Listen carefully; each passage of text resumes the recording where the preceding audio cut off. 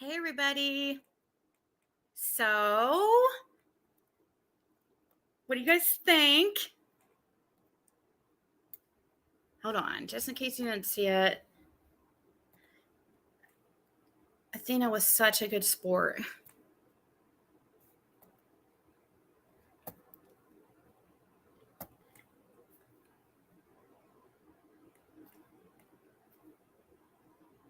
What do you guys think? Be honest. Be honest. What do you think? Honesty is the best policy.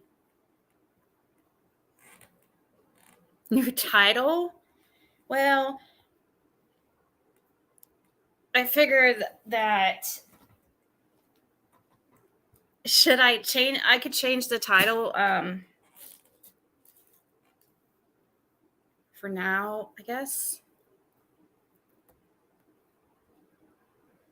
Let's see.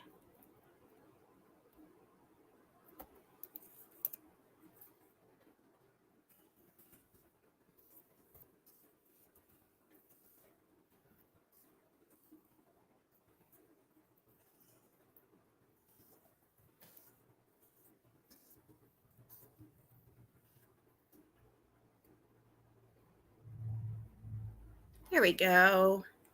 We changed the title to Athena got her ears pierced. What a good sport.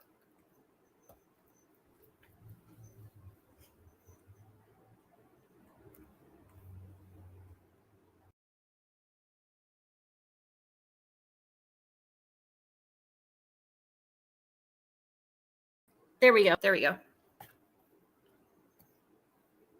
So you guys like? The guy, that's my friend Bob there. He approves. He goes, that is so cute. He's like, you did it, baby girl. You did it, BBG. Good job.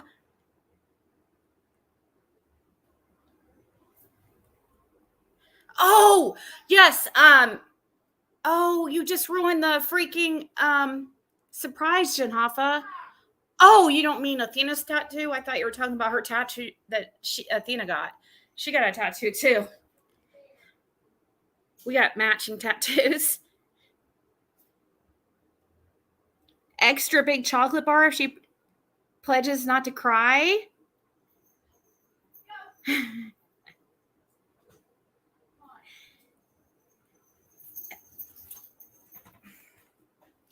So I have this as a thumbnail, but since that's why I was late. Like, I hate being late, and I tell you guys, like, I'm not late unless it's really important, and it was really important. So do you think I picked the right type of earring? Do you like the earrings I picked for her, Caitlin? Yes, they're cute. Okay, cool. Next time dangly. Next time danglies? Like real long ones? Yeah. Heavy? Should we do spacers? Or do the things that open up your Yeah, the spacers. Yeah. Oh, okay. Yeah, those are cool. She looks so cute. Yeah. Shouldn't we cut her tail off too, don't you think? Like, it's too long. Yeah. Yeah. Can you, you think if we just like take some of that cream that we used, rubbed it on her tail, do you think that'd be enough probably to keep it numb? Yeah. Okay. The whole thing. The whole thing? All right. Do you think it'd bleed a lot or what? Yes. Oh. You think she'll be okay though? Yeah, she can also clip her ears too. Oh, okay. We're gonna do like the pointy ears up in the. Yeah. Okay, cool. We could declaw her. Oh my gosh, that's a great idea. Yeah. So she doesn't scratch when she. Yes. Declaw you. Oh wait, then we can't paint her nails with the toxic wall paint. 1 second. 1 second. I'm gonna Google it. Oh. Good boy. If we declaw her, then we can't use like that wall paint that we use on our fingernails. Yeah. Do you think? Hopefully, you don't think it would hurt her, do you? Because I mean, No, people do it all the time. yeah. Go, Athena. I like that Tiffany blue. That's pretty. Oh, yeah, it's pretty. It's like that color in your shirt. yeah. Or aqua green. We have some of that in the basement. We do? Oh, yeah. Go, Athena. Athena's going on her daily walk. Wow, dog. Stop. What about that? Hey, don't tell very many people like about her and I's like matching tattoos. Like I don't know how well people will take that. Oh, yeah. I forgot about that. And the branding on her inner leg. I forgot, dude. Okay. Okay, we're going on our daily walk. Oh yeah, we're gonna dye her whole coat. Oh, yeah, we're going to do a rainbow tail for Pride Month. Okay, cool. Okay. Acrylic rainbow colored claws. Heavily lead based. Oh yeah, that's right. Well, it probably is heavily lead based, I'm guessing, because this house is like born.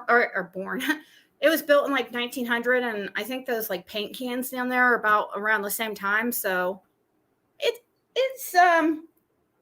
pretty good chance. So, oh, you want your nails too?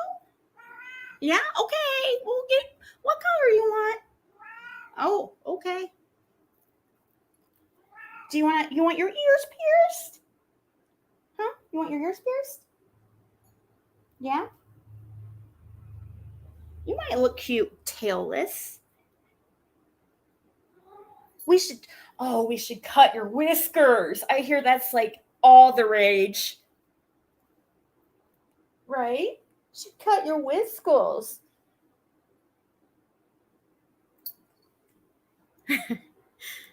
Gold tooth, a grill. You want a grill? Huh? Instead of wearing this silly tag, we could just brand you or brand the address on your belly. Or would you like that?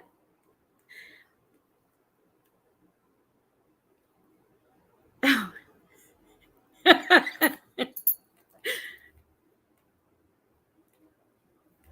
Oh, here we go. On a serious note, I heard a retractable leash in the background. Just kind of like how people are like, I heard a lighter flicking in the background. What are you smoking? You don't smoke cigarettes. What are you smoking?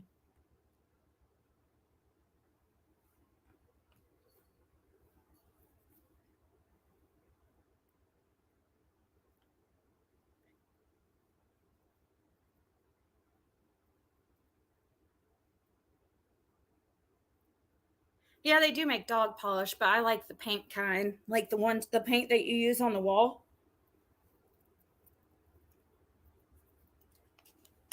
It stays longer. Since it's made for longevity.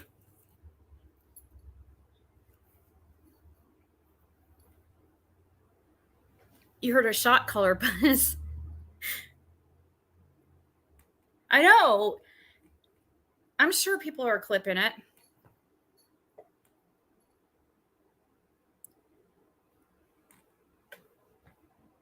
Just like I heard there was a fight over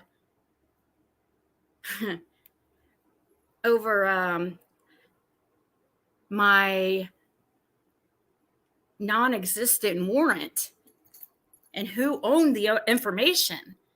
Somebody bought that.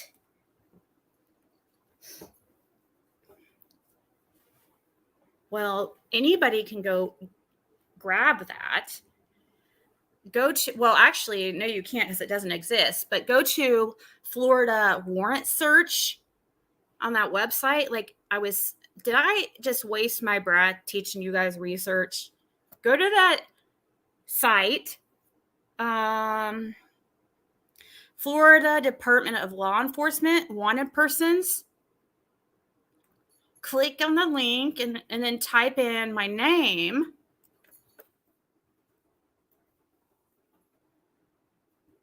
Or actually, you could just pull up my background in Florida at Pasco County. And you'll see that warrant. You don't have to pay for it or anything. Go to Google and type in Pasco County arrest, Pasco Sheriff's Department. I think that would work. Or you might have to do the historical one because it was, it was 15 years ago. Or it was 11 years ago since it dropped. But Pasco, just type in Pasco County arrest. I think it's what said historical.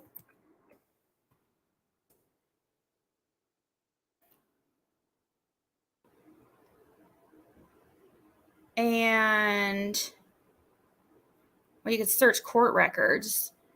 That should work. And search Pasco County court records and then type in my name. And then you can look at that warrant for free. And you don't have to pay for it.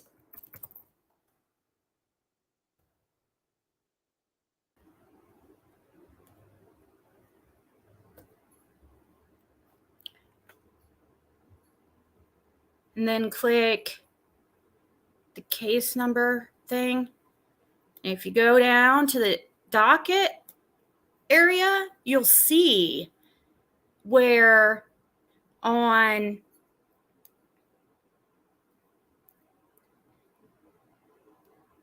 (6/15/2009) that warrant was issued. I'm sure this wouldn't have fit your agenda, though, because you would see just a couple years after that, it was recalled after that finally got freaking cleared up. But I'm sure you would much rather have the one from that background site. That way you could lie and tell people it's still effective.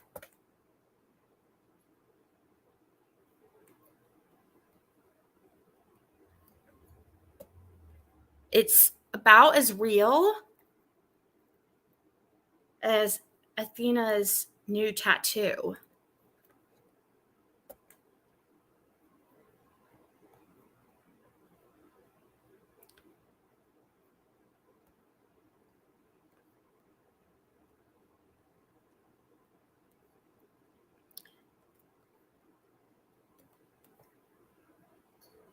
But you could also, all you have to do is go to that source that you got it from.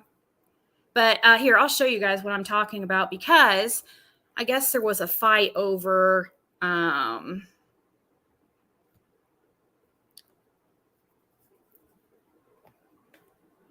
who paid for my background.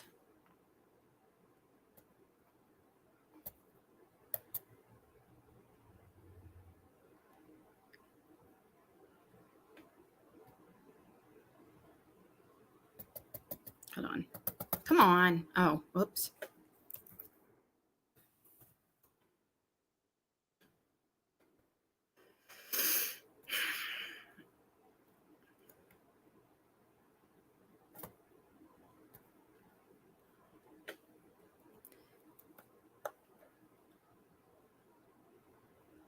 Let's see. What are we gonna do next? What can get them?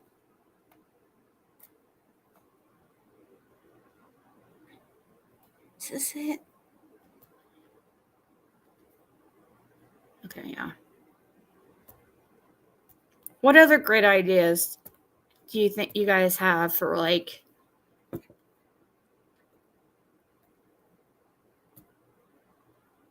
for Athena, or I don't know, maybe Boo Boo, or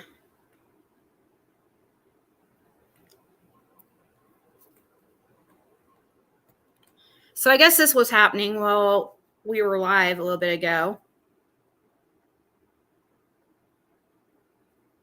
Yeah, that's crazy. Trying to call on subs, go real live. Let me guess, TM.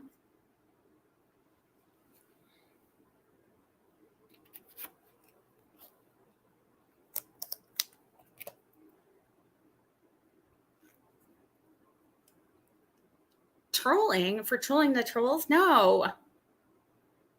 I'm being serious. So I guess this was happening in a live that was streaming us or something. And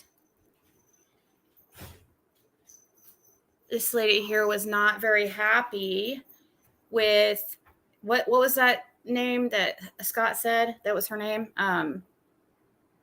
Rebloated? Oh, okay. Yeah. Rebloated. Rebloated, exploded. Rebloated. Yeah, rebloated. That's what you said. I guess in that chat, Ray got mad because Rebloated showed a screenshot of that warrant of mine from 2000 and what was it, 2009, when it was in effect, to early 2011. That came from a private Discord that should not have been shared. I'm pissed. Tamara knows all about where it came from. She didn't know any better. It's not Tamara's fault, but that screenshot should have not have been shared with anyone. Ray, it's not a screenshot.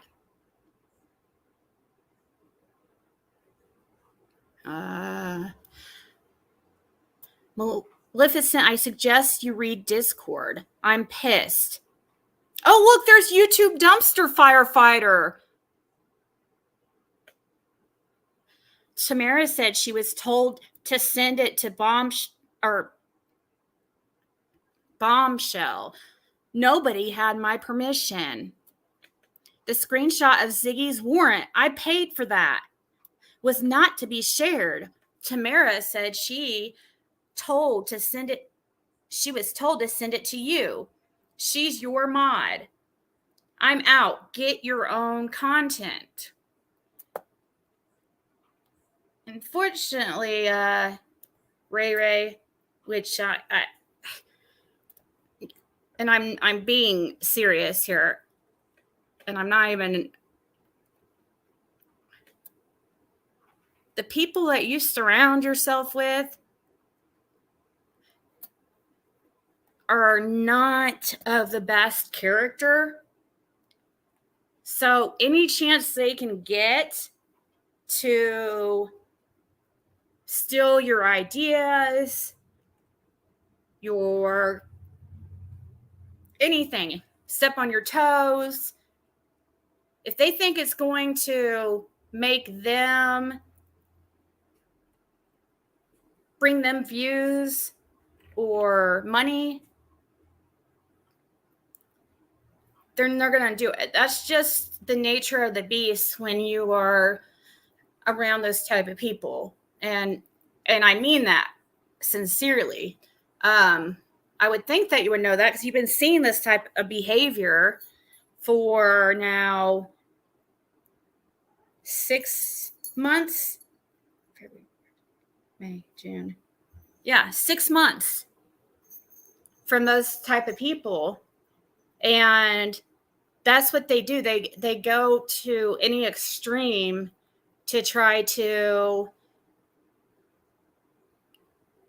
get content, and it doesn't matter what they have to do. I mean, what kind of morals do you think these people, people have. That's the type of content you watch every day. Why would you expect any different? They're not your friends. None of them are. They don't have good character or morals. All they do is talk shit about people 24/7 and stalk them, harass them to the point that a judge actually orders a protective order. So what kind of people do you think that you're hanging around? I mean, you think you're hanging around good people that would care about where or where it came from, or if it was your content or you found it? I mean, think of the people you're dealing with. But it doesn't exist anyways, so it doesn't really matter. And I'm sure that I mean, it'd be one thing if you were worried about, doxing me, but I don't think that's what you're worried about, because that's what you see every day in those channels you hang out with. But you expect these people, you think these people are your friends, and they're not. I'm not trying to be funny. I'm not trying to be mean. That's just the truth. You're welcome to come over here, and and I'm not saying that to be like one of them and stuff, but there's a lot better people with a lot better character over here and better morals. And you'll see they'll keep doing that shit to you. No, the title is not genealogy. You didn't see the title? The title is Athena got her ears pierced. What a good sport. Sorry, there was a last minute change and you didn't see that? Sorry.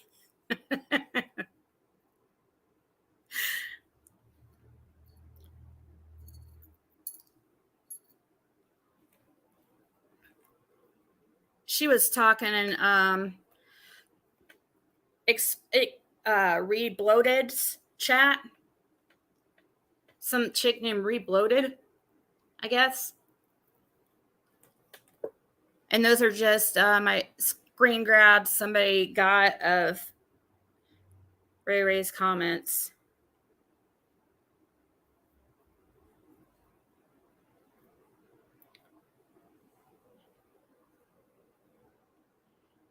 Well, I'm guessing what she paid for is one of those paid background sites, like that Intellius that I use, because that's where I showed you where that warrant that they're talking about comes up. Because I searched my name recently, and I was surprised too to see that. I'm like, why the heck is that still on there? It's from 10 years ago. But as you see too, like every single charge or ticket I've had repeats like 3 times. You have to double check the sites. They are useful and helpful. Like they are very helpful and stuff like that, especially with like genealogy but you have to, they're not like 100% accurate at all, but they're definitely a good start.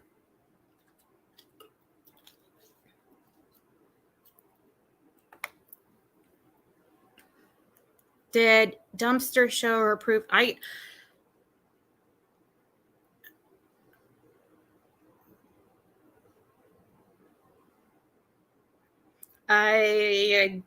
doubt it, because I mean, I would think that she said she's going to make a video. Has to. We're not dealing with people with the best once again, we're not dealing with people with like morals, and they don't care about what's right. They just want to be able, she's using it for content because it's going to be a bunch of bullshit, or she would just show it.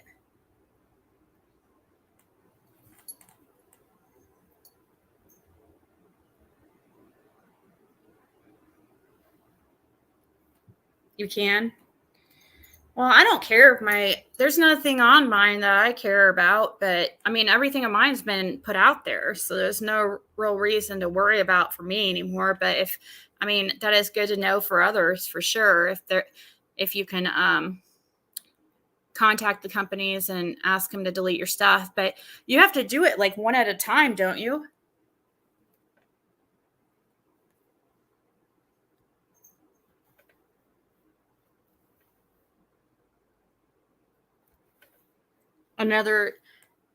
They showed my PPP loan again. These people are freaking. I'll show my PPP loan. What kind? Do they really think that that's some kind of? What is so fascinating about that?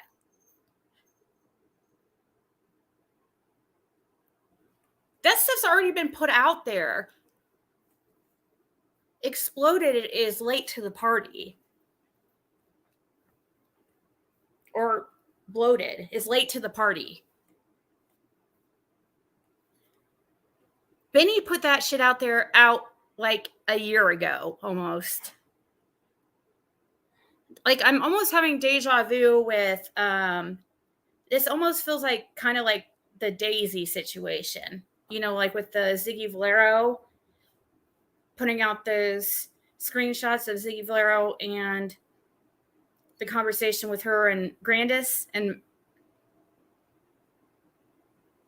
how like a month or two ago she had this like breaking news live, but since she was kind of newer, and I guess since Ziggy Valero lied to her and didn't tell her that it was already out there, she put it out like it was new news. And I put that out in early November.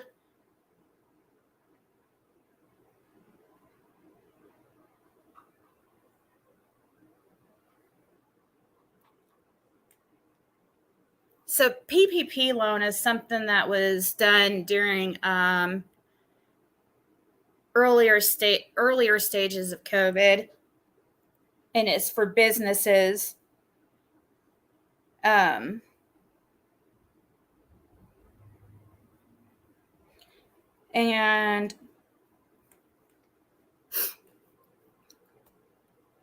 I don't know. I guess they thought that they found something really interesting showing a PPP loan I had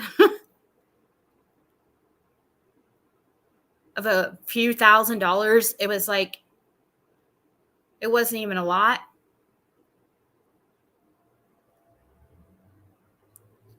I don't know what they think they're going to, and then what they do, like, is they have people flag it on these sites that aren't even government sites.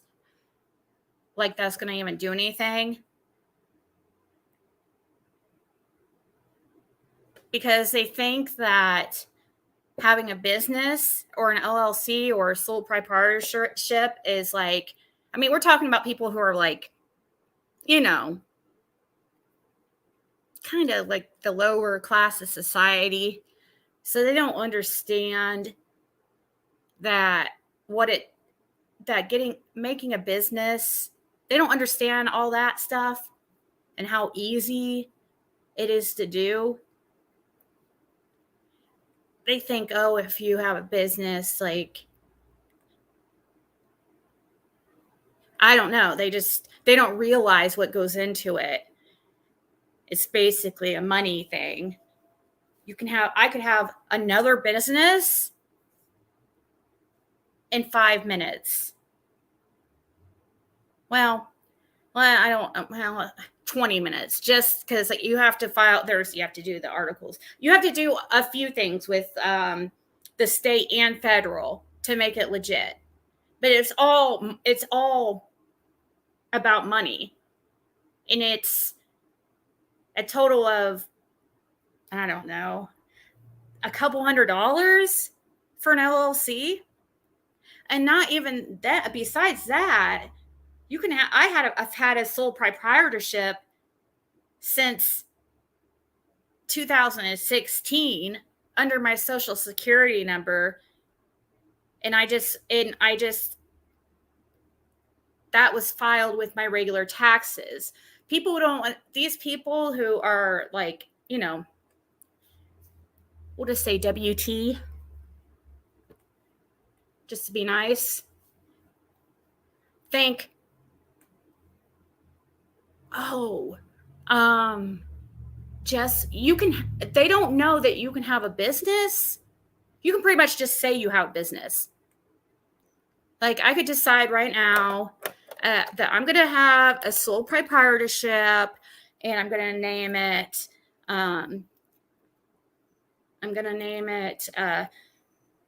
Bloated Exploded. And it's going to be, I could decide right now and make a business. It's not for a sole proprietorship. You don't have to. It's not illegal to, as a sole proprietor, to just, you don't have to like really register or anything.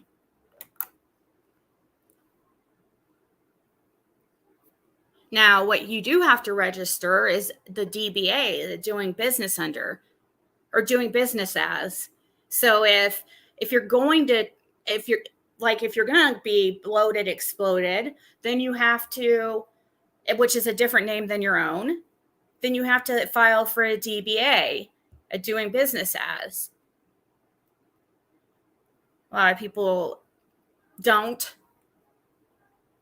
but you're really supposed to, because it's a way for the government and people to know that you're the same entity. Like how I call my business AA Beauty Sales. That way they know it's the same entity. But since mine's an LLC and it's a separate entity, it's like an LLC is kind of like a separate person. It's just safer to do an LLC and stuff and keep there's different benefits and stuff. But if you just have like a small, like, let's say like resell eBay business or whatever, you don't really have to do anything except file your taxes. And you want to do that too, because otherwise you're going to run into some major problems. If you're not counting your taxes and stuff, you're not counting your sales, like when you need to, like a loan, or if you need to rent a vehicle or whatever, where you need proof of income. And it's hard enough as being self-employed anyways.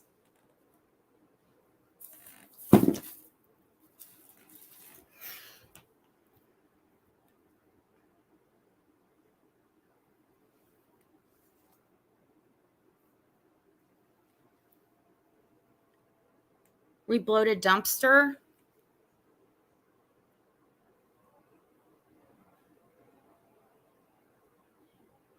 Oh, about the Fred Hill interview. Okay.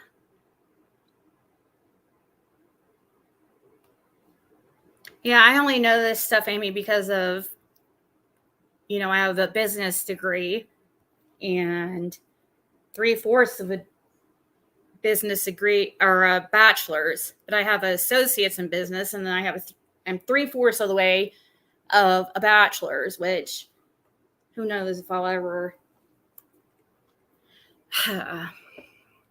finish that. No, I didn't pay for any interviews. What did McBro say? Did you pay? I said no. Who said yes? Who said yes, McBro? No, I just went over there. I was driving by and I was driving by kind of slowly and I looked over and he was just outside and because I was going by there to see if he just happened to be there because I didn't want to go to his door. It's too much of a scaredy cat. He happened to be outside and he kind of just waved as I was passing and I stopped and I said, "Are you Fred Hill?" He said, "Yeah." He started walking towards me. He was as friendly as can be.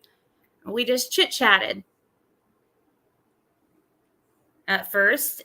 And then I told him who I was and like that I had a YouTube channel and stuff. He was very aware of it. And also I asked him, I came back the next day and I let him know the day before, like I asked him if it was okay if I came back. And he's like, "Yeah, come back anytime." He was super cool, super nice. And I did ask like what kind of food and stuff they like. And if they wanted me to maybe get them some food or something, you know, but he I didn't offer money.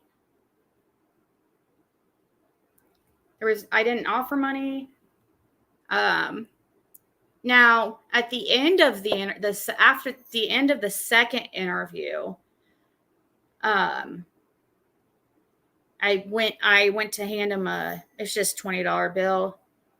Because I mean, they don't, I don't know if you guys have seen where they live. They don't have anything. And he was like refusing to take it. And I just like put it in his like shirt pocket. It was just $20. But that was the second interview at the end. He didn't ask for money. I didn't offer money or anything like that. But I, of course, did appreciate his time. And all I had on me, I don't ever carry cash. And I just happened to have that $20 bill. So I did give him that. I mean, I just thought, I thought that that's the least I could do.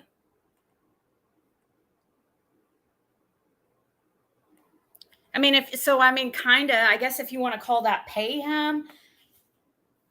And Yennefer was there too. So one of them, well, there was somebody with me both times. Yennefer was there the second time. And I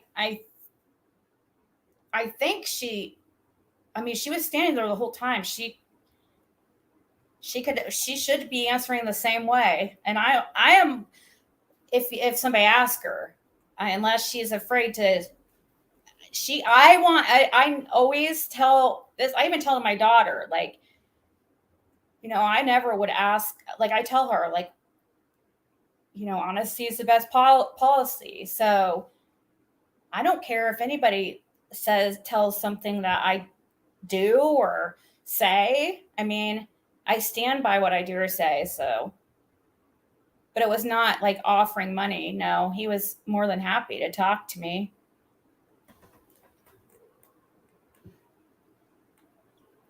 Yeah, no, it wasn't paying for an interview. It was just like, but you know how these people turn shit around. But I'm not going to like leave that out because then, first of all, that would be kind of deceit, I feel like, even though it's not really a payment. So it's not really lying, but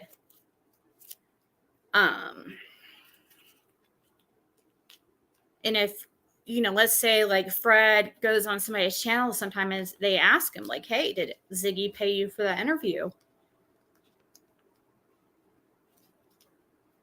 I just feel it's like best to be honest so you don't ever run into that way. Like if he's like, "Well, she'd give me $20. He refused to take it too. He was not going to take it. And I just put it in his pocket, like his shirt pocket. And it was at the end. So it didn't like affect anything. I think if you offer to pay people, you never know. I feel like I don't know if you can trust the information. As if somebody's demanding money for an interview, I don't know how I can't say never say never, I guess, but I'm not saying I would be above ever paying for an interview, but I don't know. I don't think I would, because I feel like it matters. It would matter the situation, but when it comes to somebody like a situation about like a missing kid, it just matters. I cannot say I would never. I just don't know if I would believe the information as much, because what if somebody is just doing it because they want money, but yet, you know, they're just saying a bunch of bullshit because they want the money, you know?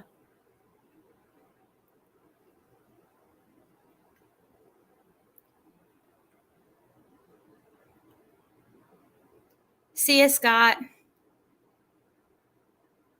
Leaves a person, when someone comes out the gate with offers of money, it leaves the person offered with the mindset that they can say whatever. And it, right, exactly. But I don't want to say I would never, just because like down the line, and I just happen to give somebody, offer some money for an interview or whatever. I don't want somebody, oh, you're a liar. You said you would. Well, I don't think I would. And I don't, if somebody asked me, if somebody, especially up front before the interview, I think it would make me really uncomfortable.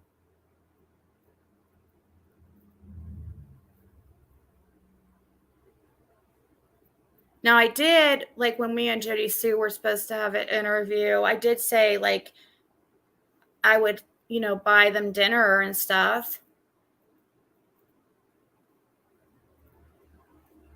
But of course, that never happened. I didn't offer like money. First of all, I mean, and I don't mean it in a mean way. She talks enough as it is. I want to, I like I've always said, I really want to hear, I want to hear from people who have not, you know, spoke up yet. I mean, I want to hear from Marlena.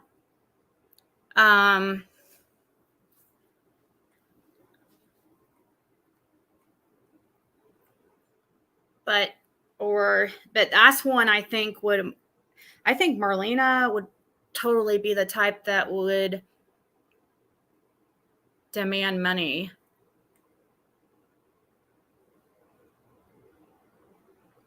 That was the point. Like he said, that only because you paid him. Who was saying that I paid him? Hey, Kraken Cases, do you have my, did you guys get my phone number?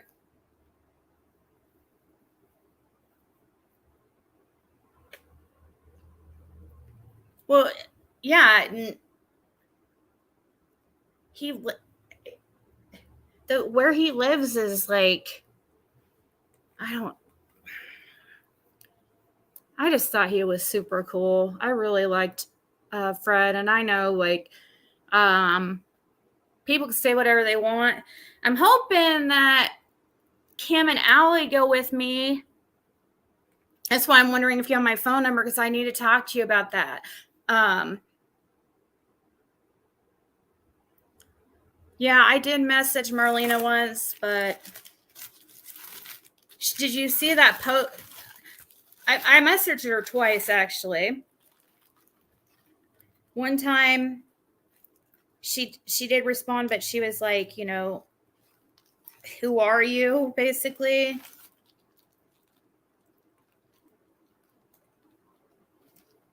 And she never said much, I don't think. She didn't really say anything. You could tell she wasn't interested, so I was like, whatever. I'm not a pushy type person. And then just recently, I asked her again, but then I noticed right after that she had made a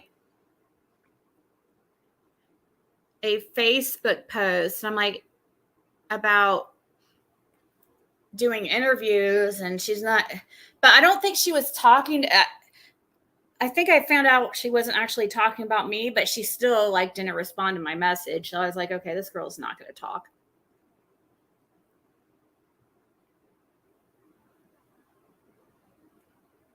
She has bigger things to worry about.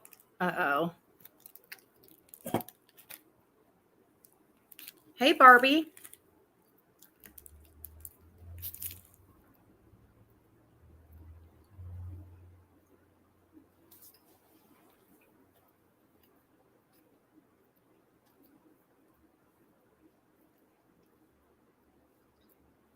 Okay, well,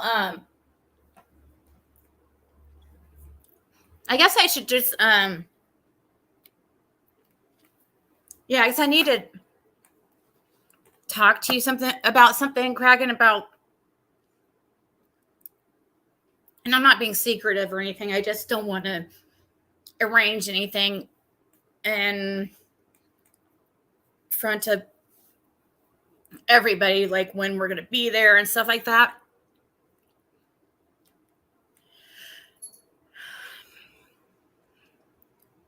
That's basically what I need to talk to you about, because I really want you guys to go with me. I think that I would feel comfortable with you guys,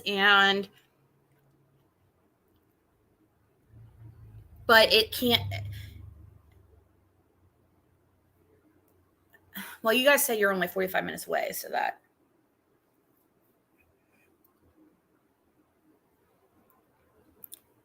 Yeah, or you could just text me or whatever.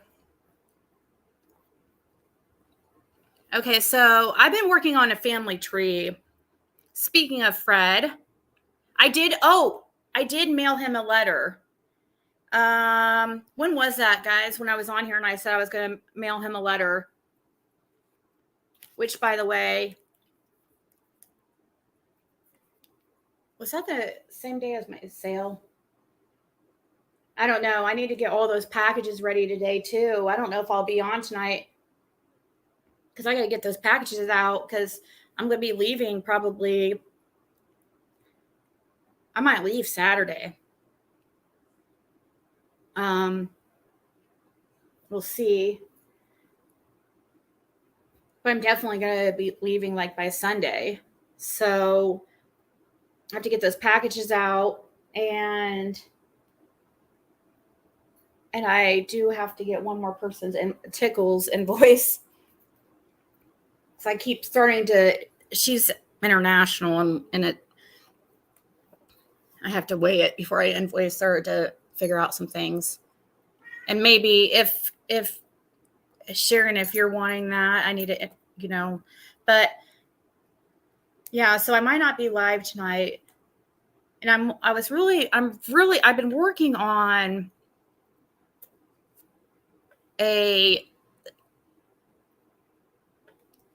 some family trees, because I suspected some things, especially in the Wells family. But I also ran into issues when I wanted to see if, in what way Fred and Andy were related, because we heard that they were cousins or whatever. And I thought, well, I should do a family tree. Well, they definitely are related, and they're very closely related, much closer than I would have thought. Oh, you PayPal'd me?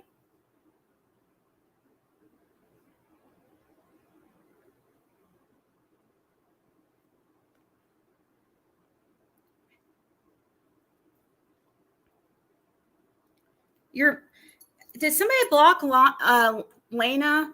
She was, when I checked earlier, she was blocked. I don't understand why she would be blocked. She just emailed me again and said she's blocked again, which is weird because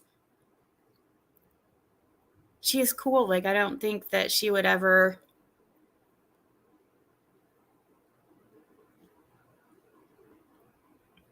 Because I saw her on a block list earlier. I'm like, what the heck? And now she just emailed me and said that.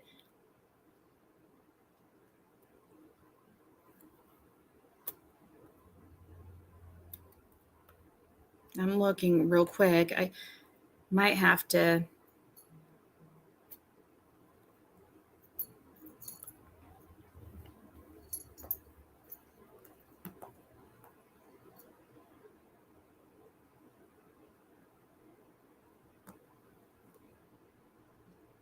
That'd be weird if she was blocked again. I don't think she would ever.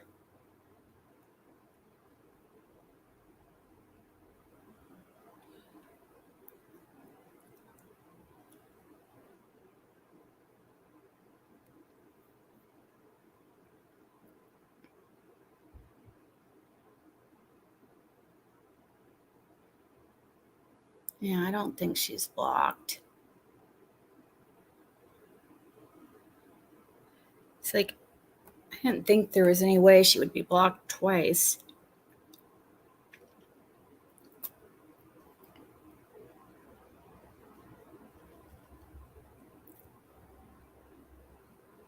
Yeah, I don't have. I guess I can look afterwards, but I don't see. She's not blocked.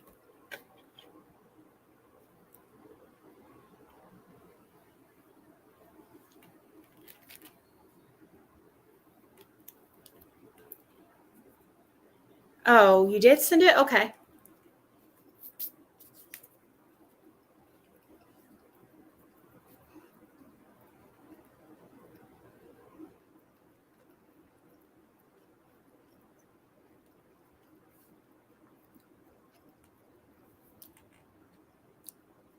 When did you send it?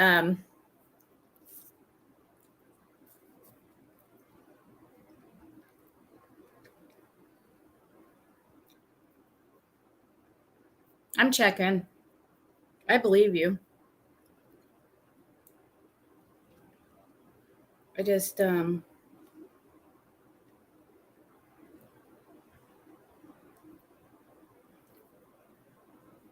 was it? Did I didn't invoice you, did I?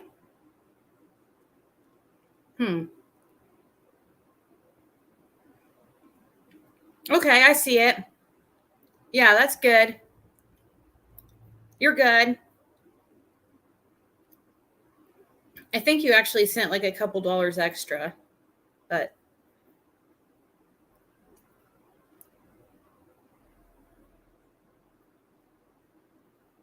because I would think if your shipping's the same as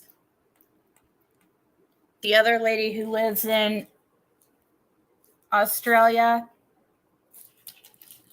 then I think you might have sent $5 extra, and I can refund it. I'll refund it if it's.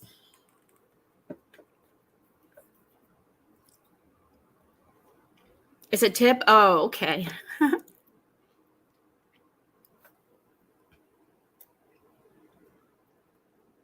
Oh no, somebody's. That piercing should be illegal. Why? It's cute. I mean, have you ever felt a dog's ears? They're so thin that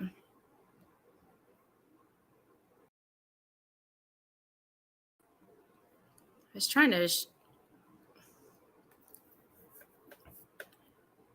to show it, but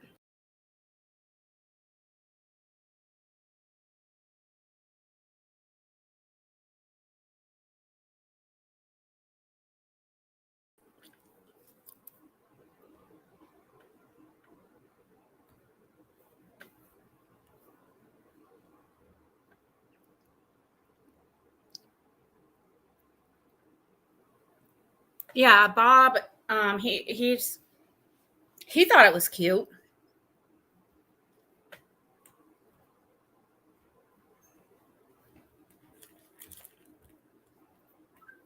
Can I go to the pool with Maddie at 12 o'clock?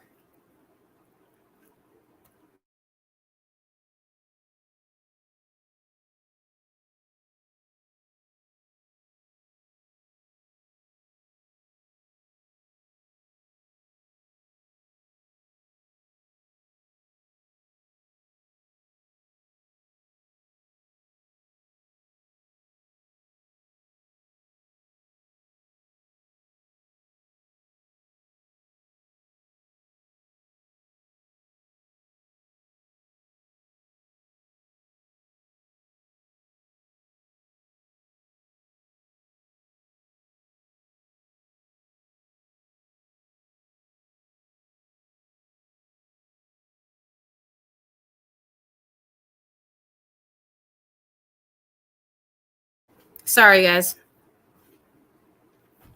My daughter was asking to go to the pool.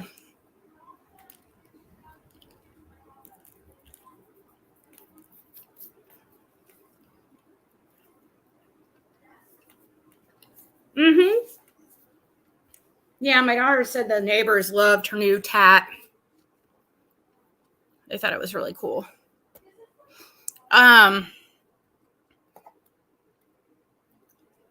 Okay, here, I'll go ahead and pull up the tree what I have so far as I started with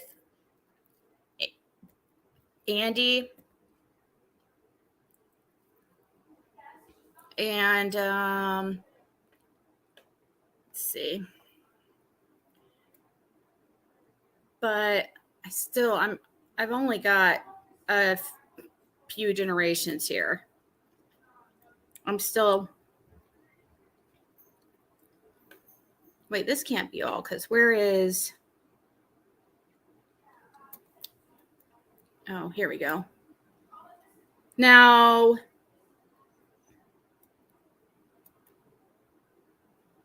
okay, here is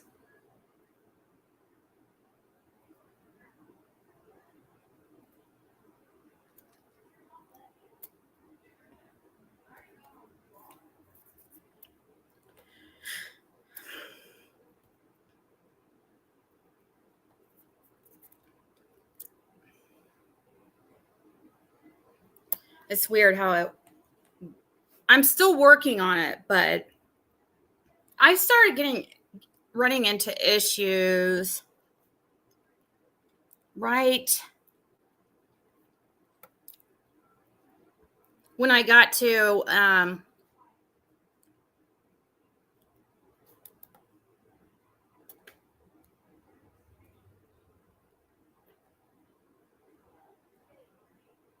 all these people like Lights, Morlock, Mullins, Bernard, they're all related.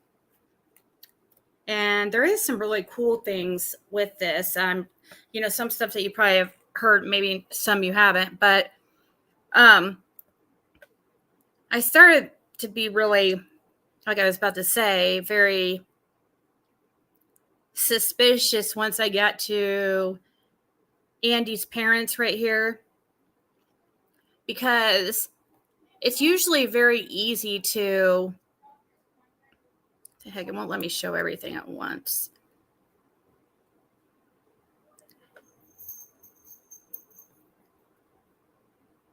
It's usually pretty easy to find the grandparents, but I was having issues like to find Andy's grandparents, which is right here. Hold on. It's confusing. So here's Andy. And his dad and mom, which we know obviously. But when I got to his dad's parents,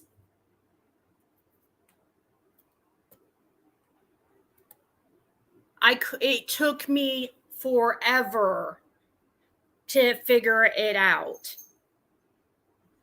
And I messaged Scott, and then I talked to, and Scott told me that Krama Mama, or Gavel Geeks, Jenny knew it. But let's see, what did she say? She only told me one of the parents. Let's see, because she too was having issues.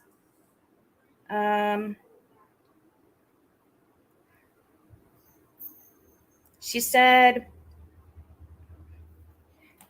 she only found out the father. She said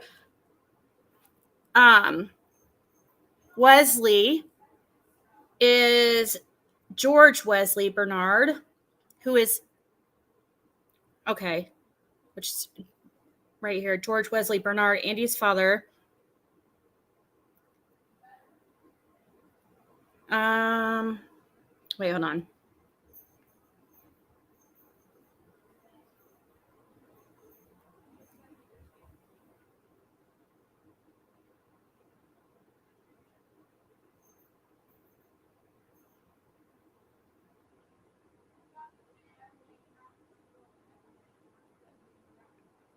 I'm trying to find where she told me,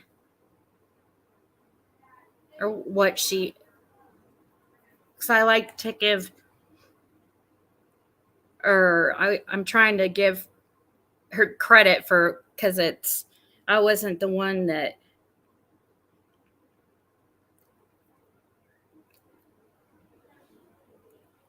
oh, okay. Okay, she sent me a certificate of birth, which I did have, which would have been Carrie Edith. Let's see. Right here. Let's go look at her this death record.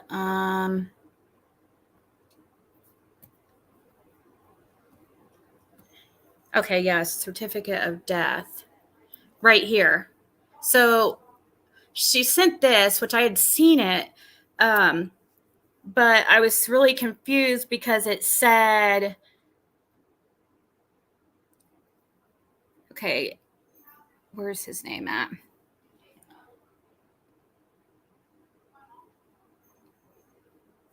She said it says Wesley here.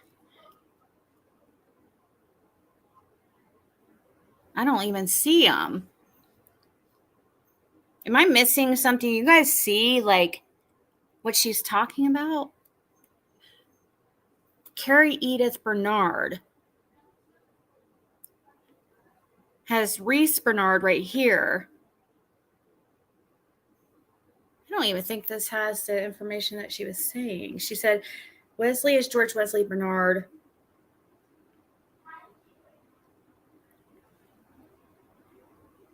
Who is Andy's father. Let me know if you need anything else, or if you find something about who Andy's paternal grandfather might be. Oh. Well, I already knew his parents. Okay, she sent me. Oh, okay. She sent me a Carrie Edith Bernard's obituary that said that she died at 43 years old. She was a native of Hawkins County. She had one son, Wesley of Rogersville. Okay, so that's what she's talking about. So she couldn't figure out who the dad was. Well, there's a reason for that. I then talked to CSI, and I'm like, is there something?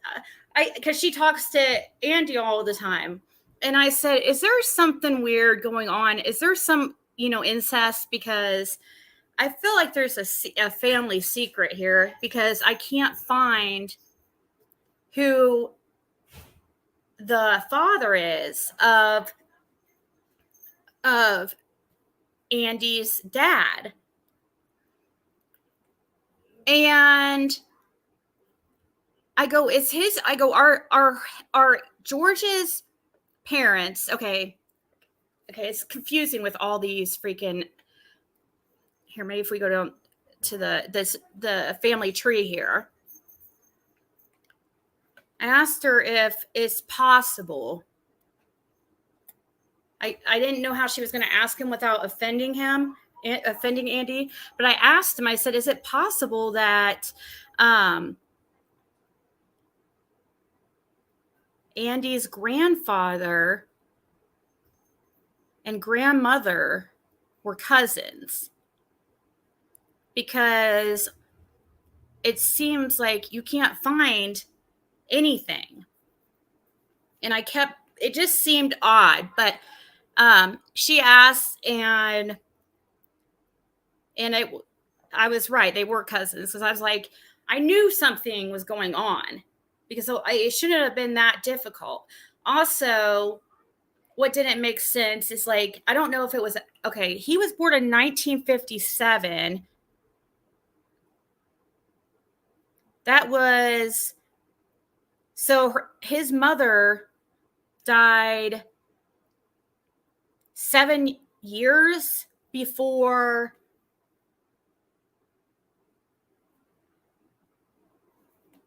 when George Wesley Bernard was 7 years old. All these same names confuse me.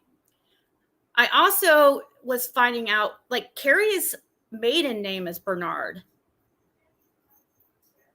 I was like, how is Carrie? That's what I was noticing that was weird, okay?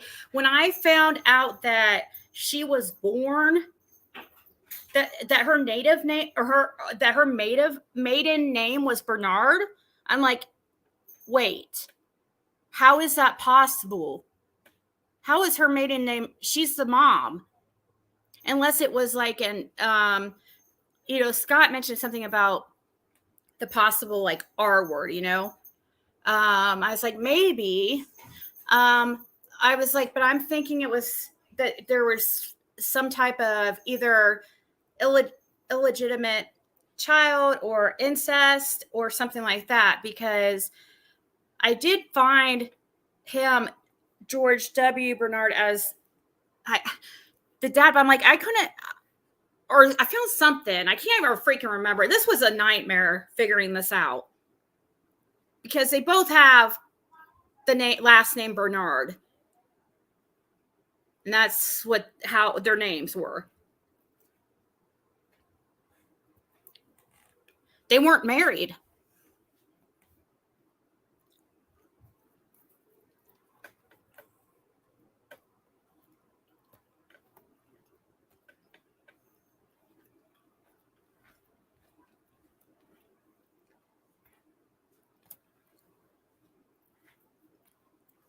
They were not married, that I could find.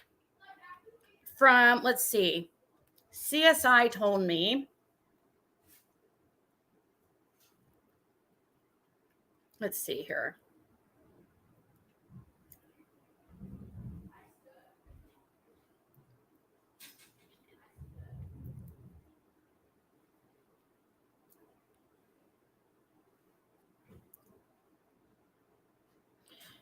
They were both, she said that, I said, I was wondering, okay, I said, she said Andy's mama was Anna Hill. His great grandpappy was Ben Hill. Just confirmed. Hope that helps. I said, but that's on his mom's side though, right? She said, hang on. I said, actually, that can't be right. I said, oh, you're saying great grandparents. I was wondering his grandparents on his dad's side, not great grandparents. She goes, oh boy, that's a whole story I just learned. That's why you can't find anything, too much to type. And I said, yeah, I think I figured it out. His grandparents were cousins or something. And she said, oh, good. Sorry I didn't help. I said, Carrie Bernard and George W. Bernard. I wanted to see if he told you the same thing. And she said they were both Bernards, distant relatives by marriage. and that Andy's dad was an illegitimate child. So these two, Andy's dad was, his mom and dad were relatives by, I guess, marriage, supposedly. That's what I couldn't figure out exactly. I haven't got that far as to figure out how they're related. Like if they're, I guess I would have to, I kept looking. Let's see. His parents were Allie and Clyde. And these are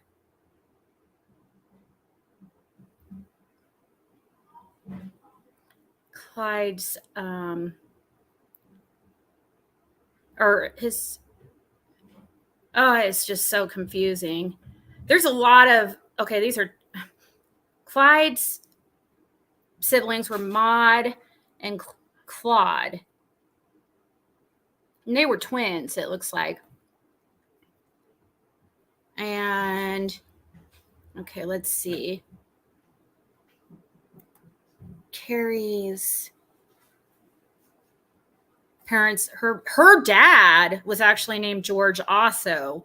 And that's another confusing thing. I kept running into this George Manuel or whatever Bernard, and then that George Washington Bernard. George Washington Bernard was Andy's grandfather. George Manuel Bernard is Andy's great grandfather on his mom's side.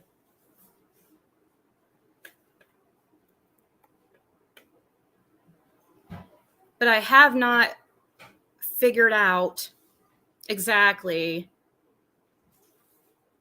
Yeah, I'm still working on this. This is a freaking mind screw. Like seriously. There's a lot of crazy stuff going on. And then, okay, so go back to Andy's grandfather here, which we'll go to the mom's side. So Andy, okay, here is Andy's mom, and her parents were Thaskell and Anna Smith. Well, her brother was actually, which I think some of these are, I need to fix this because some of these are double, but was one of like 11 siblings. And one of the siblings is, where the heck are you? I'm looking for Ben Hill. Oh, wait. No, okay. Oh, okay. No, Ben Hill was the parent. Yeah, okay.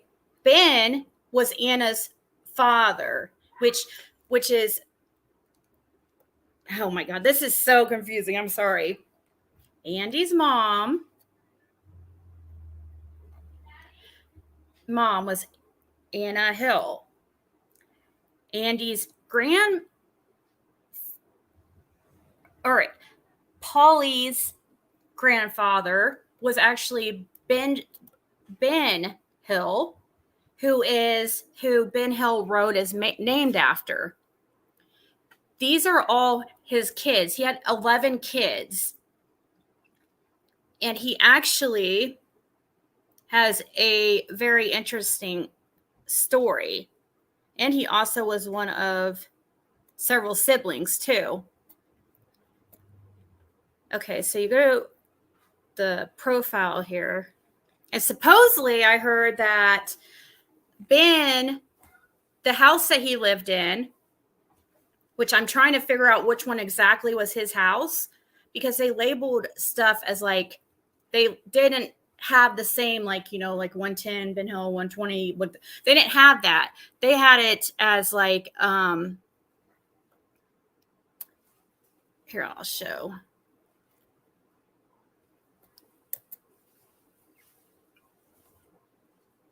like this.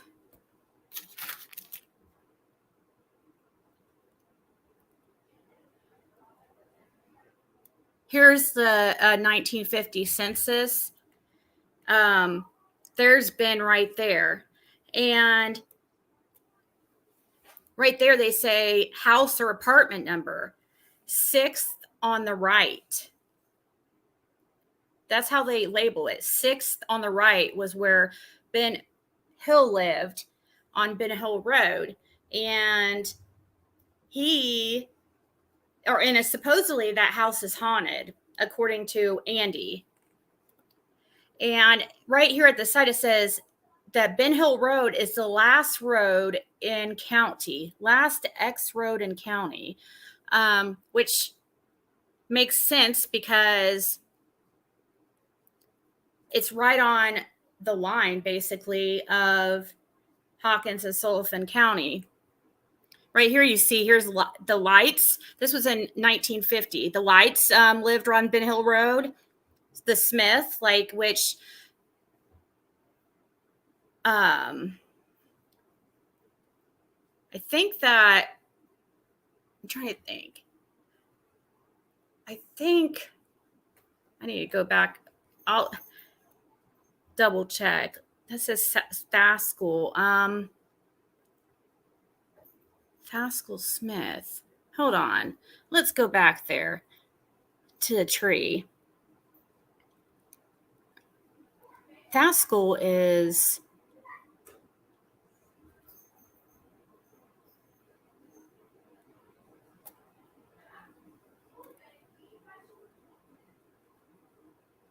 There's Thaskell right there. Thaskell is Polly's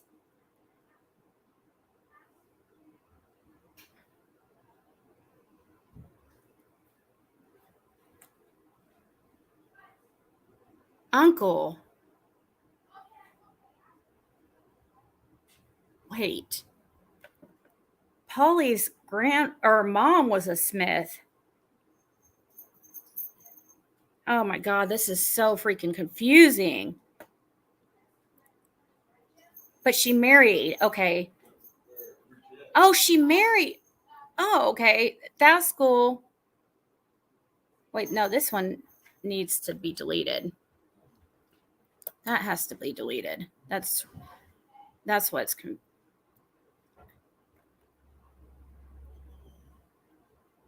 But then I need to move. Those go. How do I move? Those need to go.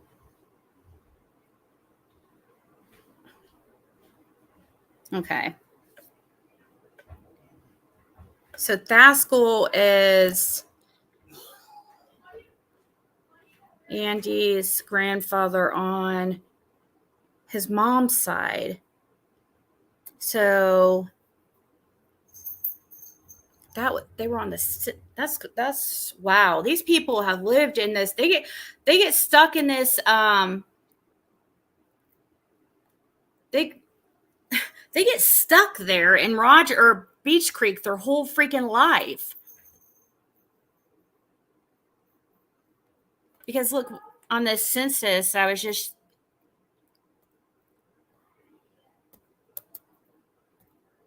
can't see what you guys are typing, by the way, which I should put up the Smiths, Simpsons. This is 1950. The Simpsons, I think they still live on Ben Hill Road, don't they? Cox, Smith. Here's Smith. Look, there's Thaskell when he was, what the heck, 26? 26. How old was...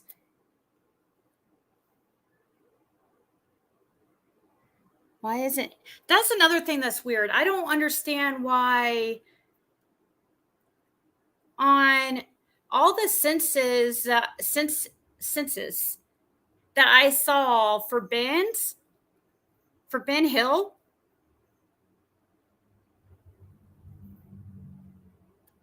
he didn't, all his kids were not listed. Like, you don't see, it's Billy, Elizabeth, that's his wife, Elizabeth, Jewel, Billy and Jewel. Why are only 2 kids listed? Okay, they would have been out of the house, I guess.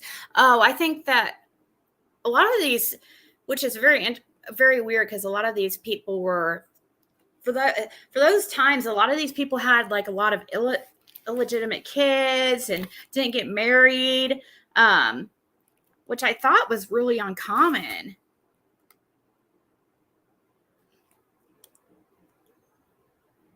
Oh, I know. You'll find there's a lot of cousins that are.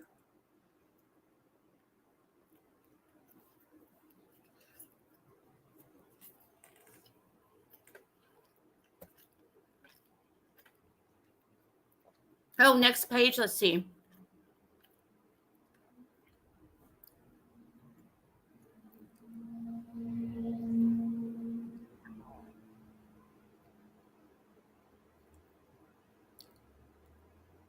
Hold on.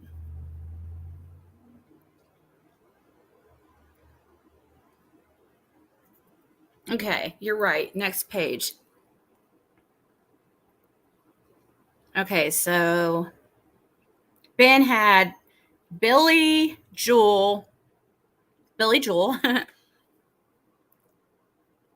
J.L. Hill, Sarah, Marie, Clarence, Blanche, Rena, or I think that says Rexy. I think they put that wrong. There's that's that. I guess they called him Fred. His actual name, I think, was Ronald Fred Hill. Maybe it's Fred. I guess it could be Fred Ronald Hill. Paul. Let's see.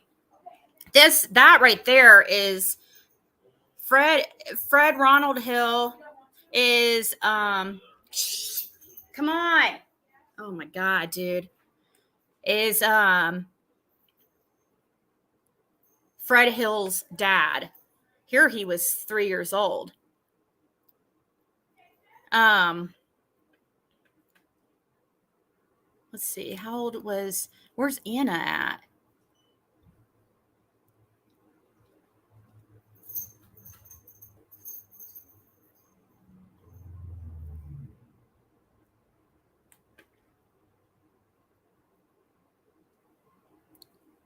Maybe she was already out of the house. Because right here, her husband was 26.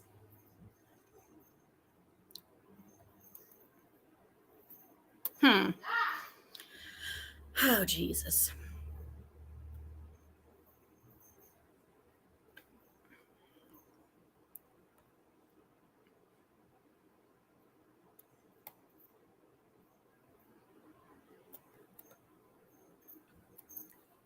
Yeah, I think Anna actually had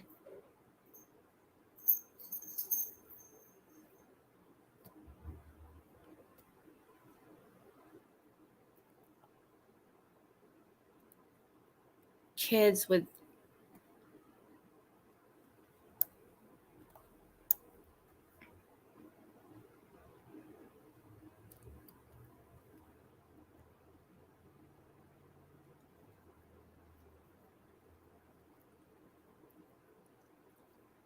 there's this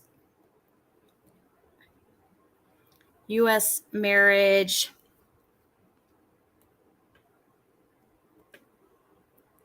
Father is Ben Hill, mother's Elizabeth, spouse Thaskell Smith. Do you see how cool these things are? Name of bride, Fleta Hill. Fleta.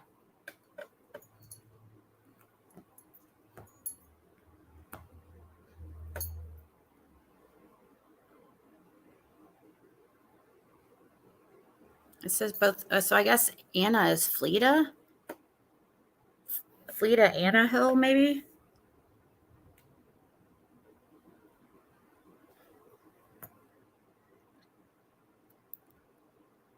and her.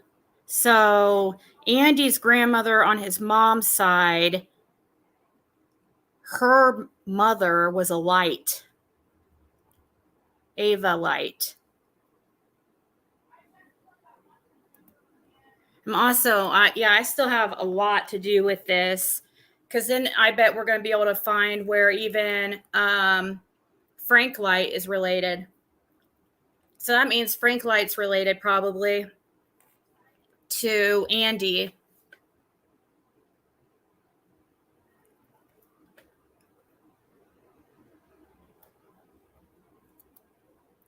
I even think possibly Marlena Crawford is related to him. Hold on. Let me pull my comments here. I can't see what any of you guys are saying. It gets super confusing. I'll say that.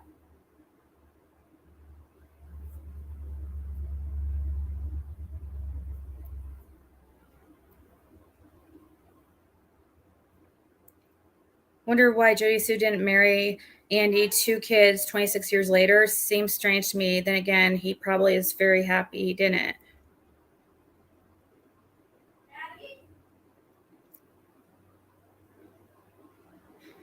Dayland, let's see.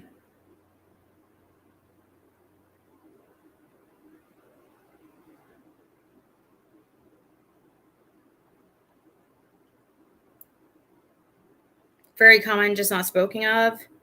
Yeah.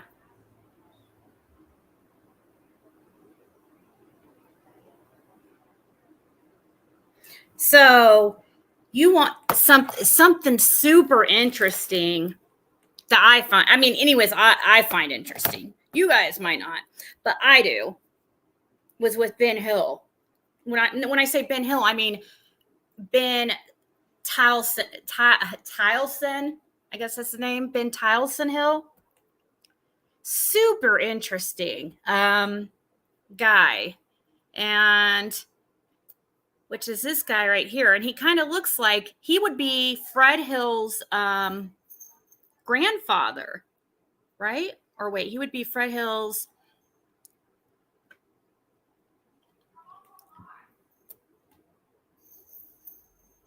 Here's Fred Hill right here. Okay. His grandfather is Ben Hill. And so is Andy's grandfather. So they are first cousins. They are actually first cousins.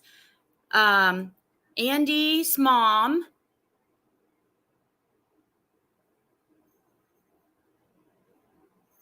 Okay. Oh my gosh. Andy's grandma, Anna Hill, is a sibling of Ronald Fred Hill. So they have both their grandfathers. So on Fred Hill's father's side, his grandparents are Ben Hill and Elizabeth Taylor. And then on Andy's mother's side, wait, hold on. That's not, Andy's. Wait, that's not exactly true either, because that would be, okay, so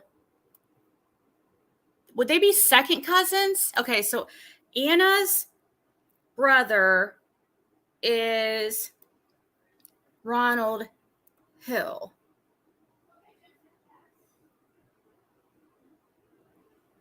So they would be second cousins, because over here,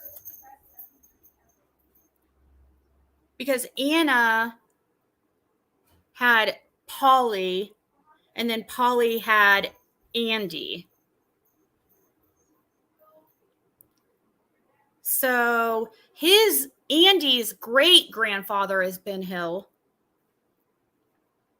but Ben had so many kids that Anna was born in 1931, but Fred's dad was born in 1947. And so Ben Hill to Fred Hill was his grandfather, but to Andy, Ben Hill is his great grandfather. So that would make them second cousins, right? Is that correct?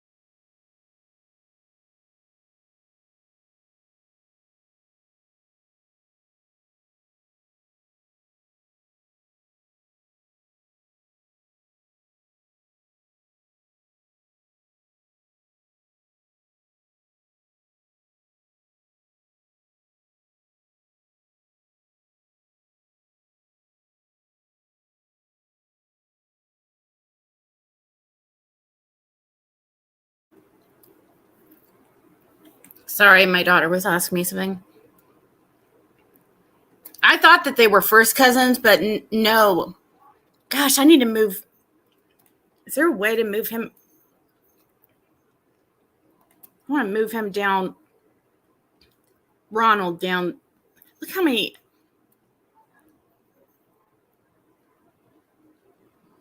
There's some repeats here. I need to delete this one because it's confusing.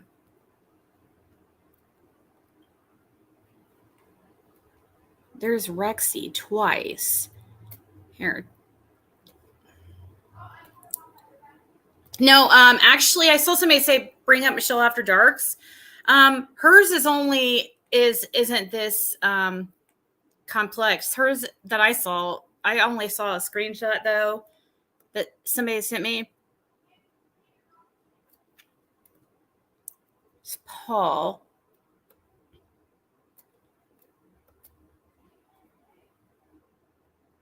No, they would be. I thought they were first cousins too, but they'd be second because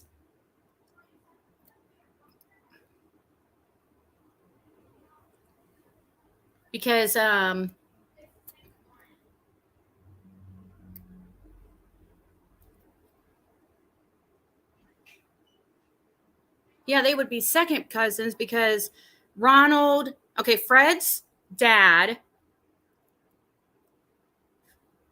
Ronald's sister is Anna. Anna's daughter is Polly. So Polly is first cousins with Fred. Andy's mom is first cousins with Fred. And then Andy is the next generation. So Andy is actually second cousins with Fred.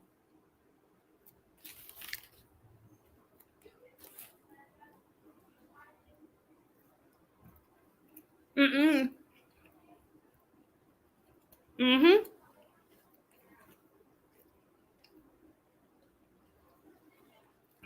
Yeah.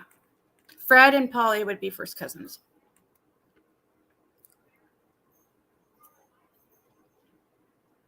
I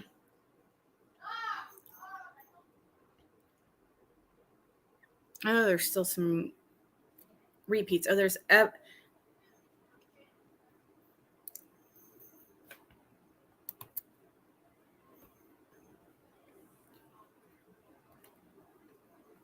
See, I've been working on this for days, and not just this. I get bored with the one and I move on to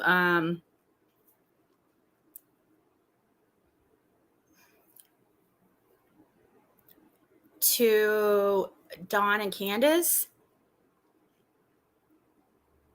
especially Dawn's side, because Dawn's side is Candace's side is not like, as far as I've seen so far, Candace's side doesn't have anything weird going on. in the family tree.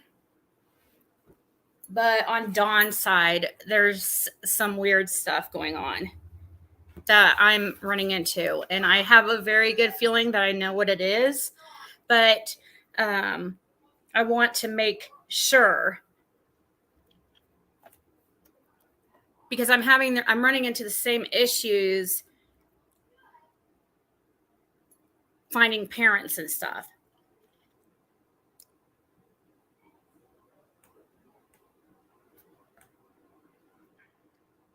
We're all related to Ben Hill.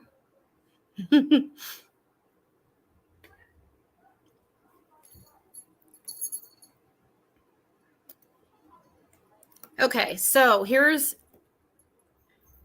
Andy's great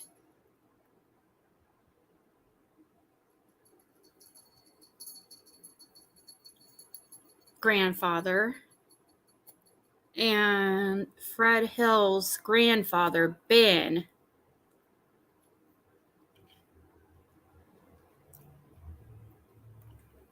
Come on, what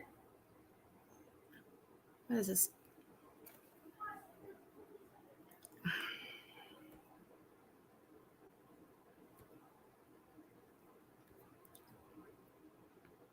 There was a lot of interesting things about him.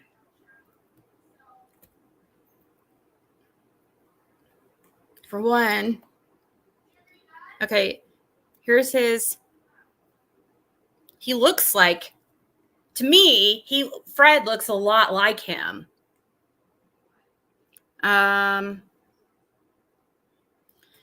Here's his, I guess this is when they would name a person will always, okay, his wife, Lizzie, they called her Lizzie Hill, Elizabeth Hill.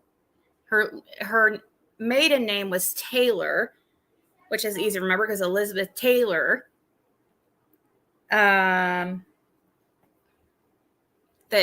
However, Ben Hill was the first generation of the Hills that were on Ben Hill Road,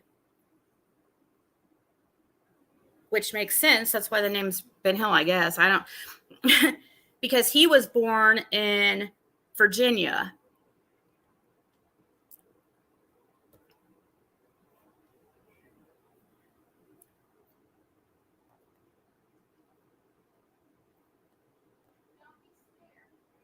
He's in actually, which I didn't remember this, so I can maybe. He's in Oak Hill Cemetery.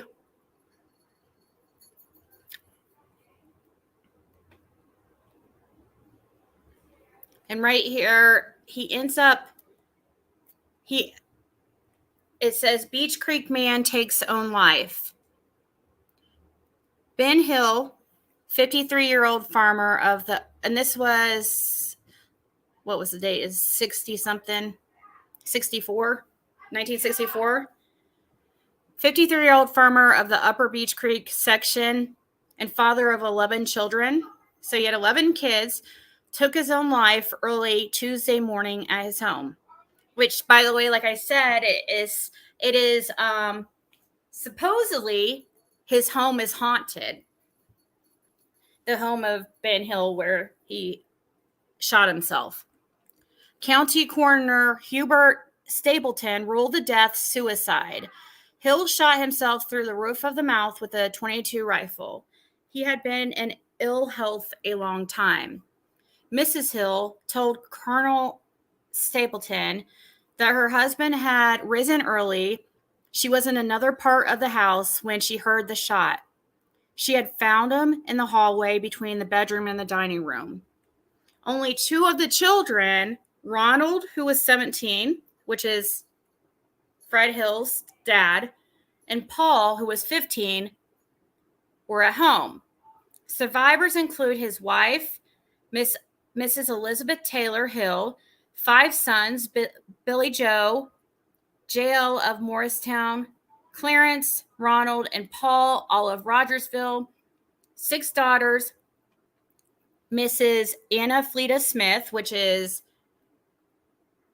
that is the grandmother on Andy's mother's side.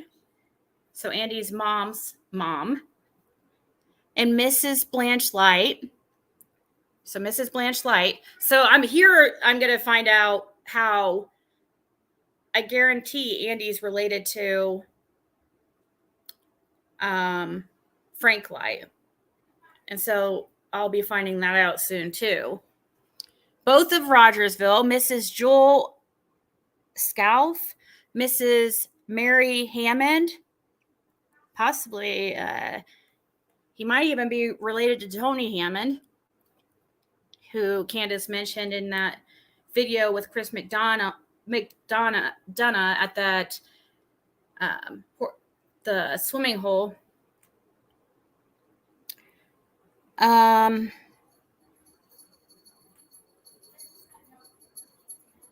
Miss Sarah Jane Morlock and Rexy Hill of Morristown, 3 brothers, Clyde of Nashville, Orban of Baltimore, Maryland, and Frank of Bloomington, Indiana. Oh man, this just made me think of something. Holy shit.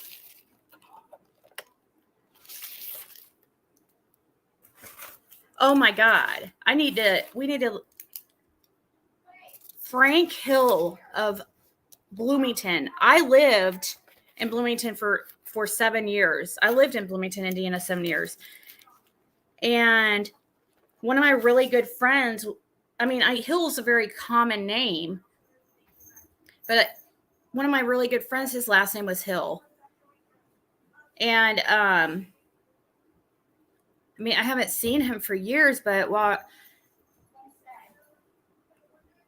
his name was Todd Hill. Wouldn't it be crazy if this guy was like my friend's grandfather? Bloomington, Frank Hill of Bloomington, Indiana. 2 sisters, Miss Emma Jane Miller and Bonnie Austin of Coyburn, Virginia. Oh, and let me tell you, listen to this, guys. At the very end of the paragraph or the obituary, it says, funeral services will be conducted at 2 p.m. today at the Duffield Methodist Church. The Reverend Orville Doolin will officiate. You guys remember the name Orville Doolin? Burial will be in the Hill Family Cemetery.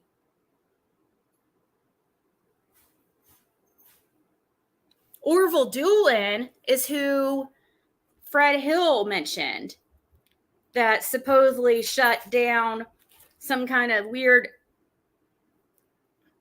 prostitution ring that Don was supposedly running.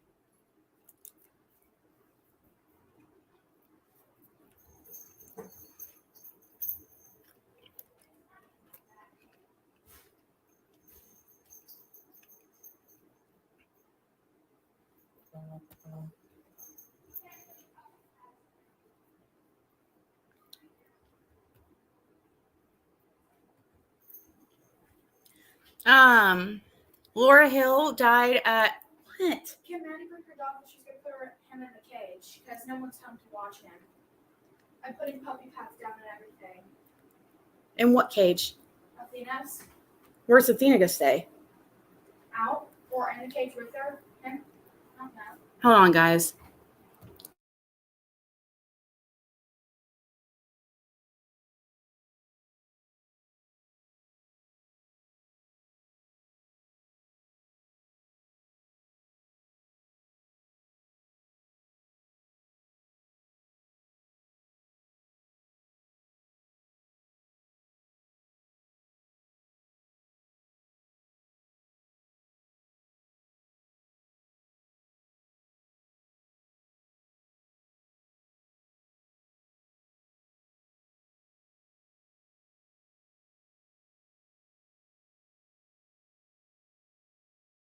Okay, sorry.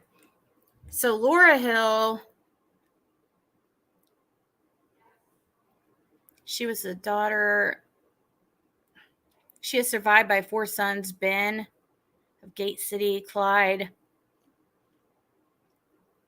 Wait, who's Laura Hill? Is that Ronald's and Ben's, or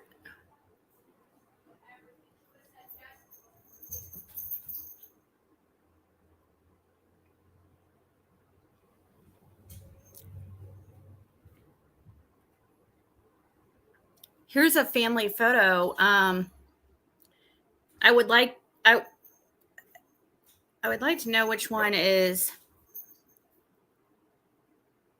Ronald, but if I were to guess, it would probably be the one all the way in the back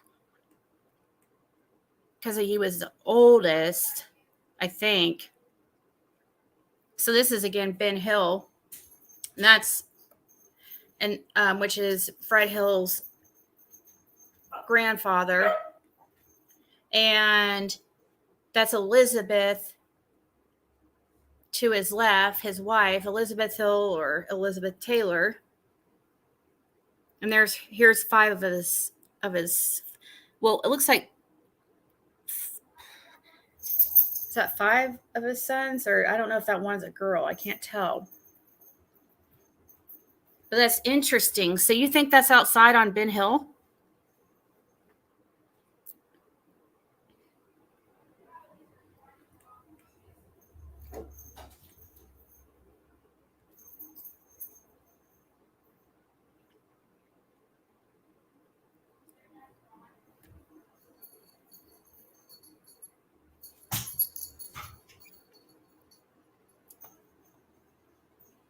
I want to look into this Frank Hill.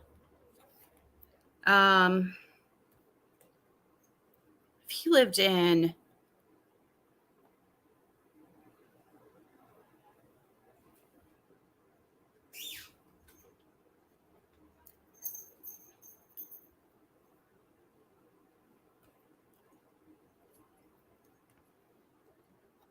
Frank.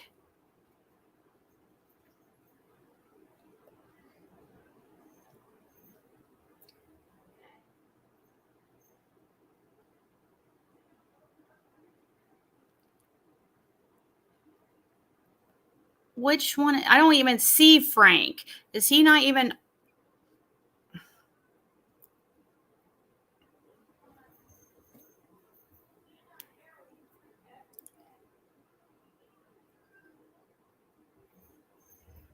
Don't tell me he's not. Sometimes, a lot of the times, they go by their middle names, and that's what gets confusing. Like Ronald Fred Hill. I guess he actually went by Fred.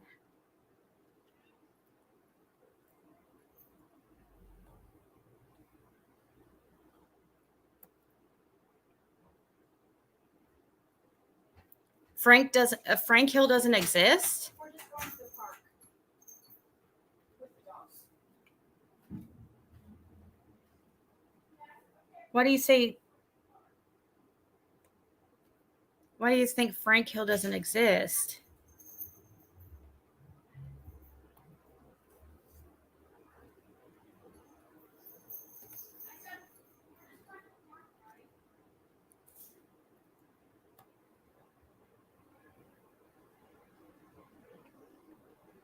Billy J.L., Clarence, Paul, Blanche, Jewel.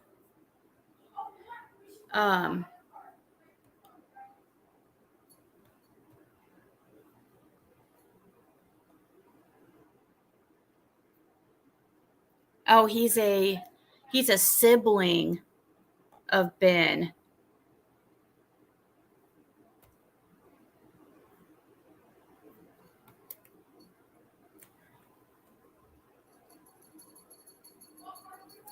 Okay, so he was a sibling.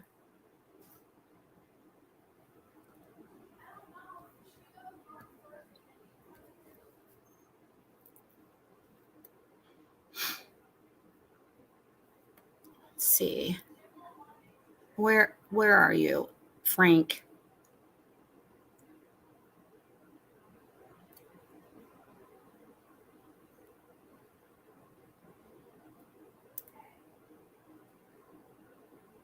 Wonder if it's Mesby F. That says Mesby F.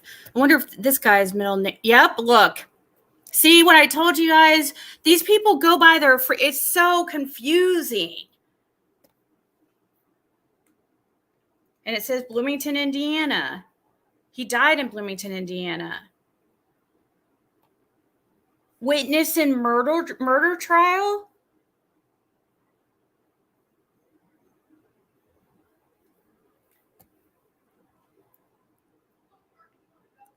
So this is Ben Hill's brother. I can't read that. That's too blurry. Dang it. I was interested in that too. Maybe if I had my glasses, I could make it out. But there's glasses. I have to keep it small.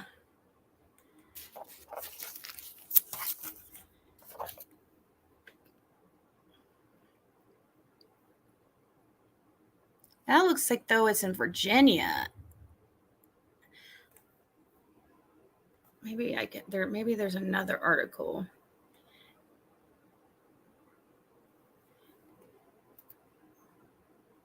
His name's actually Mesby Frank Hill.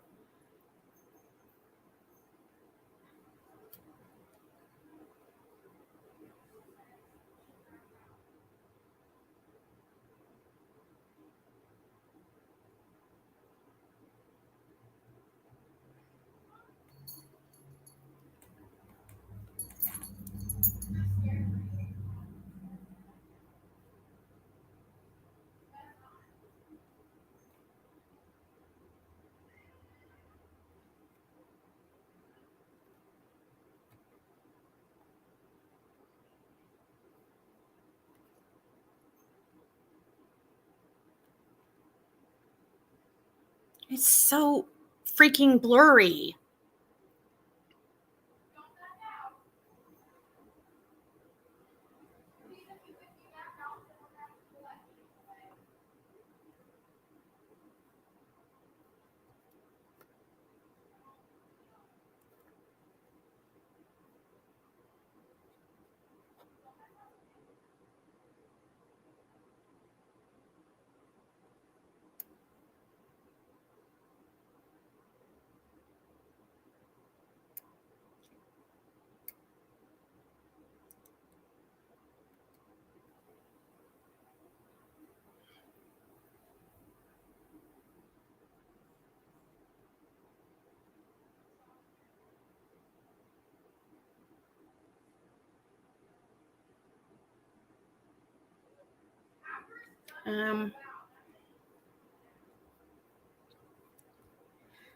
I don't know. Maybe I should talk or tell you guys, or so that maybe somebody can help me on what I found or what I'm thinking on with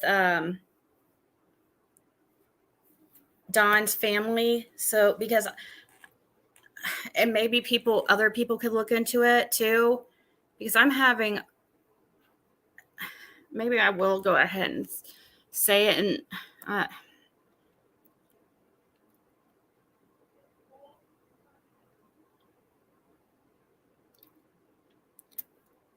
Jerome.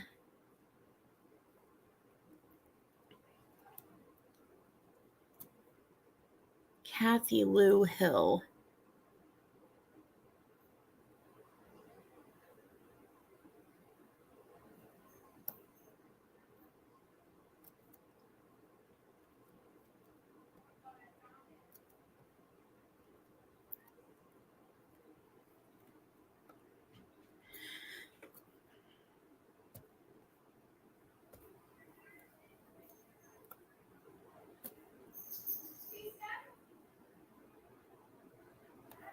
I'm guessing if let's go to this Jerome guy here. If he is related to my friend, it would probably be through this guy. Looking for Todd Hill.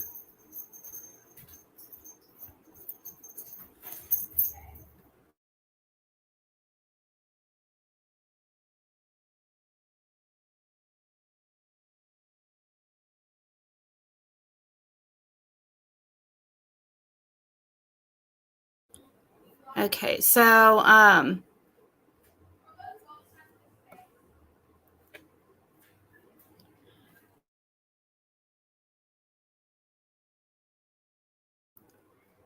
right, so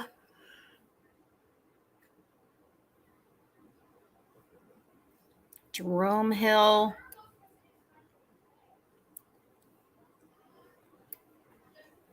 Trying to see if it says who this guy's kids are.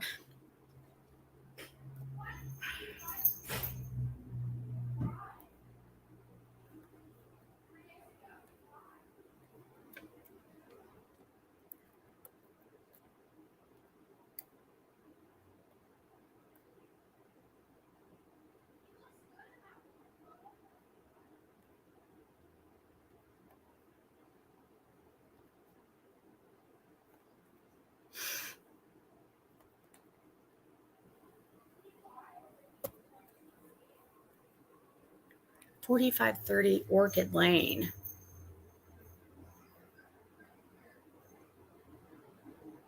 Trying to think where that is.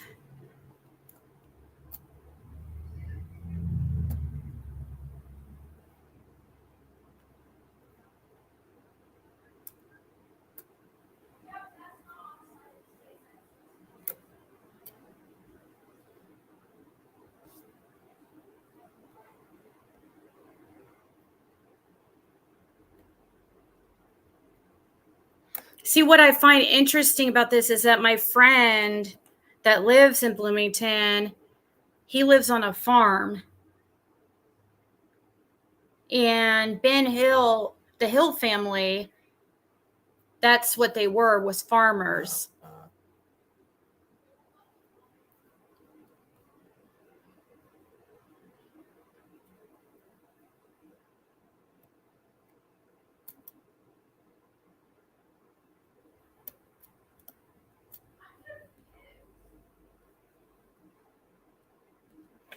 You guys, this Michelle After Dark has her own stuff to do. Then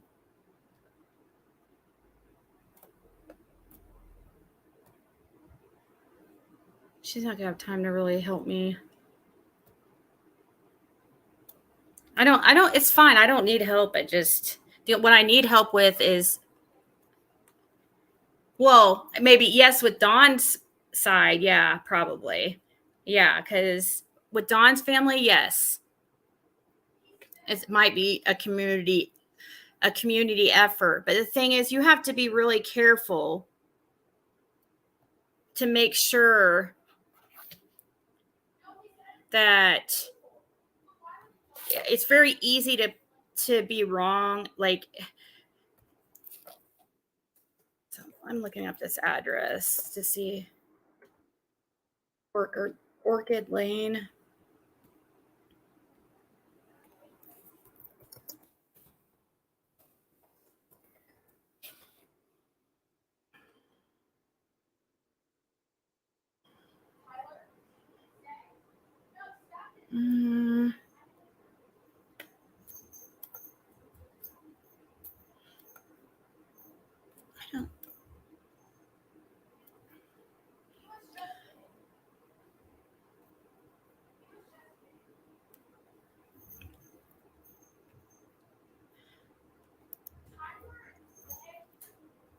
Frank Light Prey gave JC the barb. What?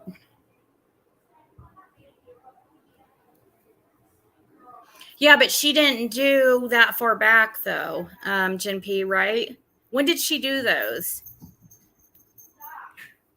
When did she do that?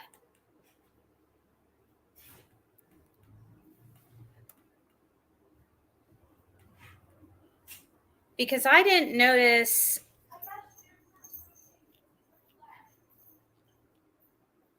I did not notice she did a video until the next day after I mentioned genealogy. 6 months ago. Like how far back did she go in the family tree? And how Dawn's mom and Mr. Goad met?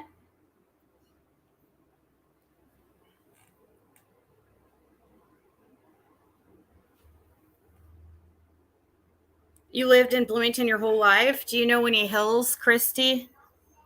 I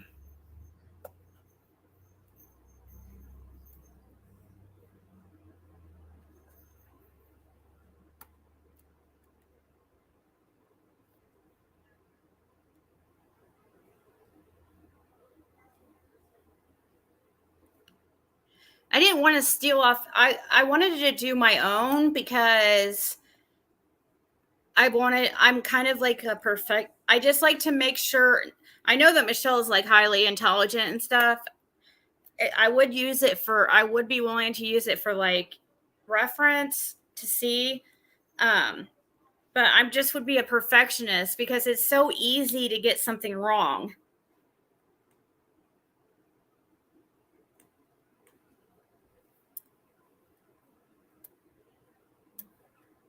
So if I just copy down what somebody else had, like, see, a lot of this stuff, yeah, you're using other, I mean, that's kind of what you do here is you have to be, it's easy for Ancestry too to give you wrong info, especially when you got common names. So you have to be careful.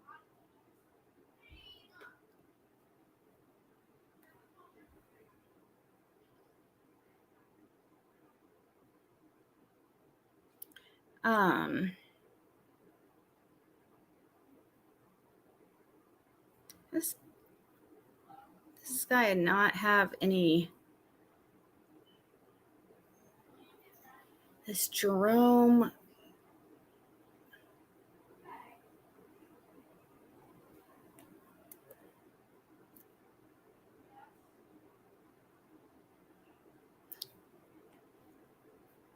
So what did she find with Don Wells' family? Did she do like Jody Sue's and stuff like that too?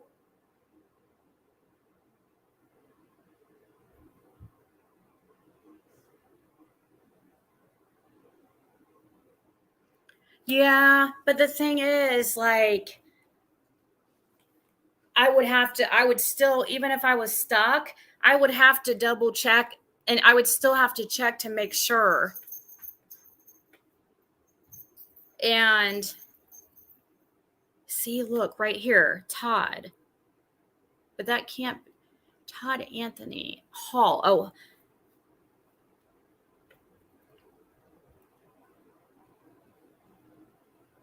see right here, like, cut it once, check it twice. Anthony Hill.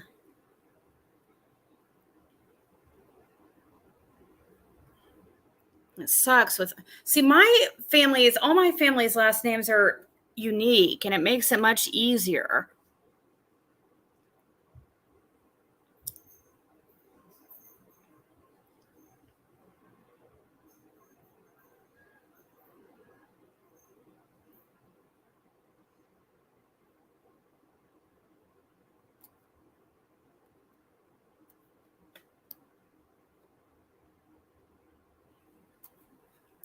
Let's see.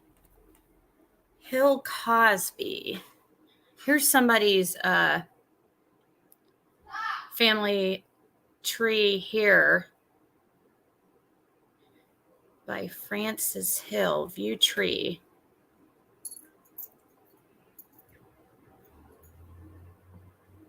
The thing is, when you look at other people's trees, it won't let you look at people that are still alive.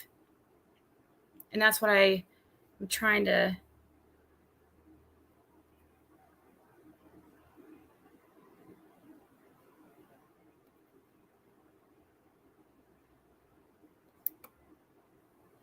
It's super confusing. So this Jerome didn't have.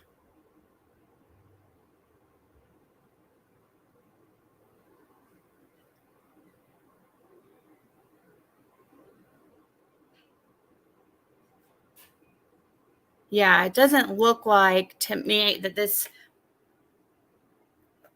family.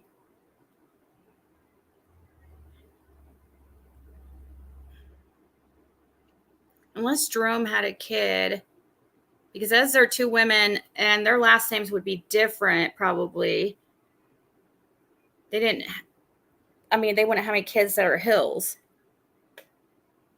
The only ones that could possibly have a kid that is a Hill is Jerome Anthony, Jerry Hill.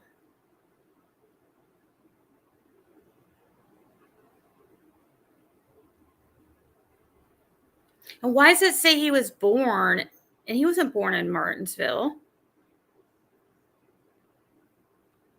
See, this stuff gets so confusing. Oh, she specializes in it? So what'd she find out about Dawn's family?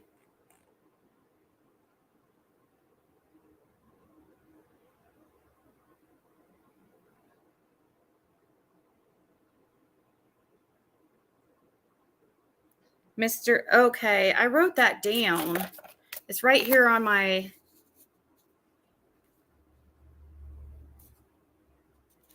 paper, I think.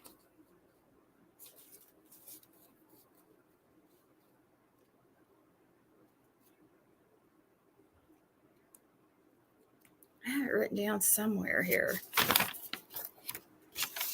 Yeah, I found it. Do you want me to look it up now?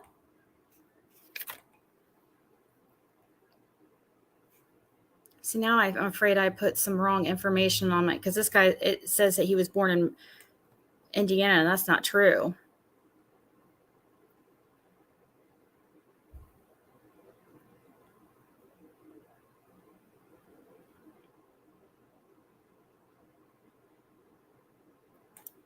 So what did he find out as far as, or what did, I'm sorry, not he, what did Michelle find out as far as Dawn's family?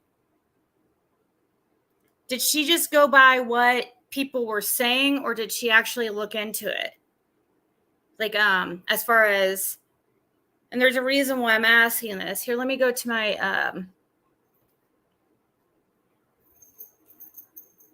let me pull up my, Dawn's tree that I was started making.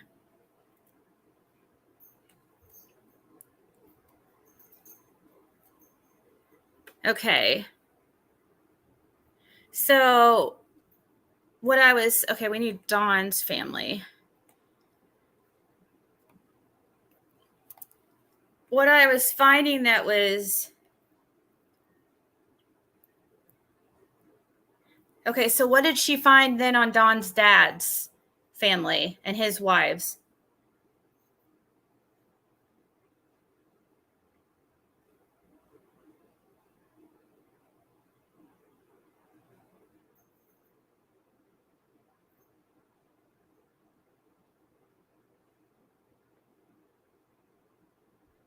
Well, because did she go back? I mean, let me look up her videos. Because it would have been something that people were talking about is the thing.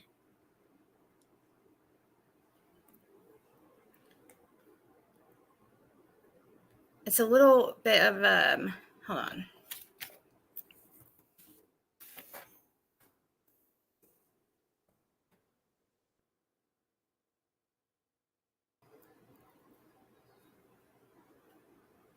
Let me see. Michelle After Dark.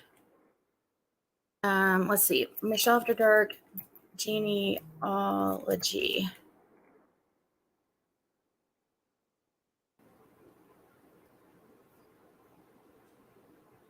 Donald Wells' secret family history.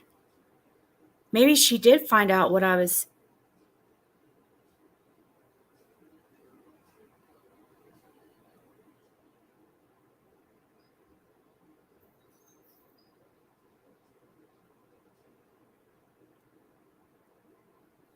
Here, let me show you guys.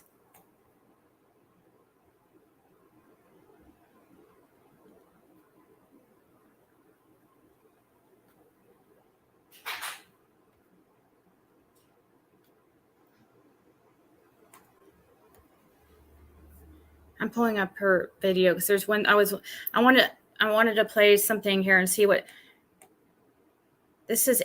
Donald Wells' secret family history revealed with receipts.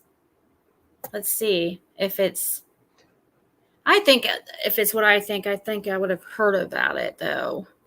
But we're going to follow Tilly, and I think she'll probably take us on her favourite walk. So what I want to talk about this morning is a couple of things. These are things that people have constantly asked me to look into. I've had so many comments about looking at, what's her name? Sweetie Pilo, and her live with Reverend Donna, the psychic. Can't remember her last name, sorry. That is shocking. So I'm going to talk about that a little bit at the end. But what I want to concentrate on is the families in the been that. It used to be a 10-point-something acre plot, and there used to be an address called 120 Ben Hill that was in the same location. And what you can see, looking at the people who used to live there, and I've got this from several different sites, these are all members of Donald's mother's family by marriage. I absolutely cannot find any connection in the records. Now, this is where I need you to correct me if I'm wrong, or I just haven't found them yet, with the wells being in the Hawkins County or the surrounding counties. I cannot find record of that. Donald Wells himself, Summer's dad, was born in Florida. In his childhood, seemed to just kind of move around. You know, you find them in. See, that's already wrong. Wait, hold on. Hold on here.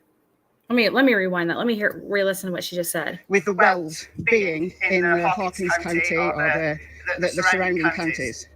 Okay, I yeah. cannot find record of that. Donald Wells himself, Summer's dad, was born in Florida. In his childhood, seemed to just kind of move around. You know, you find them in Texas, you find them in, I think even California. There's an address in California. But the Wells, so Donald's father's side, I cannot find links to Hawkins County or... Yeah, no, there's no links from what I've found at all in the area to the family. I don't know how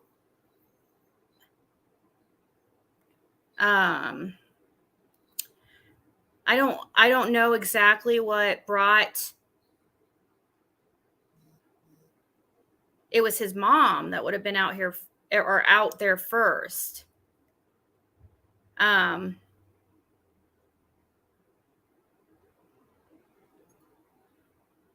I know where he was born. Remember, I had that phone call with him, and he said that he was,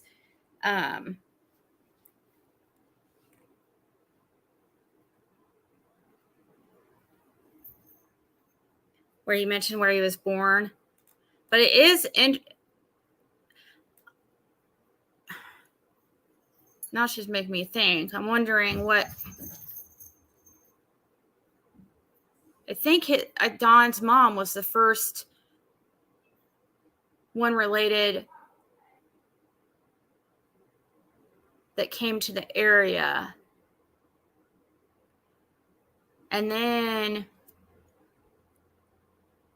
he moved out there. Well, did you guys know that he has a sister named Heidi?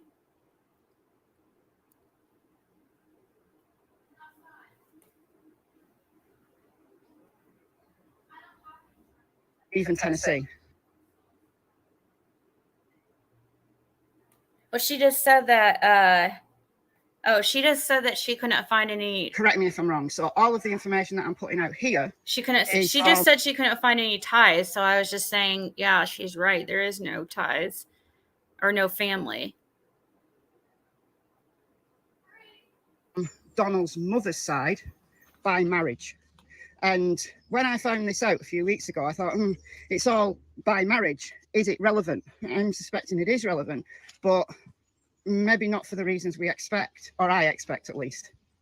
We know that there's various people who've lived at either 110 or 120 Ben Hill Road. That's all the same plot, right? Just 110 Ben Hill Road now.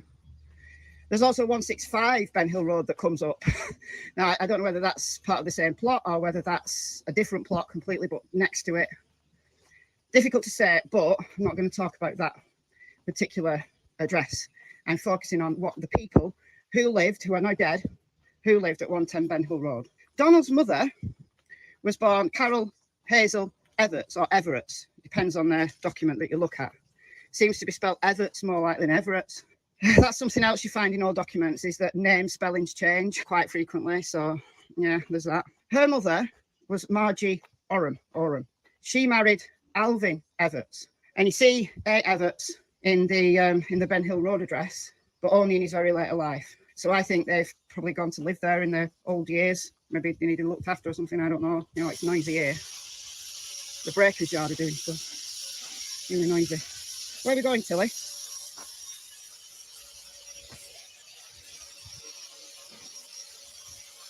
What we doing? Do you want to go in this field, Tilly?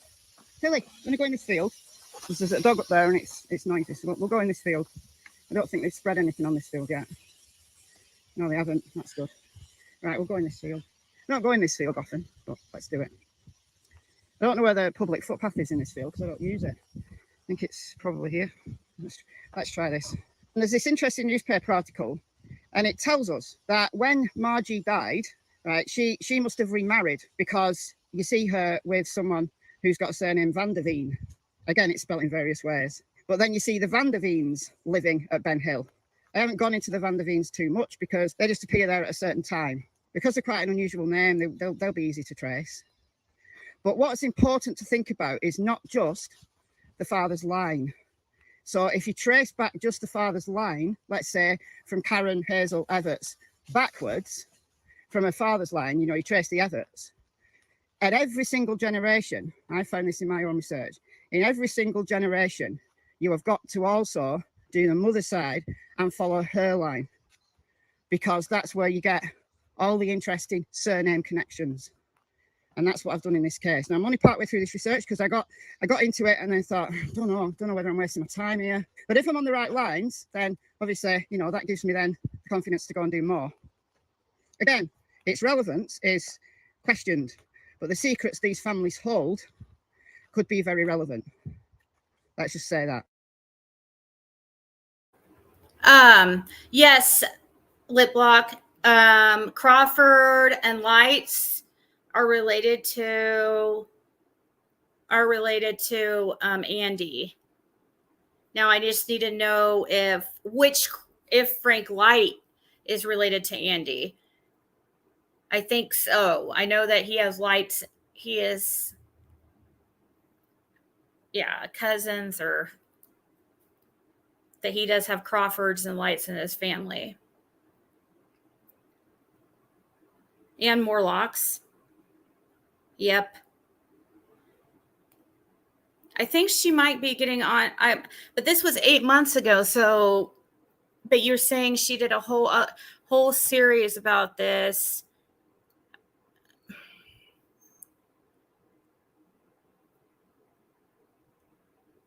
Let's listen on. I want to see what else she says here. So Margie Oram, right, had Karen and then other children. So that's where the Everts and the Van der Veen names come from at Ben Hill Road. And they're not from Tennessee. They come to Tennessee later in life. What I'm interested in is who's on those hills, those hollers, who's on those for however many years, because that's the important thing.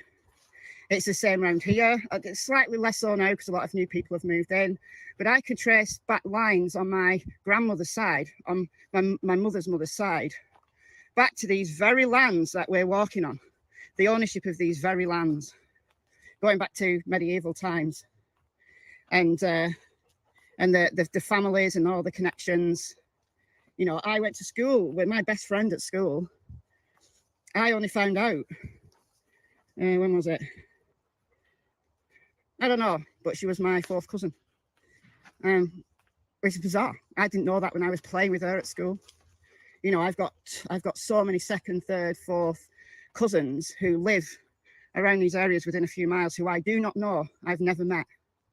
It's only when you get digging into the connections that you find it all. But this is one of the things that made me stop doing this, because I know from my local area and from my own family that you can find connections, and lots and lots and lots of connections, and they're relatively close, like second cousins, but they don't know each other, and they don't know that they're second cousins, because that kind of relationship. Oh, someone coming with a dog. Hold on. If you're finding connections between family members, it doesn't necessarily mean that they know each other. It doesn't necessarily mean that, right? Bear that in mind. It doesn't necessarily mean that they know they're related. They may know there are connections, but they may not. Just like I didn't know that my best friend at school was my fourth cousin. I don't know that some people around here are my second cousins. I don't know. The interesting families are the Golds. William Gold was Karen Everett's husband, so one of Donald's stepfathers. Now he's had two, right? So she was Karen Everett, then she was Karen Wells, then she was Karen Kelly, and then she was Karen Gold. So it's the Golds that have the links with Hawkins County. And you can trace those links back for many generations. It's that connection that brings in the family names that you see on the map, you see in the hollers, you see on the roads. They've been named after these people. So William Gold's father was John. I'm doing this from memory. Right? His mother was Nora. Her maiden name was Barrett.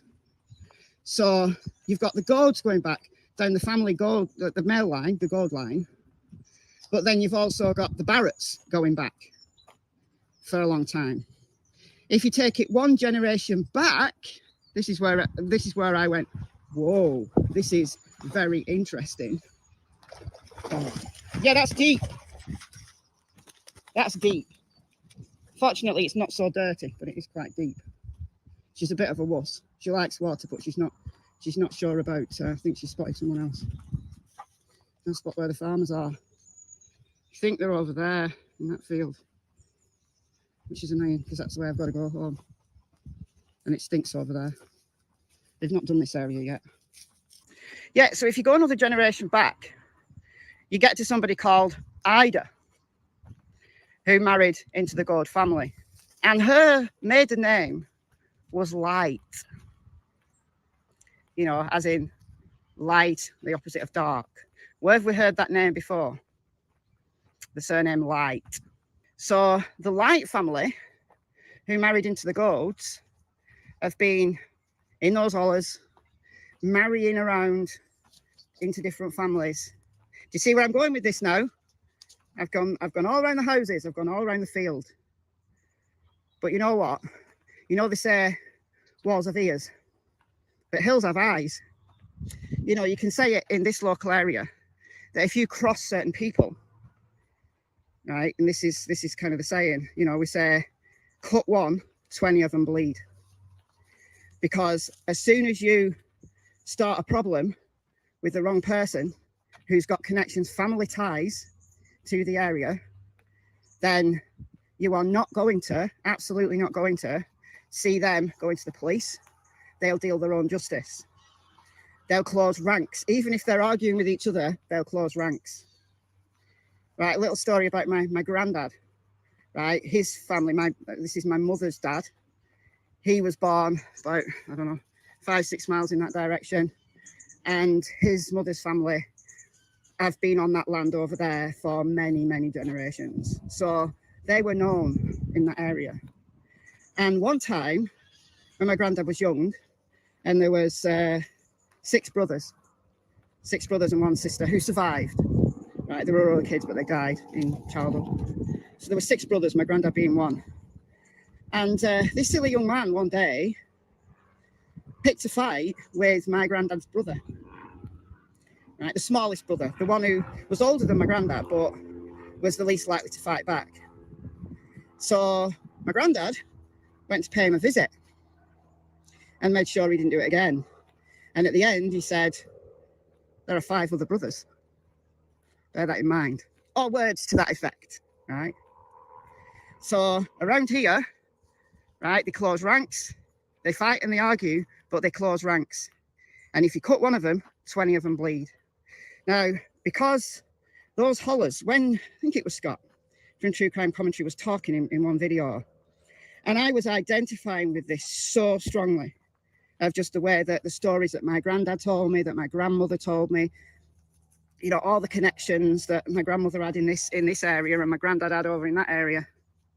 They're related families. There's relationships, like I said, like with my best friend who was my fourth cousin and I didn't know when I was little. So the Light family married into the Golds. Now, I've not traced Ida and Ida's family, Light, the Light family. I've not brought that forward to see exactly, you know, what level of cousin, but he will be, he is. Donald's stepfather is with the current Lights living in that area. I'm not going to name those Lights. They have been named. At least one of them is a registered sex offender, as I understand it. And one of them was reported by his wife to the cops, his estranged wife, when someone went missing. But they are cousins, somewhat distant, but still, of the Golds, of Donald's stepfather. So this is not a biological relationship, right? The Golds, the Barretts, the Lights, and many others, I think there's the Simpsons, there's others, right? Are all related to Donald, only by marriage, not by blood.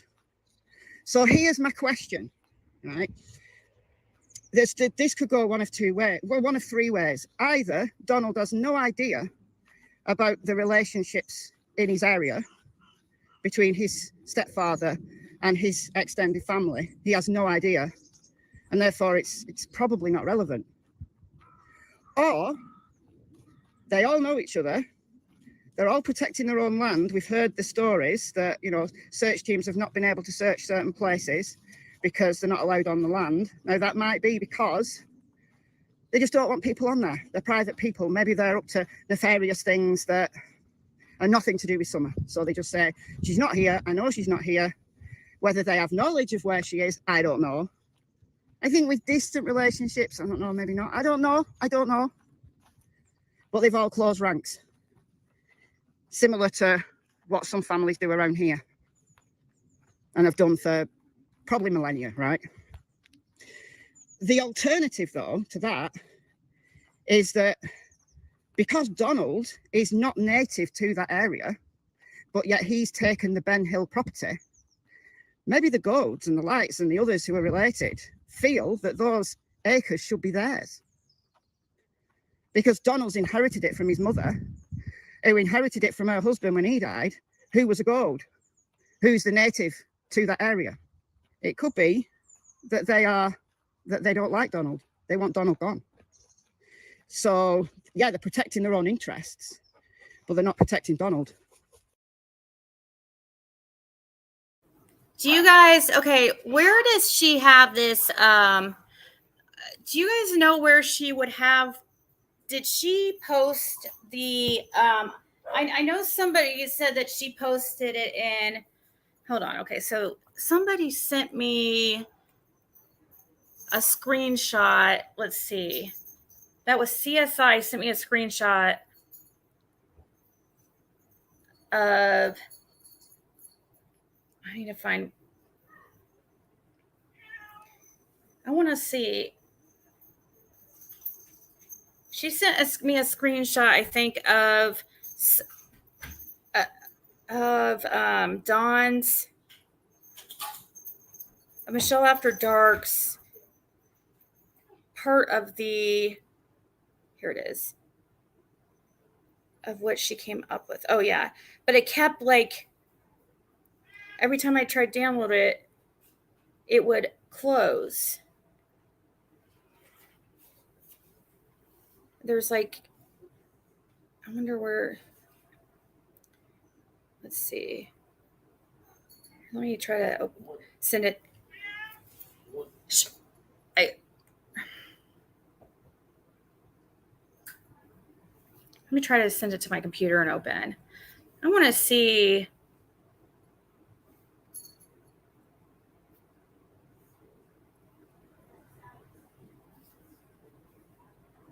What is it, Jen? Isn't. Or what's the email about? Because there's one thing in particular I'm looking into. And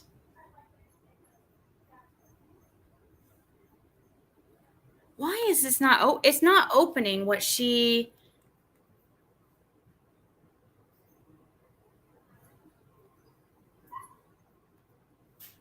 tried sending me? Oh, there it is. Actually, she did. Okay. That's Ben Hill. Or that's, but I need, okay. That's, oh, she didn't send me any of Dawn's, or what Michelle had for Dawn's family.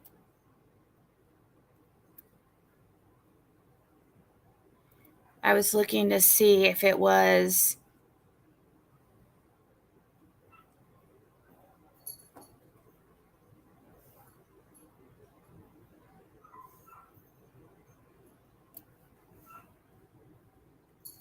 okay.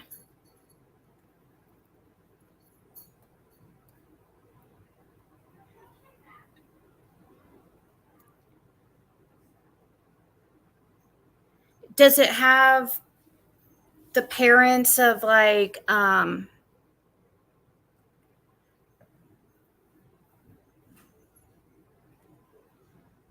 does it have all Dawn's sisters and brothers on it and stuff? And the respective like mother and father?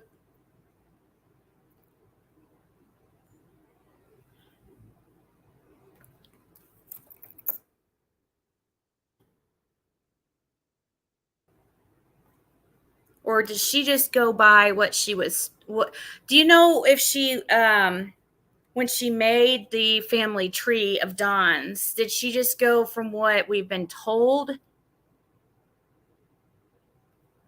Is that how she got it started? Like as far as Dawn's sisters and brothers? Hello everyone, my name is Michelle. I hope you're doing well. I'm looking at this video to see if it has. I'm sure she did one. Yeah, I don't see a I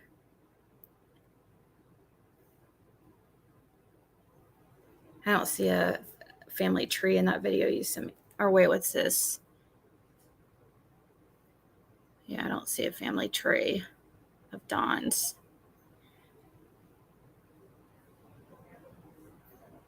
Yeah, but that's not what I'm looking into. I will watch it, but there's something that's, you know how when there's something like bugging you, and there's something really, really, really bugging me about, and I'm really in it. I need, it has to do with of course, with the family tree. Did she post what she got for Dawn's family's tree?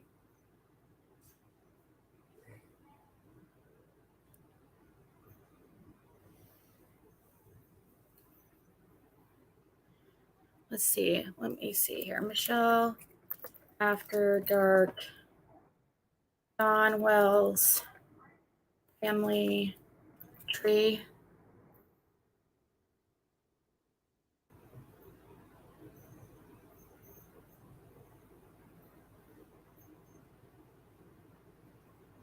Disturbing new detail about Summerwell's family. Good morning, everyone. Let's see here.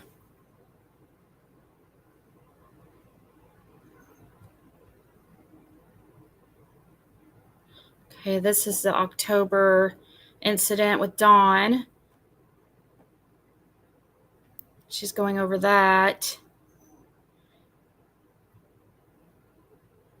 I really need to see her. I really, really need to see her family tree of Dawn's. Middle of an investigation into the disappearance of Summerwells. They can't get those, but they got all of kind of the written, they're not transcripts, but they're just like reports of all the. Yeah, she was married 3 times. She was married to Goad, Kelly. I cannot find proof of Don Wells and Karen actually being married. But, guys,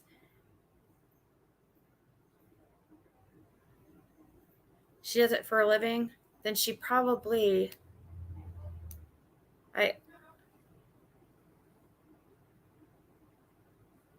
It has a spreadsheet of a family tree, and she was showing how the property was inherited. Which video is that? Let's see what you're saying here. RJ.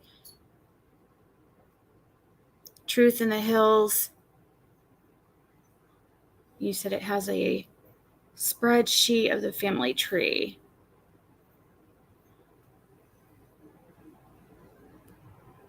Okay. I need the dad's side. I need the family tree on the dad's side. Even though there is a little bit of weirdness going on the mom's side too, but I really need the...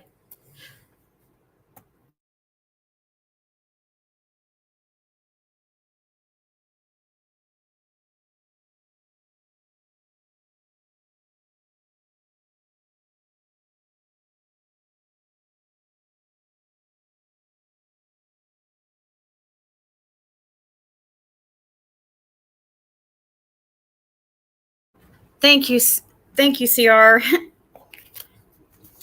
Yeah, Jim just stopped by because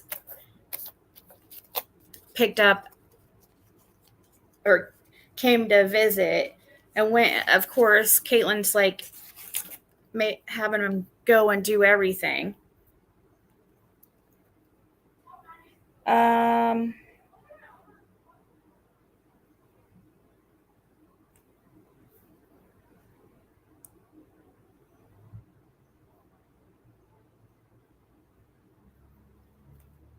Thank you so much, CR.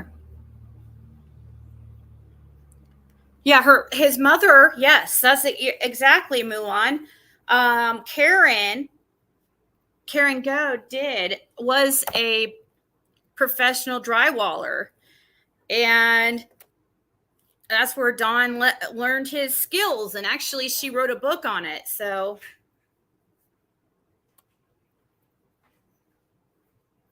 let me look at this one video real quick. That truth, you said Truth in the Hills or something? Truth of the Hills or something? Let me see here. Truth in the Hills. Truth in the Hills. Land rights, family ties.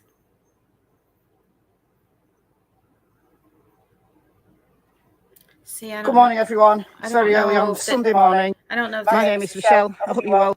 I don't think this is gonna, because this is probably gonna have the mom's side if it's about the land. Even though, let's see, what's this?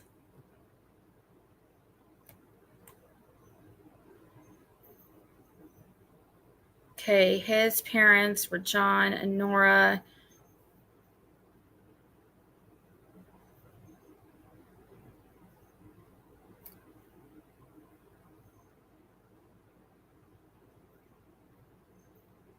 This is interesting stuff. But we do know that, you guys know how, do you guys find it interesting? Who was it that she called her best friend? What was that lady's name? Do you guys remember? The best friend, you guys remember?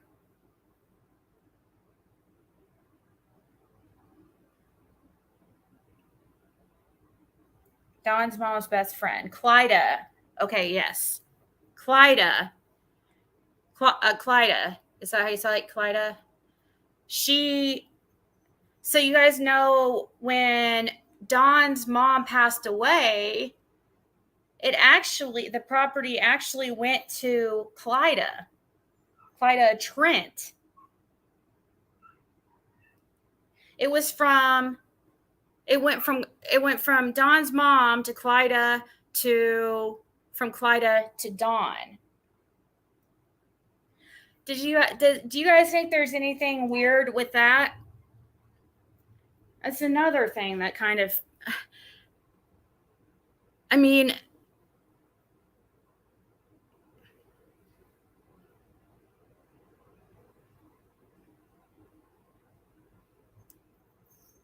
what did Dawn tried to explain it to me, supposedly.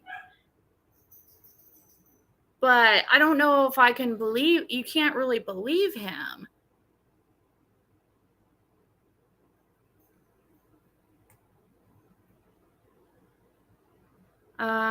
Frank Light, did they show, okay, maybe she's showing where Frank Light is. There's Catherine Crawford. And also, which is, yeah, so, okay. So then William Goad, Karen's last husband and who she was married to the longest, was probably also related to Andy.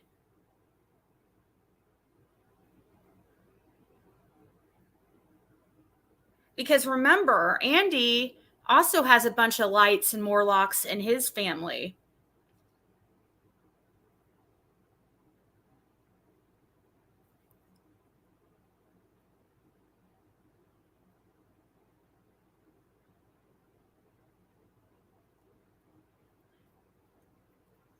Well, if somebody knows of a family tree that Michelle After Dark did on Dawn's family, I really would like to see that. And I would really also, and then after I want to first see it, because before I need to see it before I need to know how also if she, my daughter left Athena inside and now she's having, Athena, it's okay. Said she was holding it for Don because his mom had a stipulation Don had to be married before the land be signed over to him.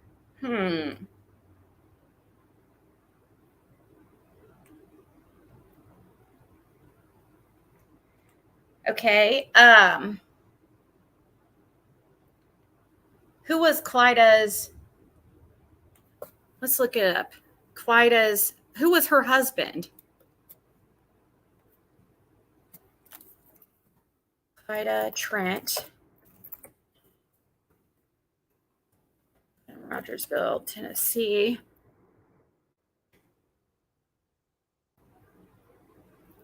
Okay, found her here.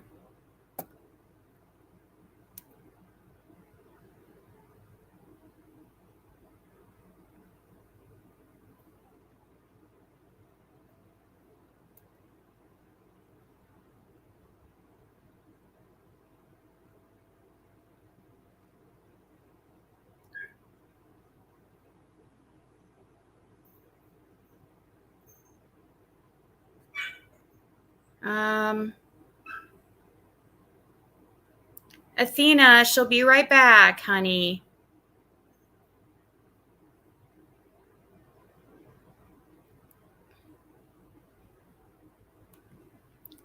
Was her husband Eddie? I really wish she had a genealogy like family tree.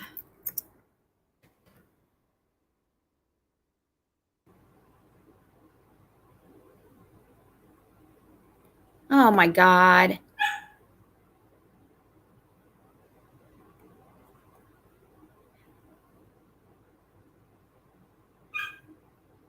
That's, now that I understand how ancestry works, it's really not the fact that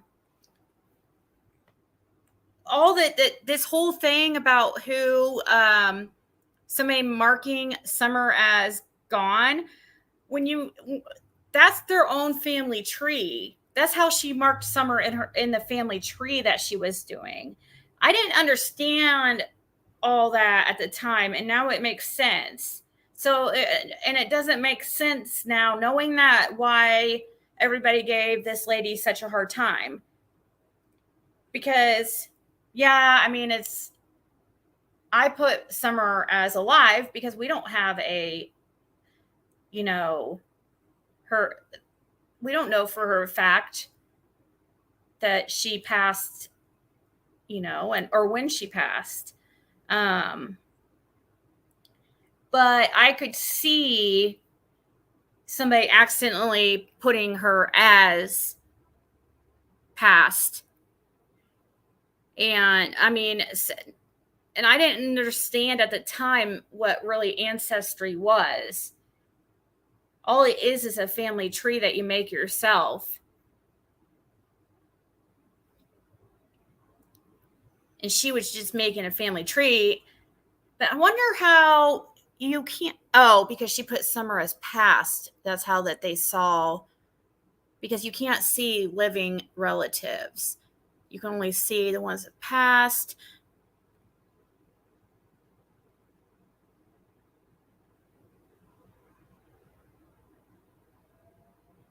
Why did this person do? How much does Michelle After Dark make on YouTube?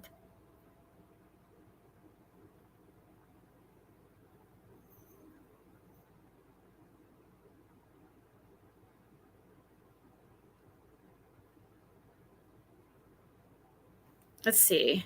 Maybe if we put.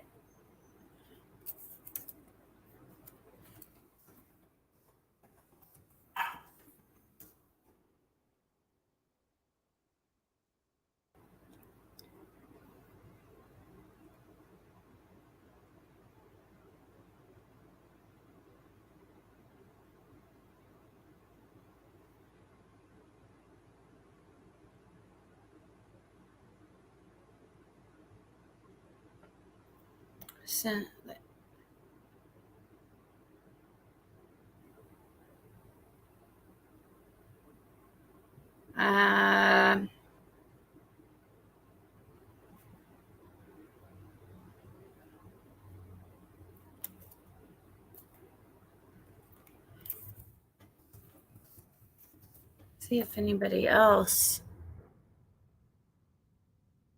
Wells family tree.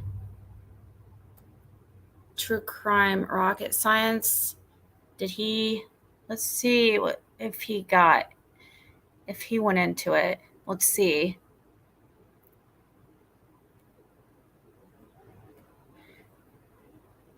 That's the mom. There's the dad.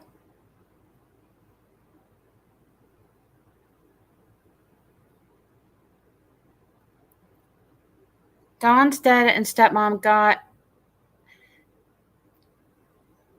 together when Don was 4, bringing 6 children from stepmom's side,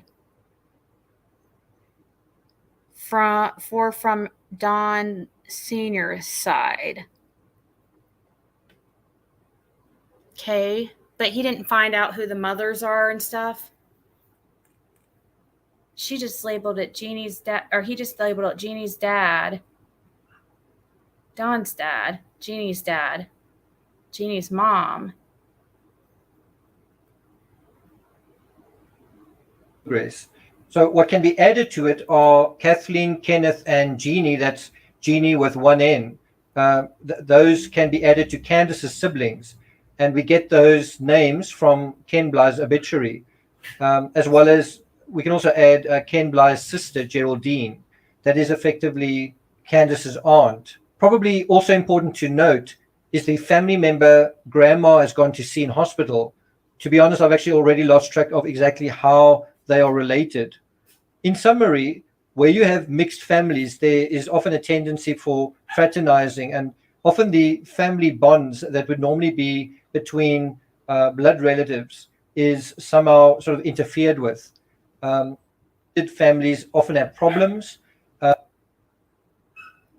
Don's dad, okay. Oh, man. Yeah, I know. She was a drywaller. That was crazy.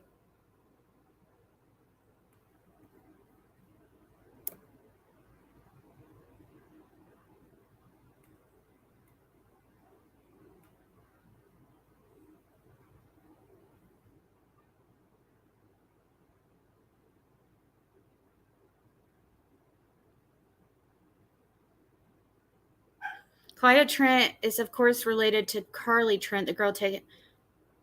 Yeah. But Mr. Code really loved his stepson.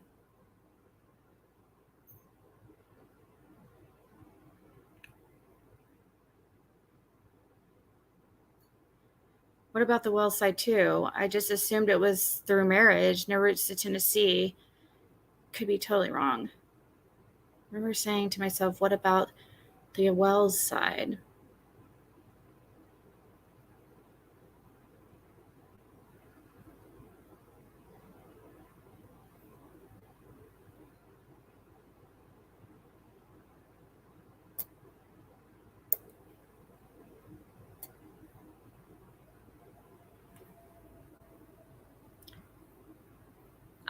I'm sure it is informative, and I will love to.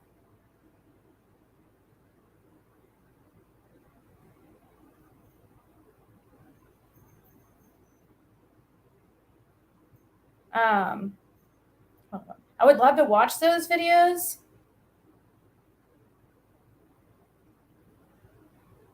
But what I'm really interested is the family tree.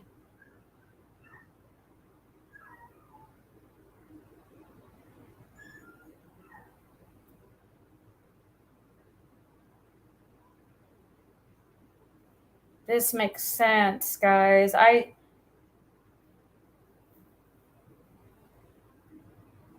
Sorry, I just got a text.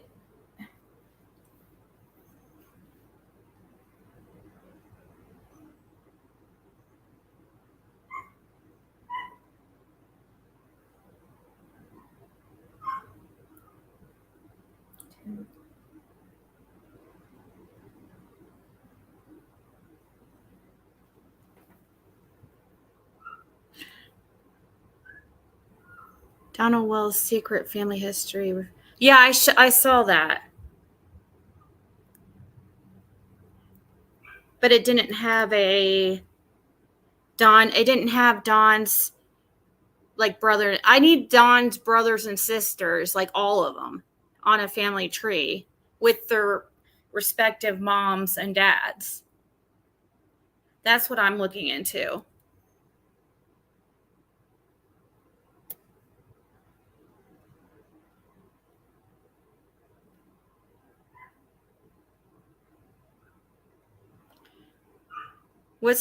Oh, okay. What the heck? I need to get I wonder if that's that doesn't even sound like Athena. That must be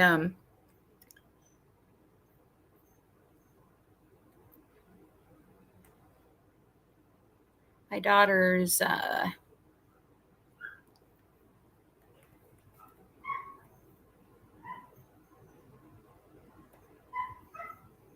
let's see. Yeah, I pulled up the Truth in the Hills.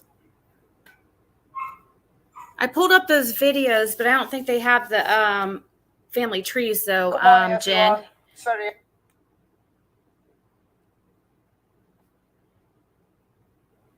And I'm sure it is like, okay, let's see what this is. No, that's William Goat again. Yeah, this is just the goat. And this is the mom's side of Dawn. Even though I do think there's some stuff weird, I'm really, really interested in the dad's side right now. And it's just going to bug me until I figure this out. And I don't know, it might be pretty much impossible to figure out because here, what's this? The heck?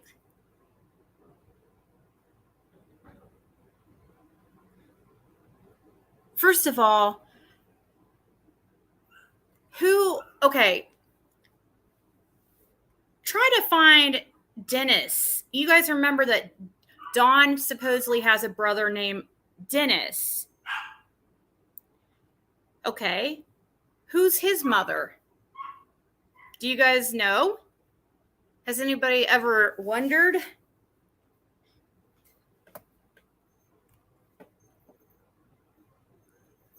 Try looking into that and see how far you get.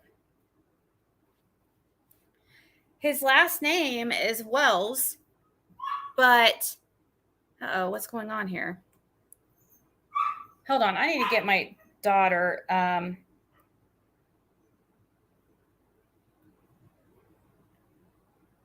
1 second.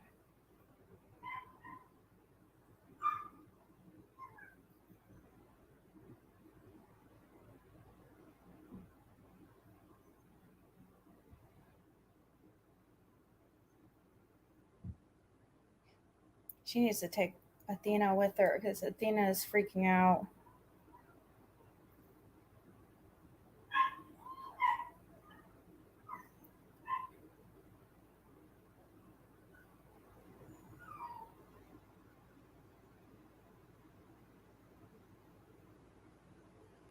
And I'll just. Yeah, Wells side is Utah. Correct. Exactly.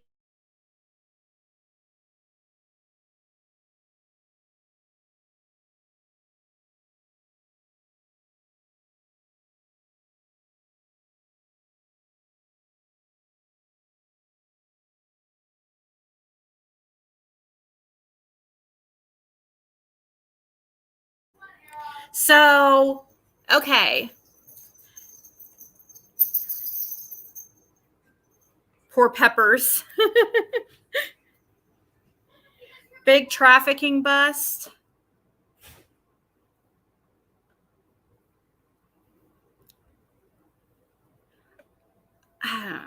Who is Dennis's father and mother? When you look up, okay, let's look up here. Let's do a little research. Let me take you guys with me and see. When I say take you with me, I'm going to pull up Ancestry and we're going to do this together. And I'm going to, it shouldn't be this difficult when you start looking into, when you're having a hard time. Okay. First of all, I'm not going to go and just put, this is what my issue is. Okay. And why I'm wanting to know exactly how people are.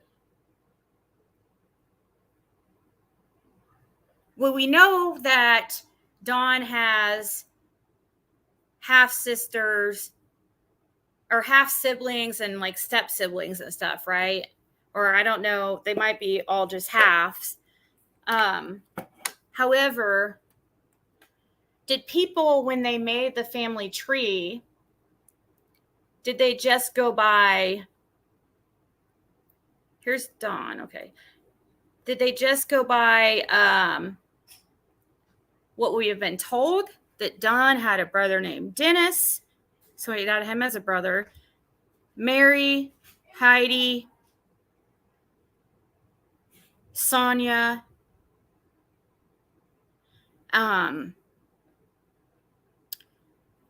Jeannie, which you won't find a Jeannie. You'll find a Carol. You'll find a Carol Jean, which I guess that's Jeannie.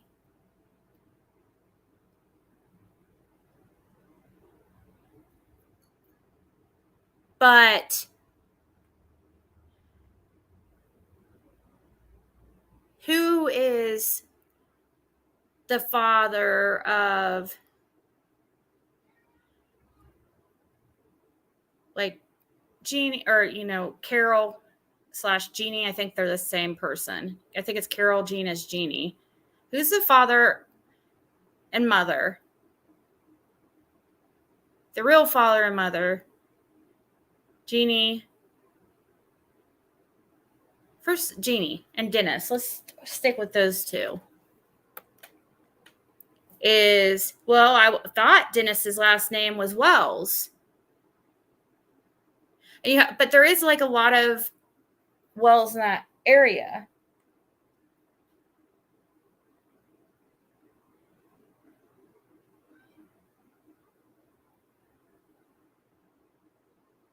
I lost my. Hey, Heather Lynn.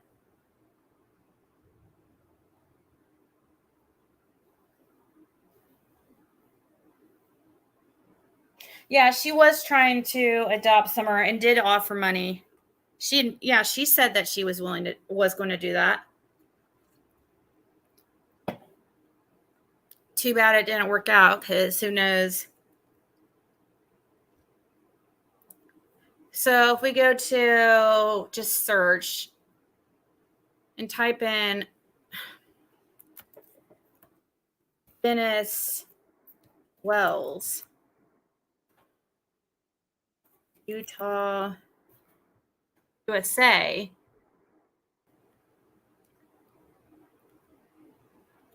Don't know his birth year.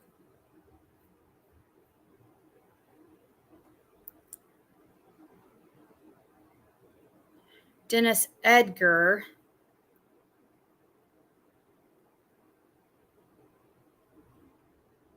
Dennis E.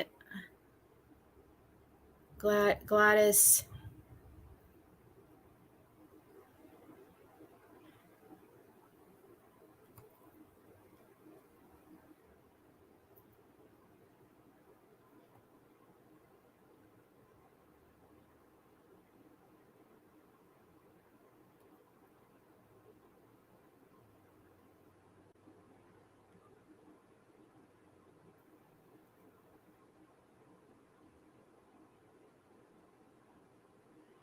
Okay, I don't. Such a common name.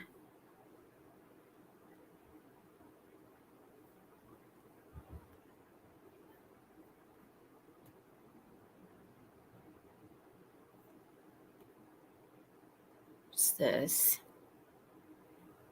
Parents. Okay.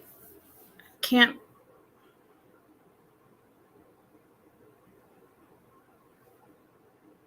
Mr. and Mrs. Dennis Wells. Marriage of Cammie Ray and Moab to Dennis E. Wells Jr., son of Mr. and Mrs. Dennis E. Wells. Really would like to know.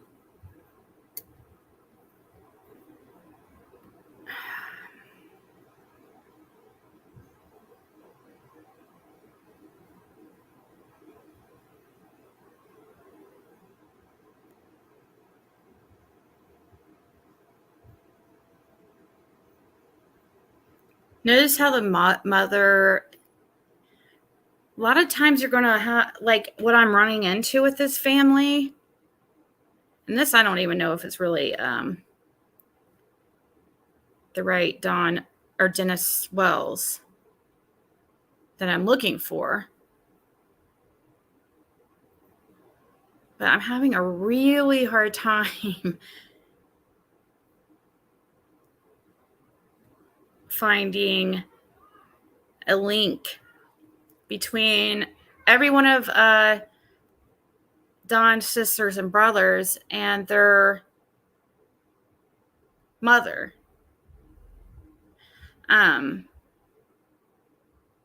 Like proof, like a birth certificate or something.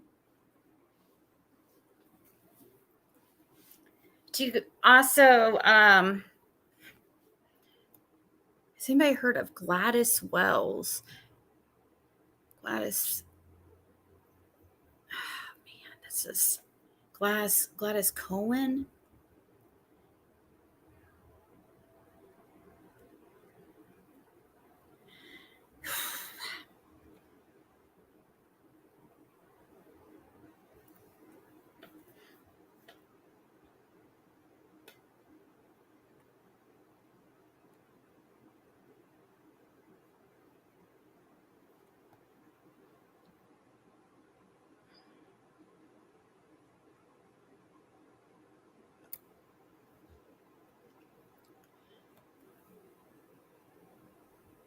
telling you guys, there's some weird stuff going on.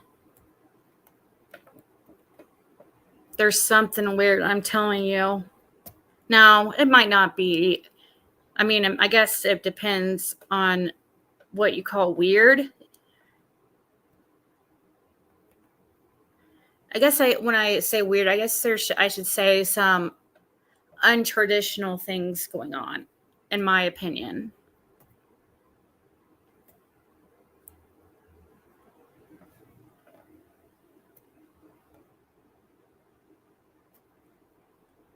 I really Reese Wells. What the heck?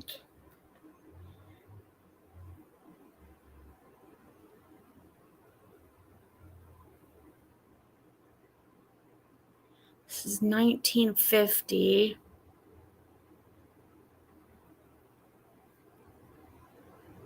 Linda and Marvin Wells. I've seen Reese Wells somewhere. This makes my brain hurt, like seriously.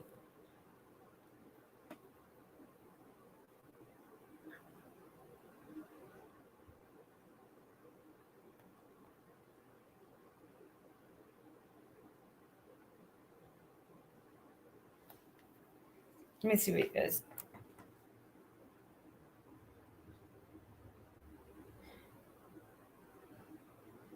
Oh, you're right. Mary wasn't going.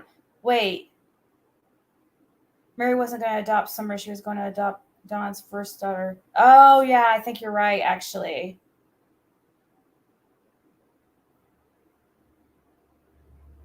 That's right.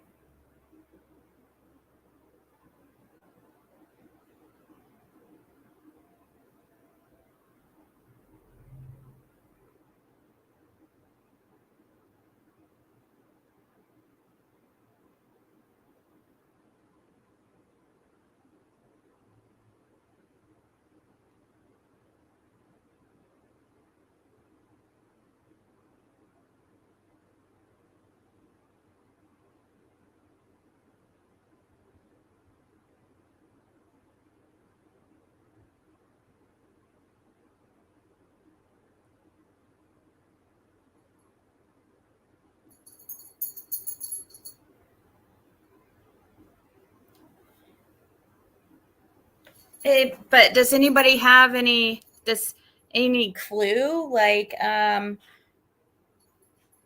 you would think that if Dennis was, his last name is Wells, so his dad should be Don, right? We should be able to find a birth certificate. What is?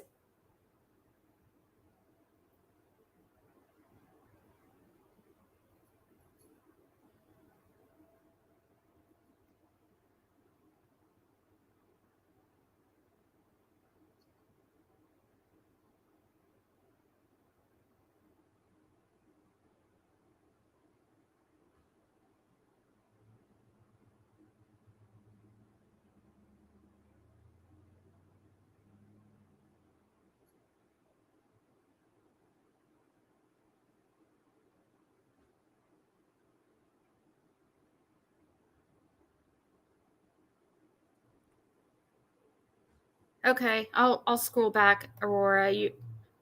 Dennis is Mary and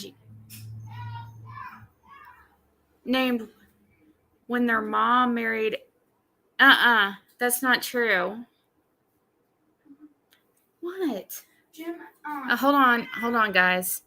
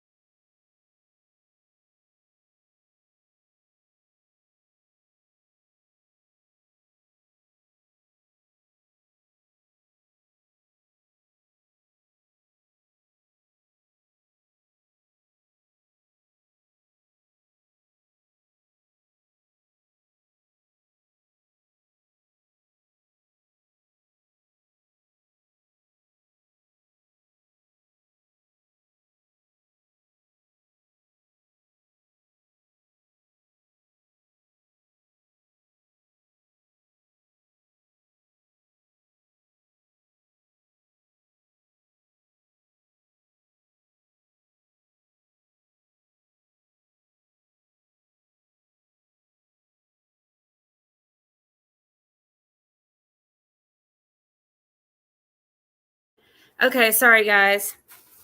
So I open this. Yeah, you can open that. Okay, so Aurora said you think Dennis is Mary and Jeannie's brother named Wells when their mom married Dee's. But where did he get the name Wells? So you're saying that he's adopted by Dawn's dad?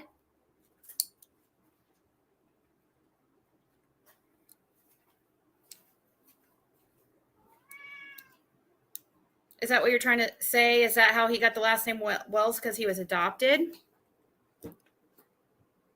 Alcohol.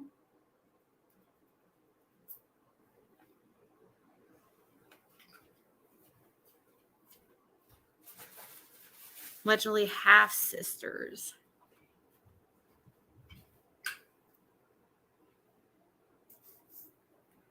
Yeah, just make sure Okay, you clean. thank you so much. But I don't want you to get a Q-tip.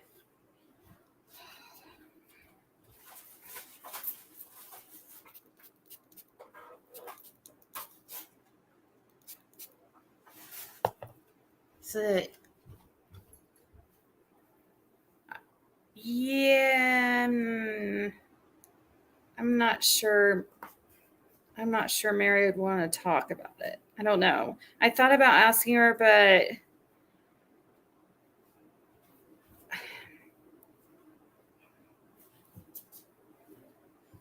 Thank you. it's something that I've thought for a while, and I didn't talk about because I didn't want. I mean, it doesn't say anything bad about. It's not.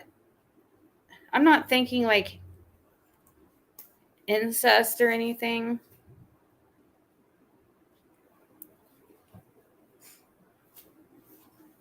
What's okay? Jam? Here. Yeah. Thank you. Thank you so much. Uh-huh. Okay, here. I just didn't want you to lose this. You have to keep that clean. Okay, guys.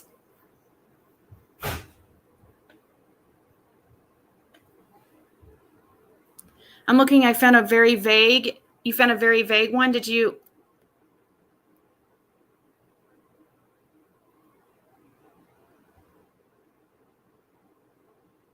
Well, they weren't born in Tennessee, though. They were born in Utah.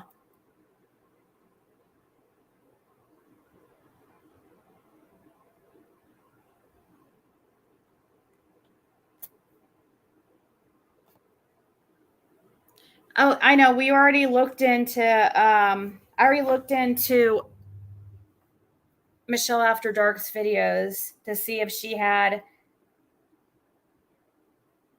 I'm not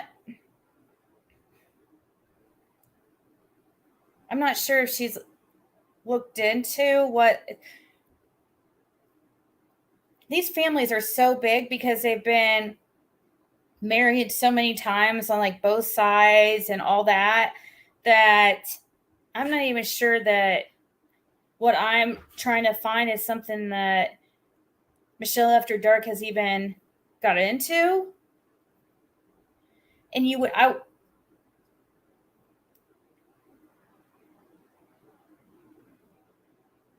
but I want. Okay, so how did Dennis Wells get the last name Wells?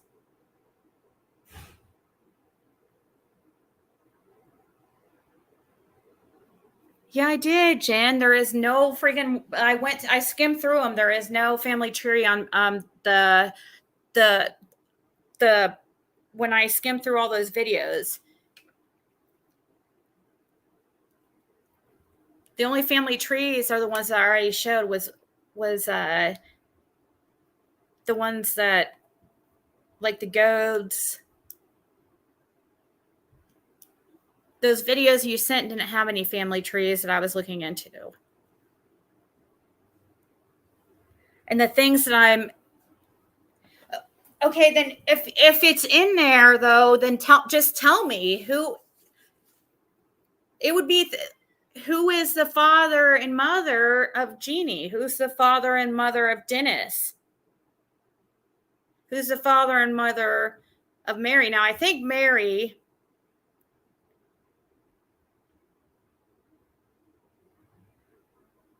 mother, her mother is Patricia. I don't know who her dad is. See what I'm getting at?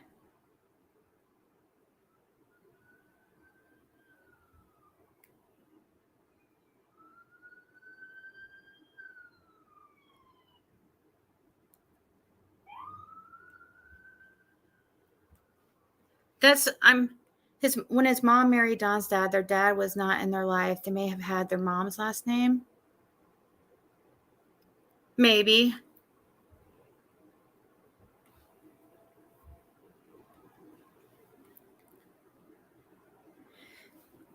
But see, like, I wasn't wanting to go on maybe. I was trying to find like some type of proof. That's what I've been doing for freaking days looking into this. It's crazy. Let me show you guys a little something I did find.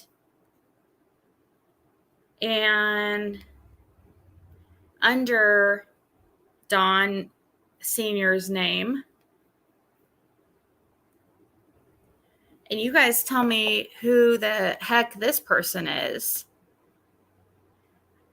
It might give you a little clue where I'm going here.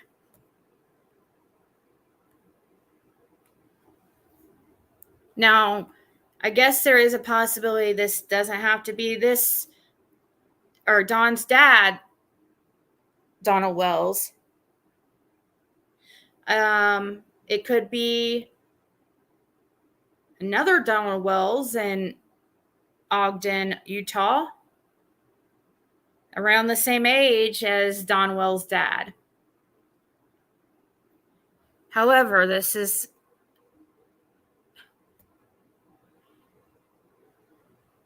interesting.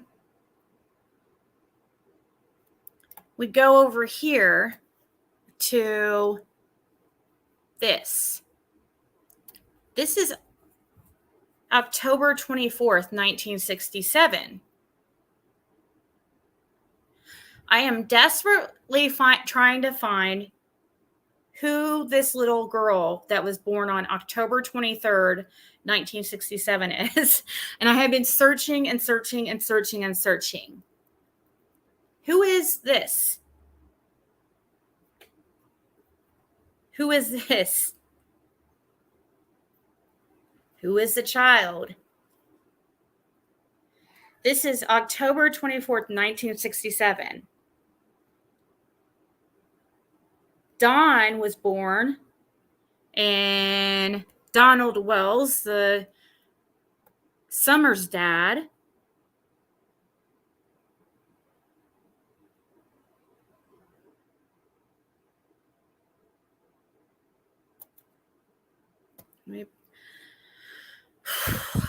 this hurts my brain because there is some it's very complicated things going on. And also, I'm like, what's his dad's middle name? Sometimes it's listed as Donald Wesley, and sometimes it's listed as D.L. Wells. Are these two different people, or are they?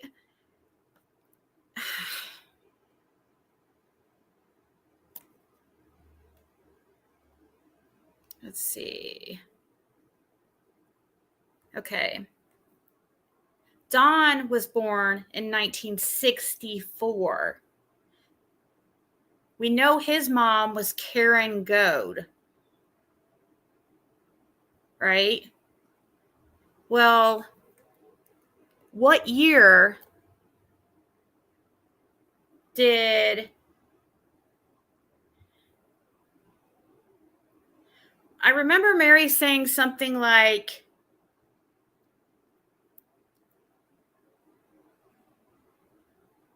her mom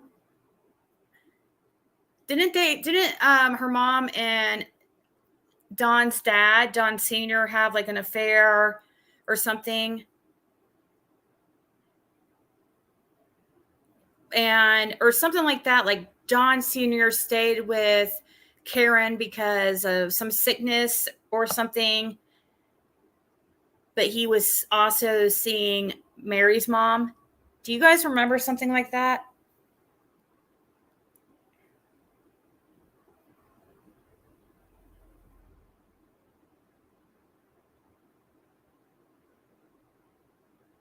John Wesley Miller. He remarried. That's where Jeannie and Mary come in. I Googled.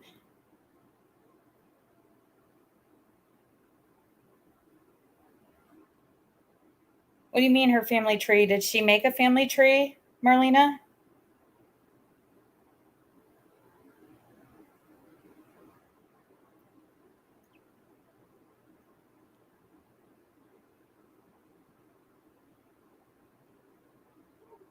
She's talked about a bio brother of her and Jeannie. Okay, then I guess that would be Dennis, but Dennis's last name's Wells. I think. Look up Polk County Sheriff's Office conference.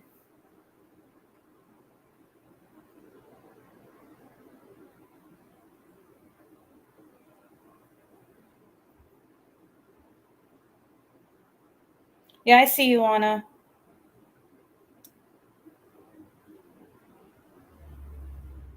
Don's father and Mary's mother had an affair. Okay.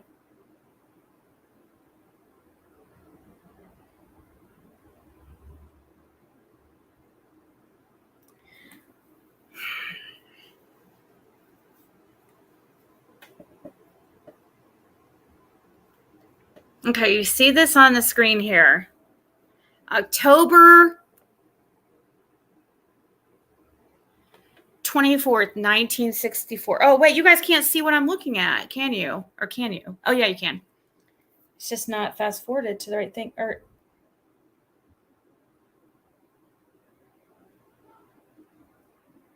a Donald Wells in a Jeannie or Jean Spires had a baby girl October 23rd, 1967.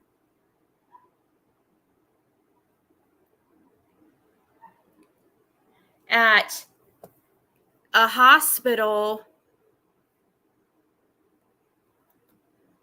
at D Hospital.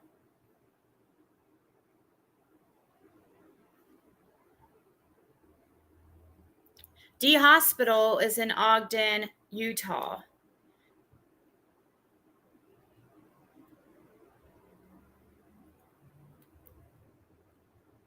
I looked at Jeannie, well, which I think is Carol, actually. Mary.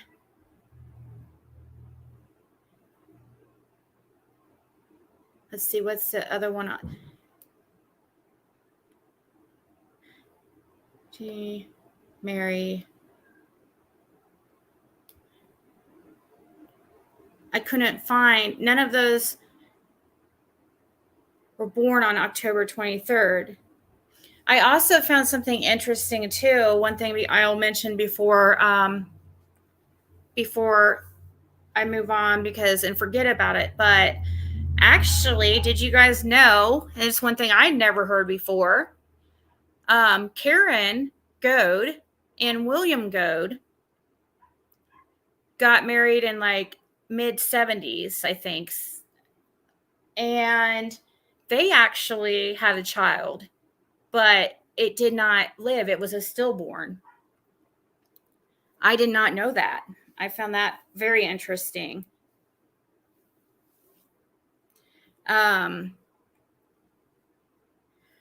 Karen at least had 3 husbands at the very least. There might have even, no, 2. I don't even know. I can't find proof that she was actually married to Don's dad, as far as legally married.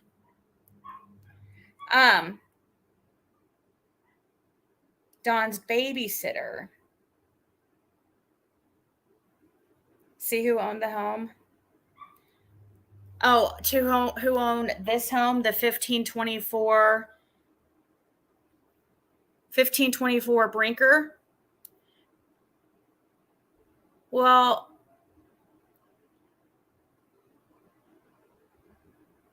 I did try looking into that. So you said I did look up the address. What about looking up property tax info? Okay, so what do I search? Let's see. Hold on.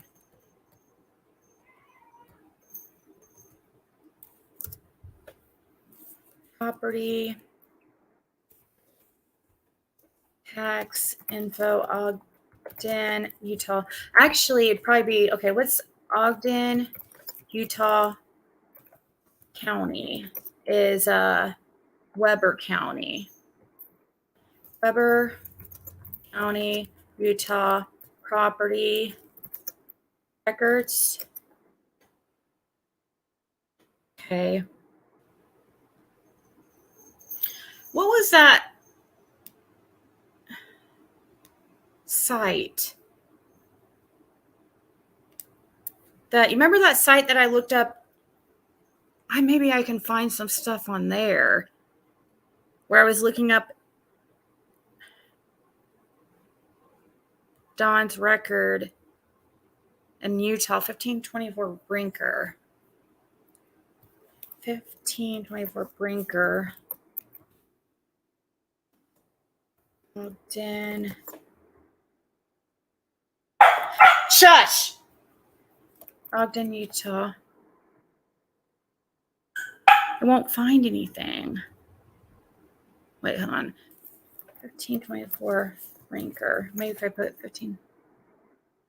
Okay, found it. Ownership info.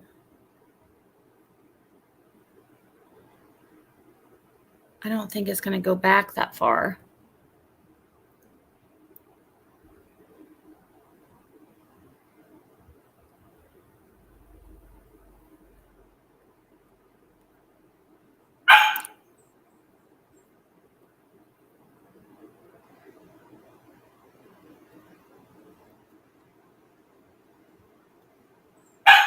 Shush.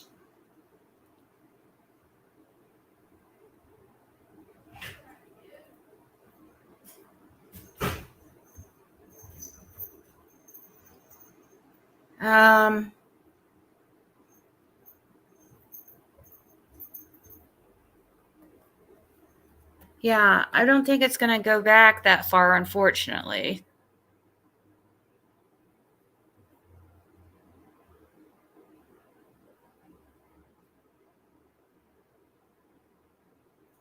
I actually don't even see any ownership records at all besides like the current.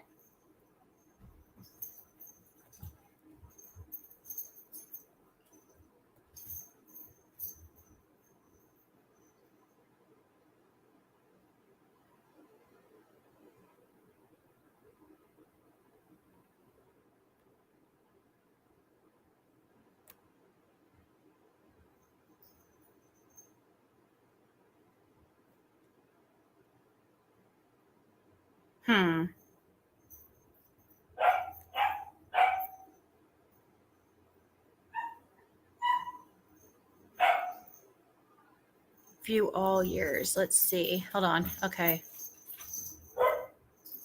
Let me view all years. If it will.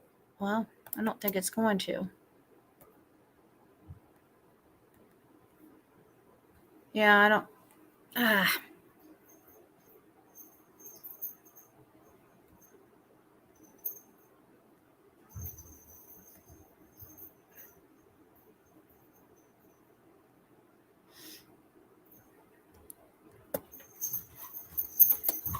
It's not going to. Oh, wait, hold on. 1990.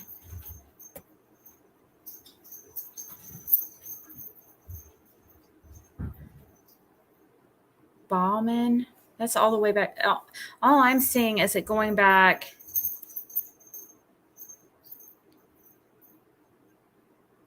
to 1990.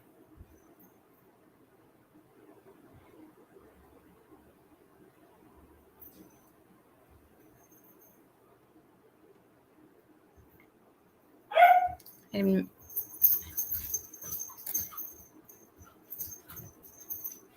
unfortunately,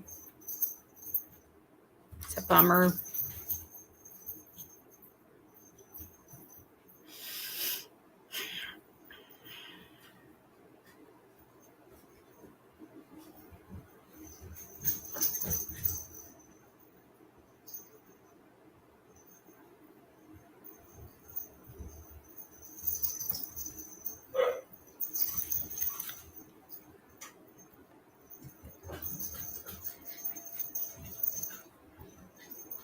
Hey, Athena, be nice. My Caitlin's friend has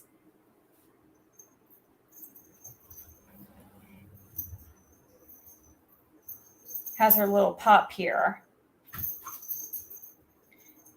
Let's see here.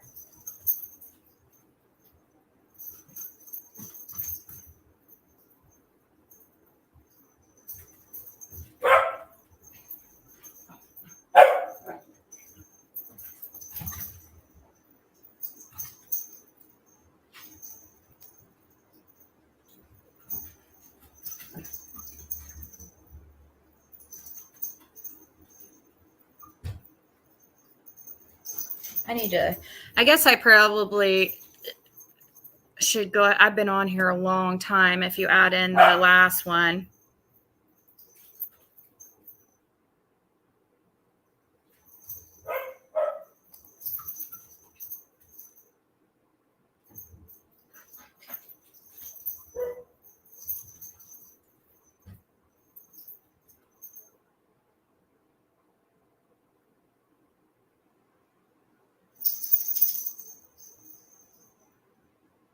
I did look into Gene Spires.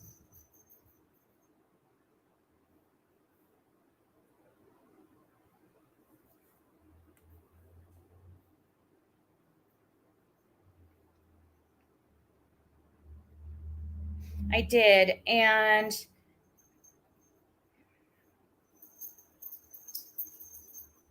I found a lady who was actually in a car wreck, and I found she had a daughter named Lindy, but the daughter that I found was born in a year before, so a year older than this a year before 1967.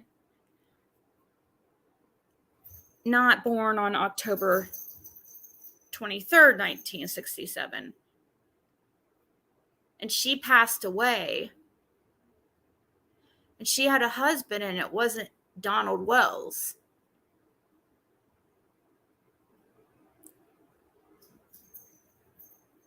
Now,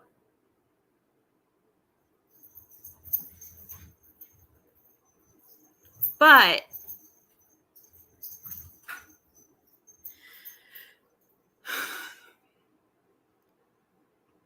one thing interesting Don did say to me on the phone one time that I'm now all of a sudden thinking was where he mentioned the fact that he said,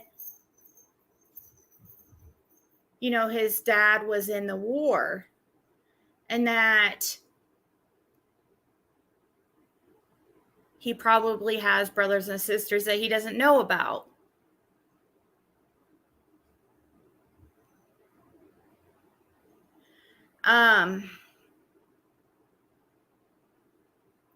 However,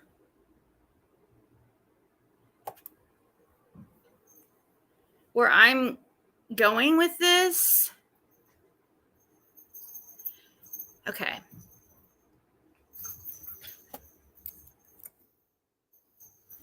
Let's see.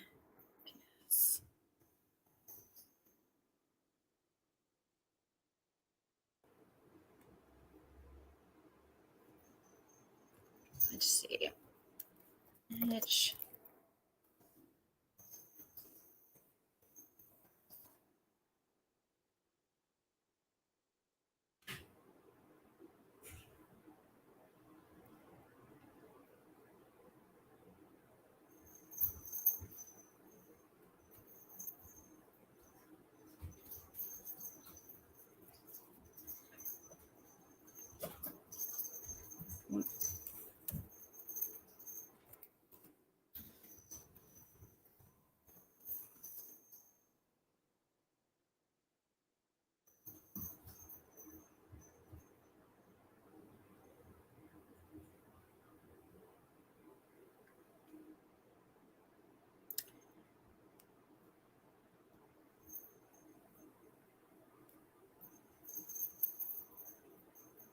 $1950s.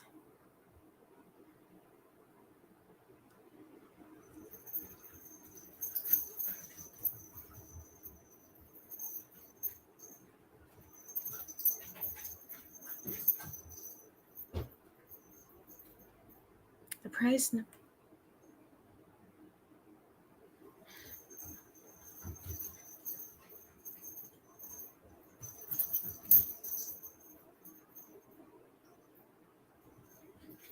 Okay, when you guys know, okay, the 19th, let's see, 19th century.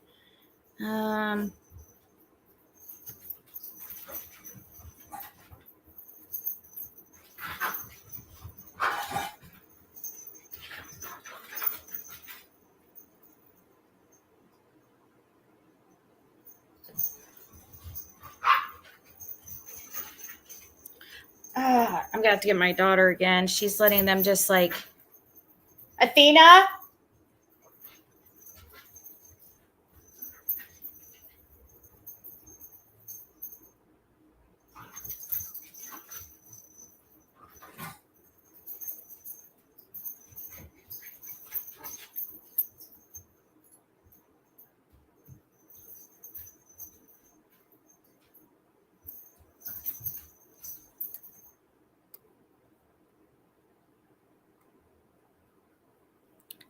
Okay, I'm sorry.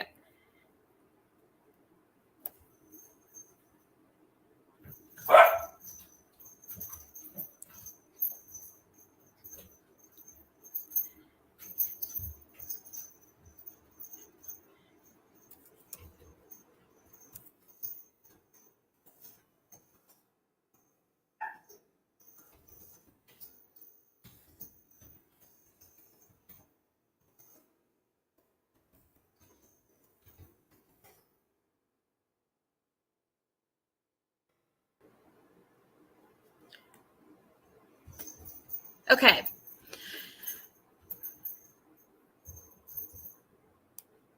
So maybe Randy and not Dennis then. I know Mary has talked of a brother, but I can't remember the name. So it might be, I thought it was Dennis.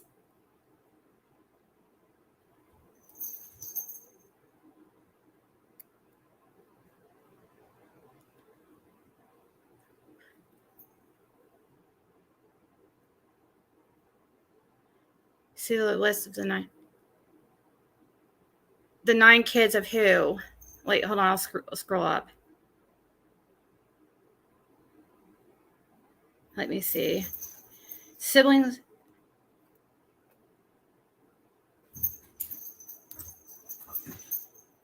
Okay. Don's dad and Mary's mom are you sure that that's the right parents?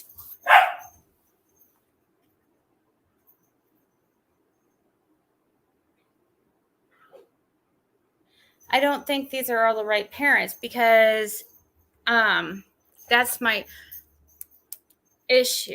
Now, do they call? But that does help. I will write that down because that will help with some things. What I'm needing people to think about here, and I am kind of been holding back, and the reason why I keep like I've always had a feeling, and this is just this is just my opinion, okay? And this was since the very beginning. I had a feeling of this because things were not like really making sense, and there seemed to be a lot of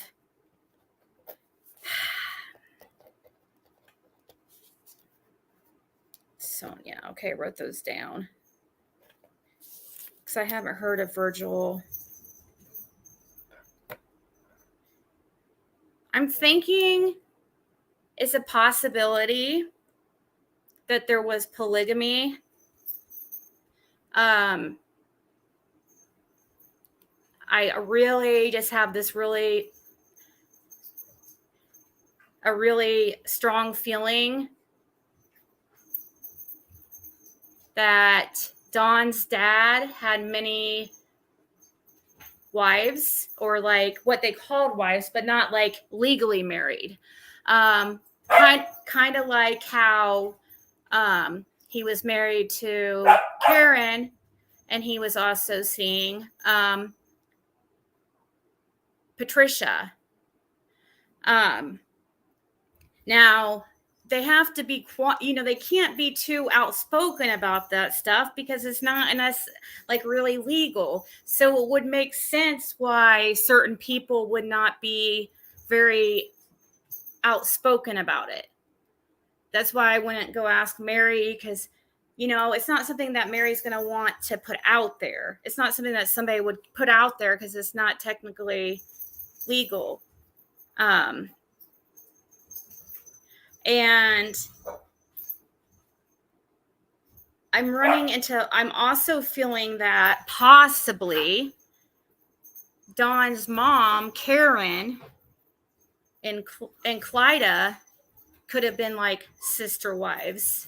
Possibly. That's just something I'm looking into. I don't know for sure but obviously I don't know for sure at all. And that's why when I ran into this article of this lady, Jean Spires, in 1967, I think all the kids have different moms.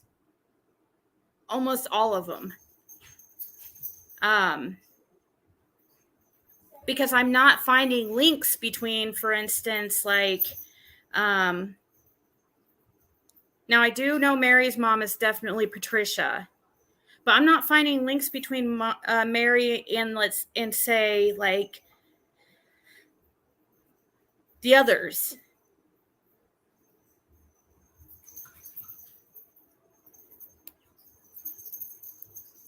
They're all LDS.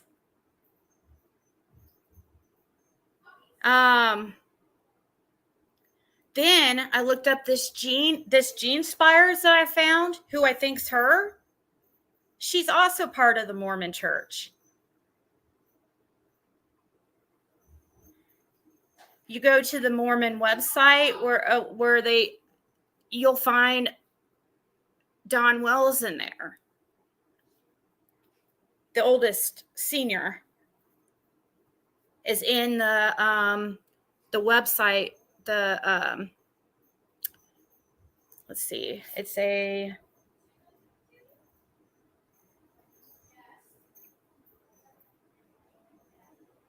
basically it's like a family tree site for Mormons. Now I know that like there's a lot of LDS churches that supposedly don't allow multiple wives. But there is still some, obviously. And this is where the family tree has gotten really weird for me. I'm not finding like birth certificates really. And we're not going back that many generations. We're talking about just back one generation. It should be really easy to find a connection between Don Sr. and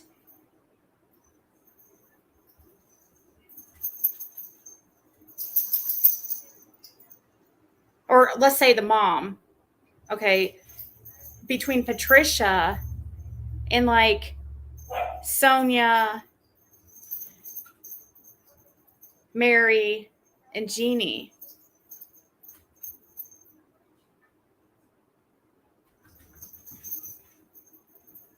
You guys try looking into it. It will really be a mind screw. I truly believe they were practicing something like that. I feel like Don's dad had multiple baby mamas. But of course, only one of them can be legally the wife, like recognized by law. However, in their religion, they are all. Because notice how, don't you guys think it's weird that Karen, Don's mom, the house went to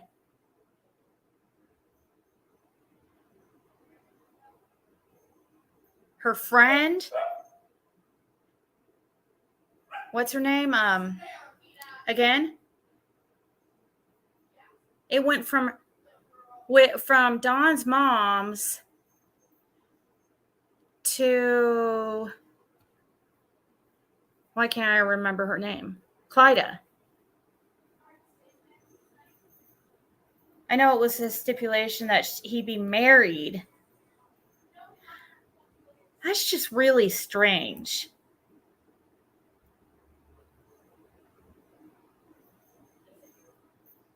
Something like that would make sense if Clyda was like a sister wife.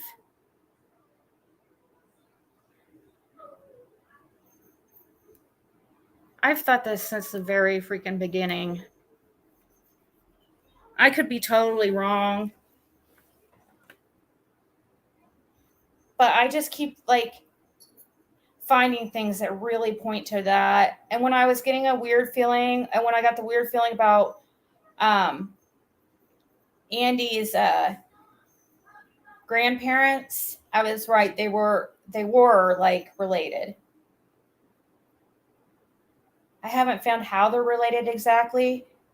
I know they both were born Bernard. And that's what was freaking me out. I'm like, oh my God, are these like sister and brother? No, they're not sister and brother. But I'm still looking to see in what ways they are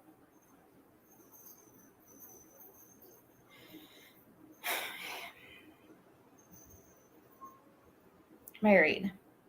And Heidi, who's Heidi's father? Heidi Tate, look her up.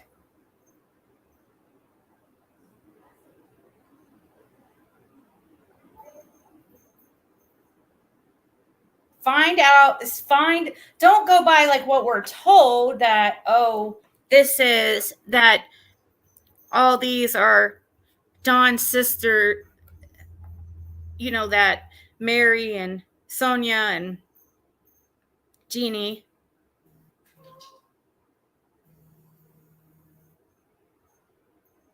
are Patricia. Who is this is calling? Hold on. Hello? Yeah.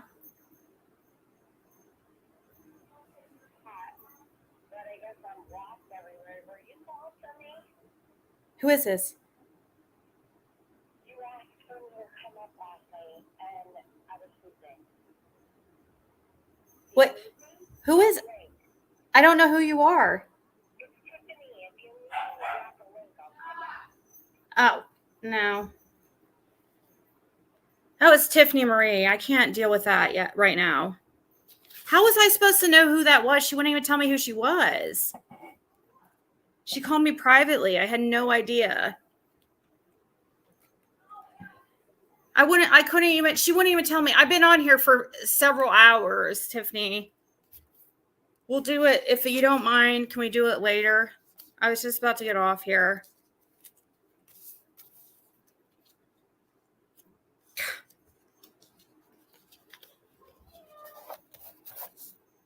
I didn't mean to be rude, but I'm not a mind reader.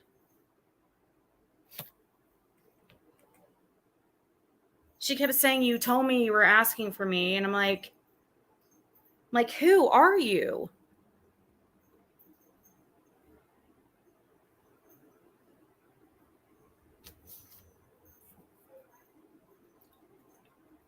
Sorry.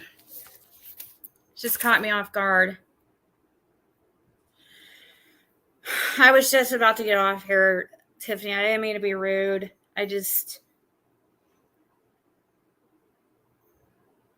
been on here for way too long. This has been about 4 hours and I was on 5 hours. It's just way too long. I don't know why I didn't recognize her name. I don't know why she called private. I don't think I have her blocked.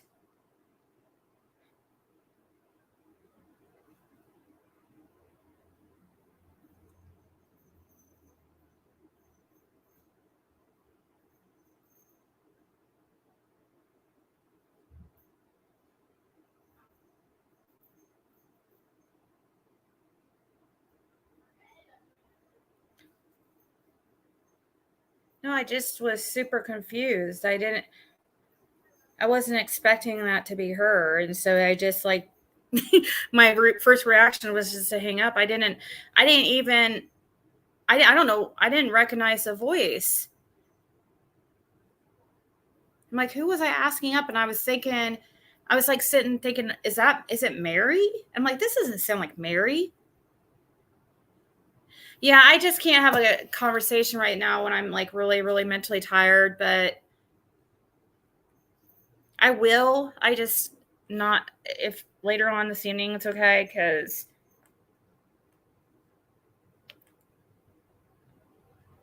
also this was supposed to be about genealogy, even though it's been like completely I'll probably put this one on private.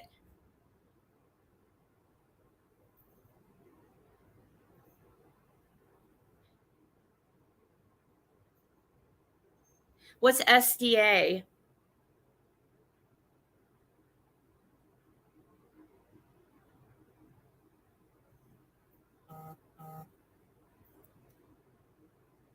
Latter-day Saints and the SDA are nothing like. Just for the ones that don't know, Latter-day Saints are Mormons.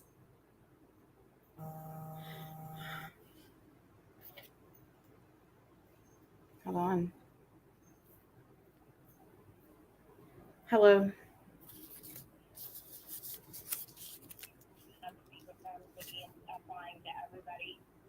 What? I just said that it was Tiffany on the phone.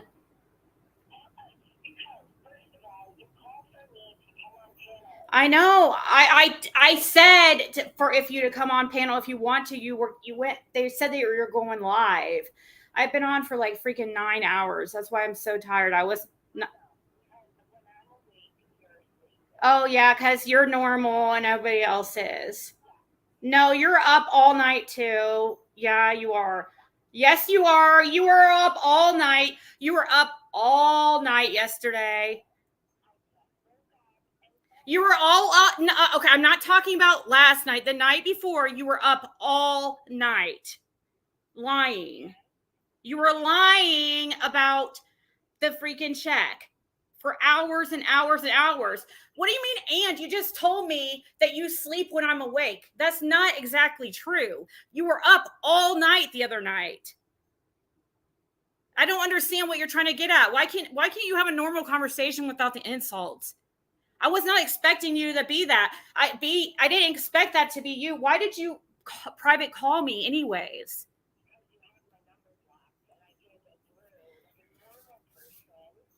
Well, because you would randomly send me messages just to tell me that freaking AB doesn't find me appealing. Obviously, randomly.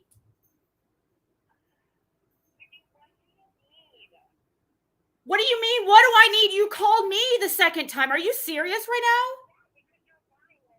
How did I lie? What did I lie about?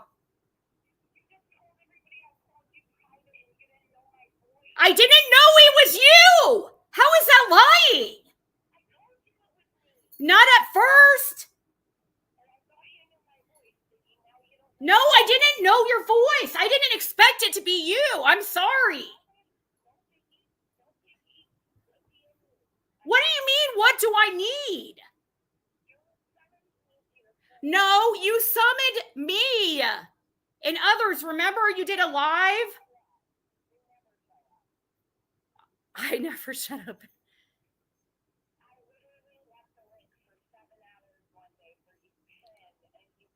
But how would how am I supposed to magically know I don't know why you think the world stops for you and everybody stops for you. I did not summon you to my panel. I was told that you went live right after you left AB's. And exactly, you were not live like I thought. So that's why I said, well, why didn't she just come over here? Why does she always have to go over there and go live?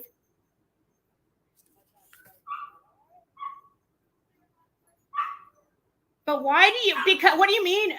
No, why do you always feel like you have to summon people to your channel though? If you're not about money and it's not about money for you, why don't you just go where I've been live before and you'll go live and then you'll summon me to your panel when I'm live thinking I'm just going to stop my live.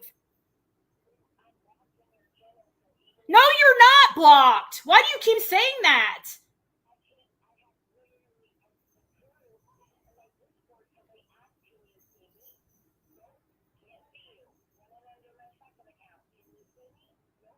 I just went through there. None of your accounts are blocked.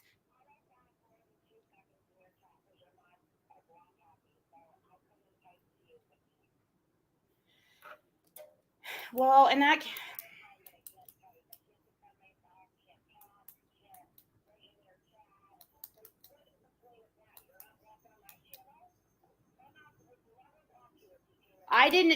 you're not blocked. I'll pull it up. Let me start this over. Huh? Okay, I'll pull it up. God, Tiffany, I know that you freaking are a liar, but not everybody lies like you do. No, why would I lie about that? You lied about the check. You call everybody else. You call me a grifter and a scammer.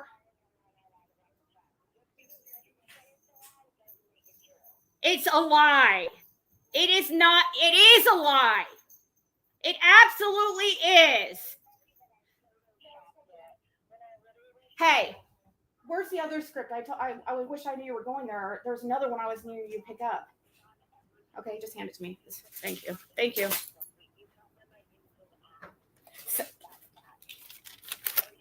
What?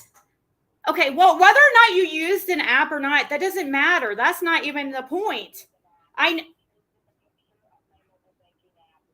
Oh, but you just said on PGs that you don't wonder if the check was cashed.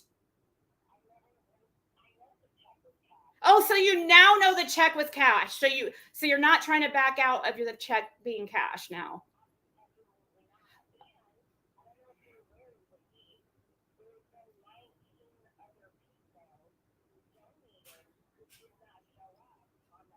Oh, right. Sure. Who? Let's see proof. So what's the total? What's the real total then of the Oh, so somebody stole your money is basically what you're saying. Somebody's pocketing your money and not adding it to the list. What would you like? Would that excuse fly? Would that have flied with Q Carlock if she said that? Why did you want to see how much she was bringing in? You won't even show yours. You act like it's because I didn't catch her lie.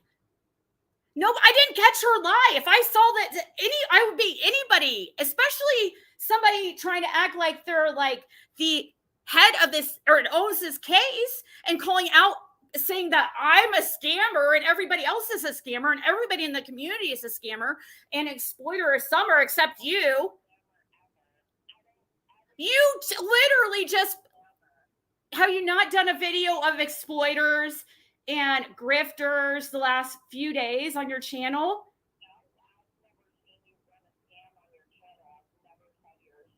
You a grifter. What do you consider a grifter? You call me a grifter.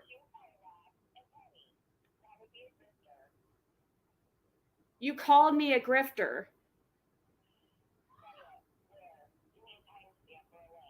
You're saying that you'd never call me a grifter. Just a couple days ago, you had you played a video about the exploitation of Summer Wells, and I was like one of the first people in the video, and you were conveniently not in it. How did I exploit Summer with Bones? How do you explain that? No, don't just make me guess. Tell me how you think, because you're full of shit. Because you're full of shit. You're just a freaking gaslighter. You think if you could just you could bullshit your way out of everything. Because you're a liar and you call out everybody else, but don't take any accountability ever. Can you tell me one time that you've ever taken accountability in this community ever? It does anything. No, tell me. You tell me. When have you made a mistake and apologized for it? Okay. When have you openly apologized to the community for shit you've done? Like what? When? More than you can count. That doesn't count. You're not saying you have never apologized ever. Are you what personality disorders do you have? Do you have a person? Yes, you do. Yes, you do. Yes, you do. I really doubt that you're going to. That's another narcissist thing to say. You're not going to freaking do that. Just like you were saying you were going to call your freaking, that you were going to call the bank. You didn't do that. Why didn't you call the bank and record it? You said, "Oh, I'm calling the bank."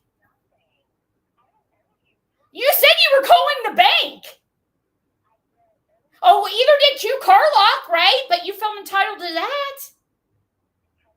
Why is different between you and I don't understand. Wait, and then you really want okay, and then also, how did I exploit? You're gonna seriously say something about me exploiting Summer over Bones? How? I never said those were her bones. Are you serious? You turned it into something else it wasn't. No, because you won't ever answer any questions, but you expect everybody else to answer their bullshit. And guess what? Guess what I did? I apologized.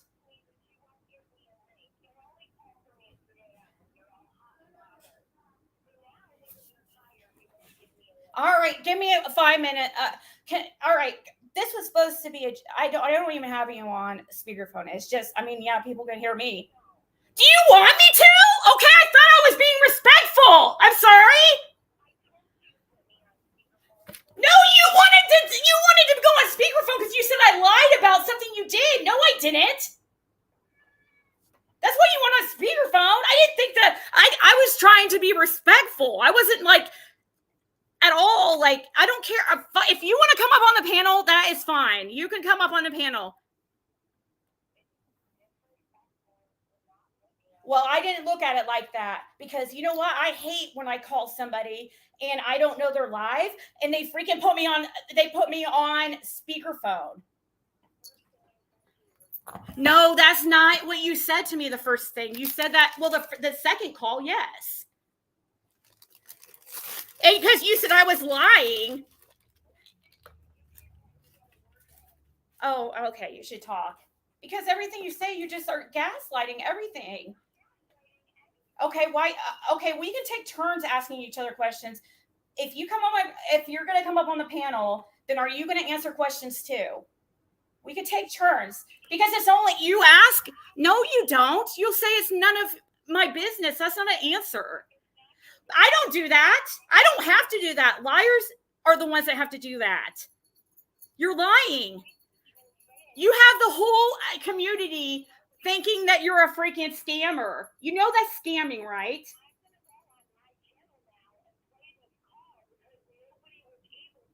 I have it recorded. I can play it if you want me to play it. I don't give a fuck. They hear me. Who cares? I'm a liar. Okay. Well, that worked. That really aged well. She says she's going live to play the call. Really? She has to turn everything into content. Everything has to be turned into content for that bitch. And since no matter what I fucking do, I can't fucking win with these people. Right when I'm saying, okay, fine, take the link. Next thing she knows, she's saying, oh, I'm going to go on my panel and I'm going to play the call. I'm like, dude, I can play it if that's such a problem.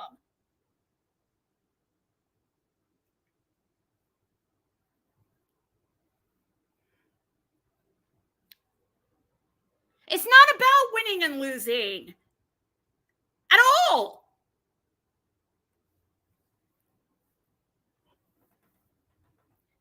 It's not about winning and losing. What matters is freaking Summer and lying on Summer's name and acting like you're somebody that you're not. Pretending that you're freaking, Summer's savior. Well, you're really using her for money, but yet at the same time telling everybody else or making it seem like everybody else is exploiting Summer.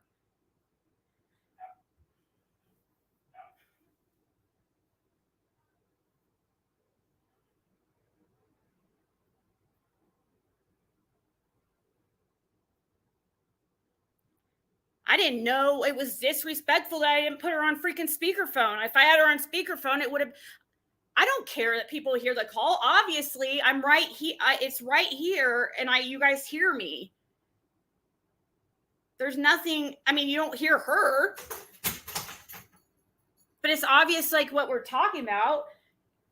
Pretty much, she doesn't answer any questions. It's just deflect. It's not. That's what's not fair, because when you go up on her panel and that's the thing, she'll just sit there and like rapid fire questions at you,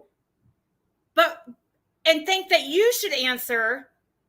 That's why it's like, okay, if fair is fair, I'll answer a question, you answer it, but answer it honestly. Don't answer it, it's not my business.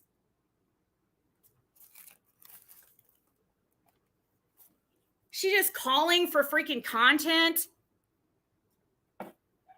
instead of seriously. If I go over on her freaking panel, I want monetization off. I don't want her making any fucking money. I'm tired of this fucking scamming. Because until I see differently, that's what I believe she is. And telling me it's not my business and telling others it's not their business is not going to fly. It doesn't fly for anybody else, so why does it fly for her?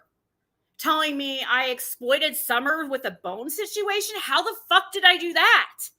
Do we need to replay that and see how that freaking happened? Now I'm wide awake now.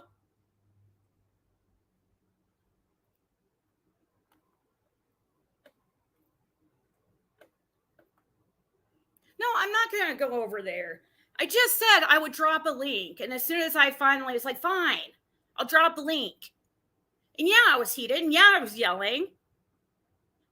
Because she gaslights. And there's nothing more I cannot stand as somebody who is, like I've said, a liar, a hypocrite. And to me, she was being a hypocrite because she was gaslighting when she would never allow that type of shit on her panel. She would not ever allow somebody to sit there and say it's none of your business.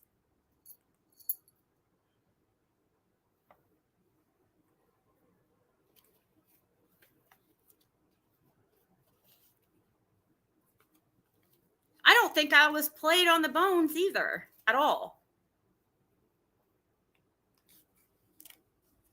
I don't believe that, because when you do that, when you say that, that plays right into what Jody Sue tries to say.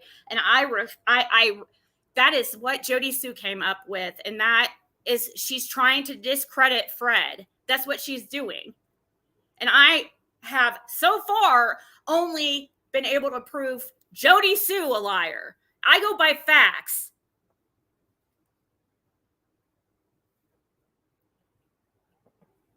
So until I have proof that Fred set something up like that, then as far as I know, first of all, he would have never known I was out there. They could have thought that it was for the other group. However, I still don't believe that.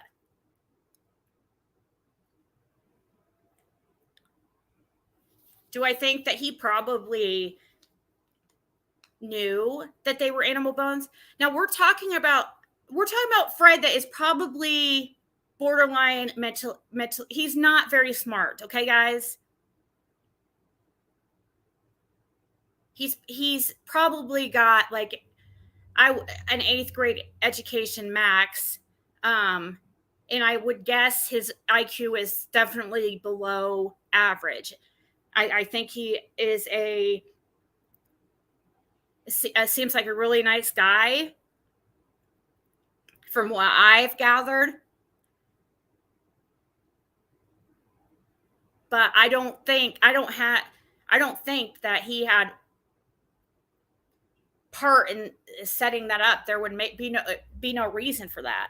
That was the second day I was there. Or was it the second day? Or was it the first time?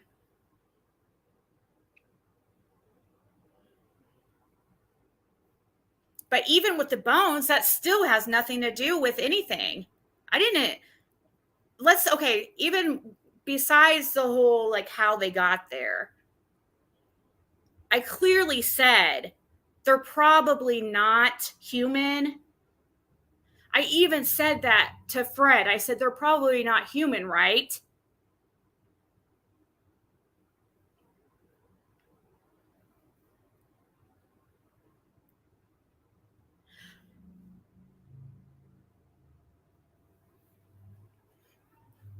And also, I'm not even sure. The reason why I get so bent out of shape, I guess, about Fred is because I feel like he's got a bad freaking rep in this community because of Jody Sue. And that's not at all, like, I did not see what the type of person that she claims he is. But I see it with Jody Sue. Now, with the Rose Bly thing that he mentioned about Rose Bly, I think there was probably confusion there. I don't think he really even knew.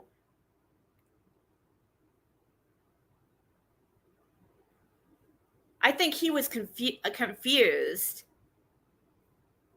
But besides that, everything else, like,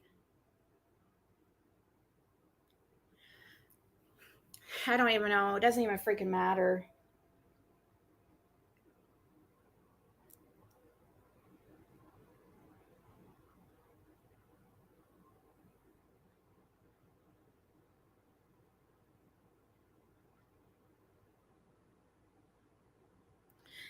His name's it's Fred. Everybody gets calls him Frank. They get him confused. It's Fred.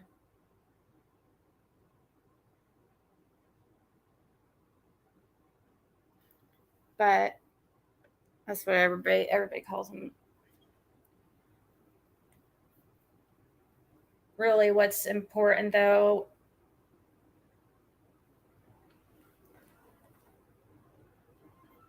let's see here, is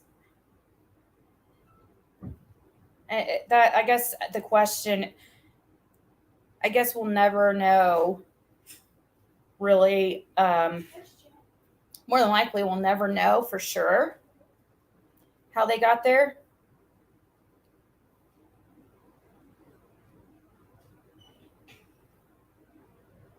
No, you weren't there that day, Jennifer. You weren't there the day that the bones were there. Were you?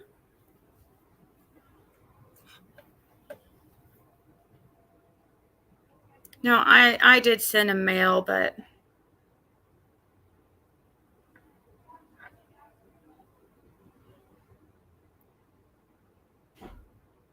that's just the thing I can't stand with her, is that she'll sit there and ask all kinds of questions, but then she won't answer any questions.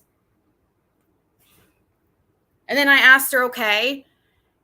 And then she'll say, it's like the people that come in the chat and call me a liar. It's like, okay, please explain. But they just say it. That's what she was doing. She was saying that I exploited Summer with the bone situation. I'm like, okay, in what way? Then she says, well, if you don't know what way, then I don't know what to tell you. I'm like, no, you're not going to gaslight me. Tell me what way you mean. Because you made that into a big situation, so you must know why you feel that way. Unless you're just saying that because you thought it would get you views and money at the time. Because you didn't even give me a chance or talk to me about it. You went live immediately. So you must have a reason to have felt that angry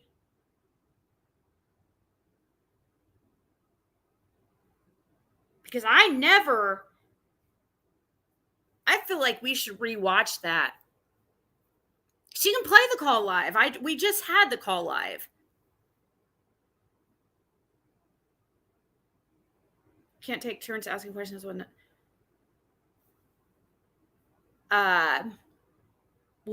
she can play it, Liz. We played it. Everybody here too. It's no different. What's the point? She could have came on. She was asking to come on panel. Well, okay, as soon as I asked or said that she could come on panel, I'll play the fucking call. It doesn't matter.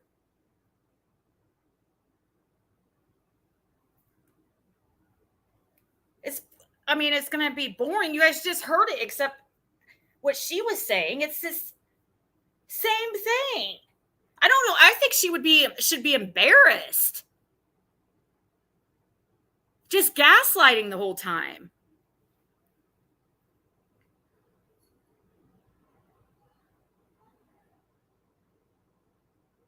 Exactly. That's why I'm like, that's another thing. I'm like, I asked her when she's ever apologized in the community. She says all the time. Once again, that's just like I just said. That's like when people come in the chat calling me a liar. Okay. What have I lied about? Oh, you know. No, I need specifics. Tell me. That's her doing the same thing. me asking her, when have you ever apologized? I do all the time. It reminded me, like, seriously, of my ex. That's what he would say too. And I'm like, give me specifics, please. And guess what? This guy's freaking narcissist. Give me specifics. I don't owe you anything. It was just, it's like in circles. Those aren't real answers. That's not an answer.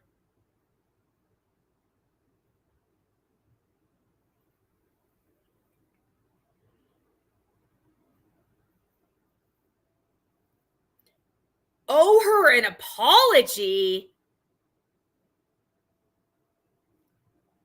For what?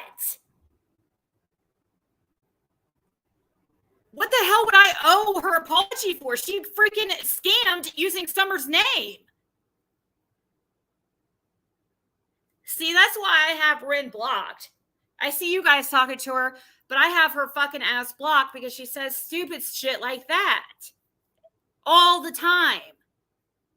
And I'm only going by what you guys are saying because I see CT replying to her that I don't owe her apology. No, I don't fucking owe her apology. If I did, I would fucking apologize. I don't need you, the apology police, to tell me when. Because you know what? Telling somebody to apologize, even if you feel I should owe somebody an apology, what? It would mean nothing if I apologize to somebody just because somebody told me to. You apologize because you fucking mean it. You don't apologize because somebody tells you to apologize. You fucking apologize to whoever the fuck you feel like apologizing to, and I will apologize to who I'm actually sorry, towards, or things I'm sorry for. You don't tell me that I owe somebody an apology. No. You might feel that way, but that's not my business. Handle your own life. And I would really like to know what the fuck what I owe her an apology for.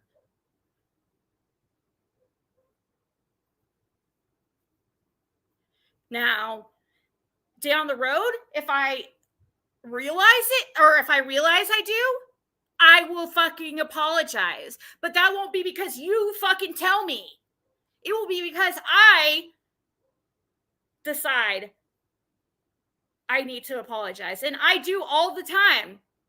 Rin, can you tell me one time TM has ever apologized? I bet you could fucking think of several that I have. And it's not because people tell me either.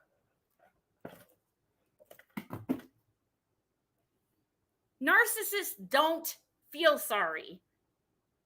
But they'll sit there and say, oh, I apologize all the time. I apologize all the time. Specifics, please. Specific time, please.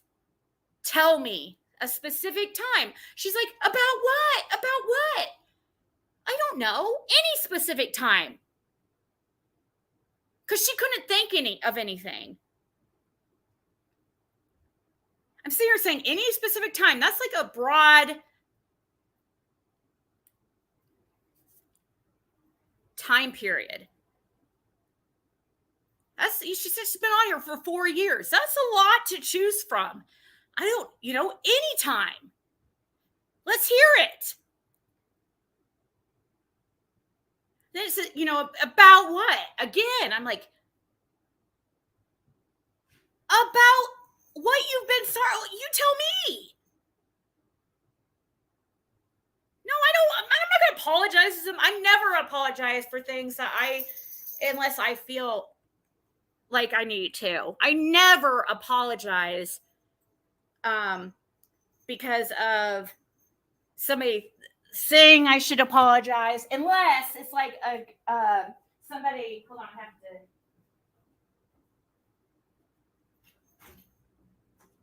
Unless it's somebody somebody like I talk to and I know has my best interest at heart, and they like, we have a serious conversation, and they're like, I think you really should apologize to that person, blah, blah, blah. And then they tell you why, and you're like, and I'd probably be like, what? What the fuck can I owe them apology for? And then they would, explain to me, and I'd be like, probably, it matters. Like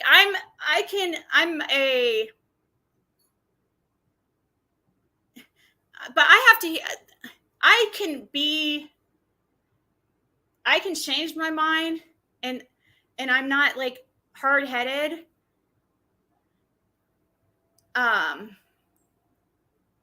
But I'm not gonna listen to somebody who I know does not have my best interests at heart try to tell me what to do when you have made so many rude comments towards me, and I have seen those rude comments everywhere, and you say like the rudest shit, and I have never done anything to you. I gave you chance after chance after chance, and I would see you like, because I thought you were a cool person, because sometimes you were cool, and I don't see you doing that shit to other people. I see you be very two-faced when it comes to me. But I know that you're cool with people on the chat here, so that's fine for you to hang out here. But I'm never going to take your advice about when I should apologize to somebody. I am sorry.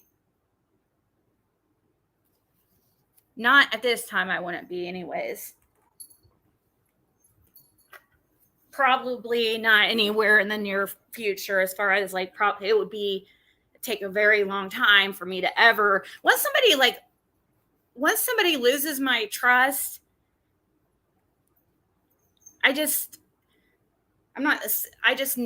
it's just very difficult, because see, I don't see the purpose of lying and I'm just not saying that you're a liar. That's not what I'm saying. I'm just talking in general. Like, if you're an honest person and you say how you feel at all times, then you're not caught in situations where you're saying one thing to one person and one thing to another. That's why I don't care if my fucking phone calls are released with anybody. But yet, why it seems like in so many instances that so many people on this platform are outed through phone calls. But that shouldn't even be a big deal. Why would it matter?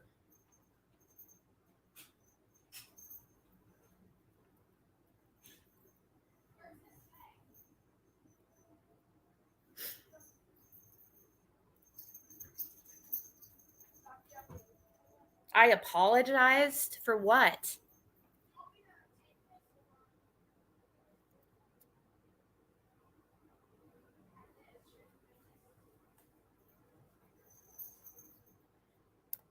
Proxy? No, she doesn't deserve an apology.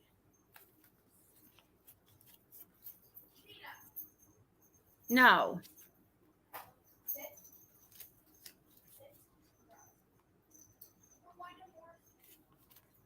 All right, honey. Well, I apologize. I took your comment wrong. I am sorry about that I took your comment wrong. But I still meant that you've said, I've seen things that you said that are like several times have been like taking me aback, and all the time.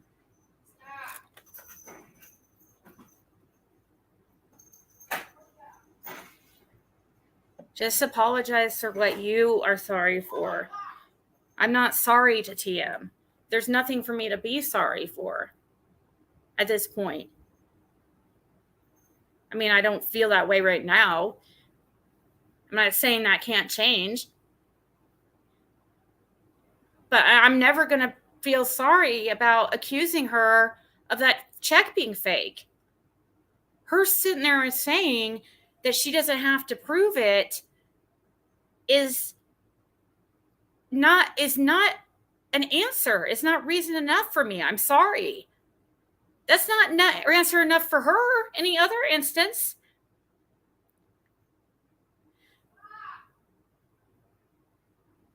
Well, I do need to apologize to Rin if I mistook her comment. Well, see, and that's the thing. I used to apologize. I did used to apologize way too much. And I still do.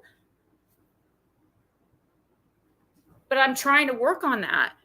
That's why I'm saying, like, I'm really trying to work on.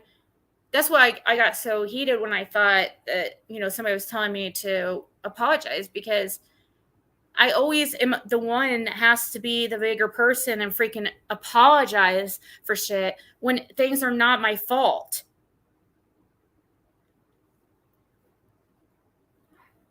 So it gets really irritating. I've been like that my whole life. Like, people take advantage of me. Because narcissists like TM are freaking attracted to people that they can overpower, like somebody with empathy like myself. She looks at me as a weak person because she looks at weakness, or she looks at kindness as weakness. She looks at morality and morals and ethics as weakness.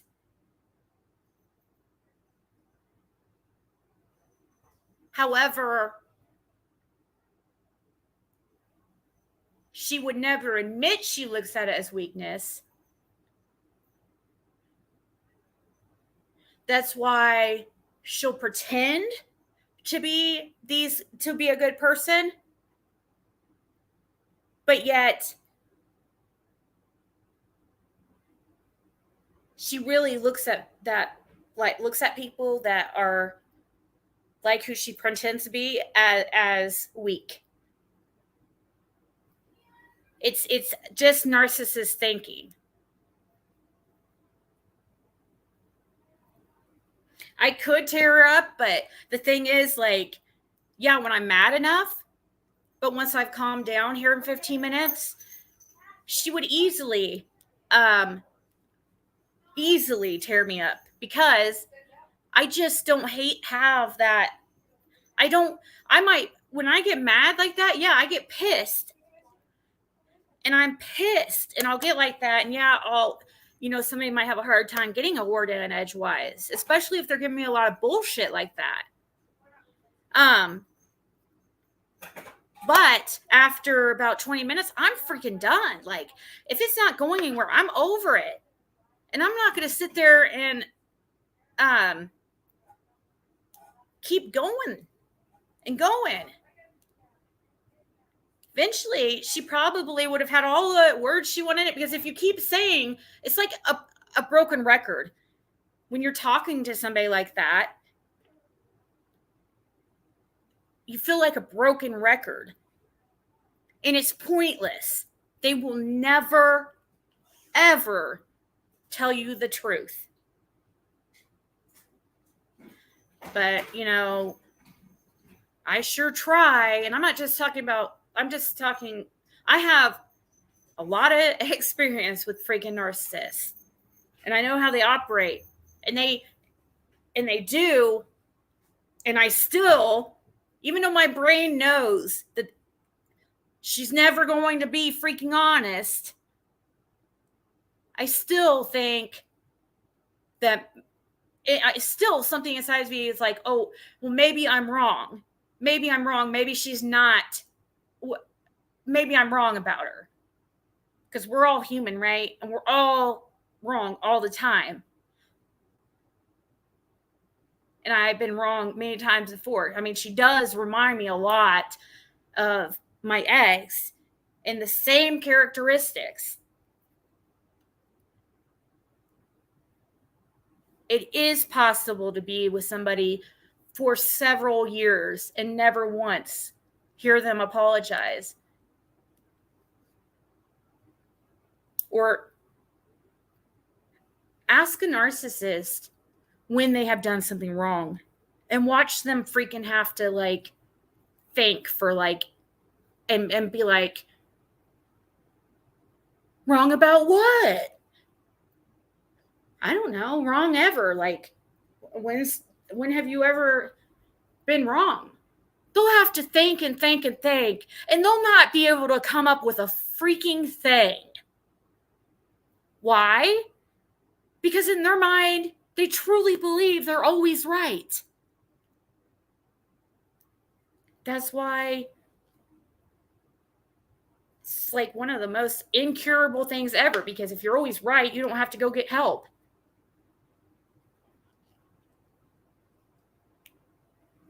I didn't want to put her up on the panel at first because, yeah, I was tired. But according to, the first thing she says to me, she was like a rude bitch to me. Of course, I'm not going to answer. I mean, when you're rude to me, when I'm trying to, at first, like, be calm, even though I was kind of like irritated, like, why, like she was acting like I knew it was her and I knew her voice. You know how sometimes people sound differently on the phone? She didn't sound like that, like, baby voice that she always does on here. She sounded like, and I didn't hear that Eastern accent. Plus, my mind would have never thought that was her.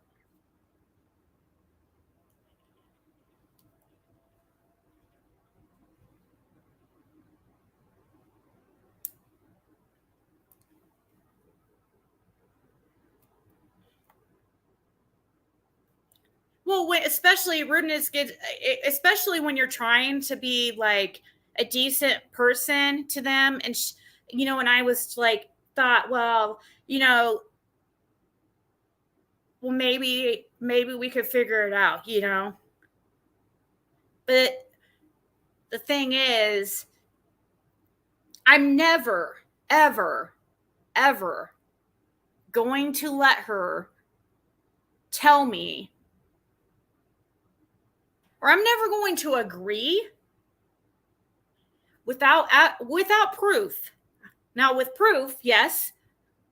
She was trying to say on that phone call that there was 19 other people who donated that did not make that list.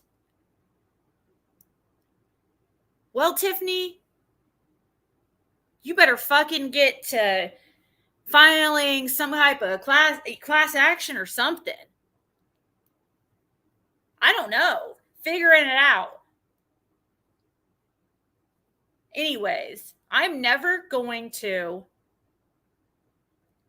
It will never be settled, because even though in my mind, yeah, I want to try, but I will never agree that she's telling the truth, because I am too much of a rational person to ever think that way. I have to see, like, I'm a mathematical person. I have to see it make sense. 2 + 2 = 4. If 2 + 2 is equaling 3, you're not going to freaking tell me that it's 4, or no, you're not going to tell me that 2 + 2 = 3 when I know it doesn't. And I'm not going to agree it does either. You're not going to insult my intelligence. I'm not going to bow down and just to be able to get along and tell you or apologize for saying I don't believe you. Show me differently, and then, yeah, I will apologize for being wrong. But not just because you freaking say so. That's not good enough.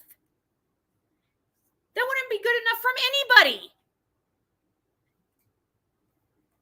It's definitely not good enough for her, somebody I've seen lie, and just be able to make up lies and have no problem.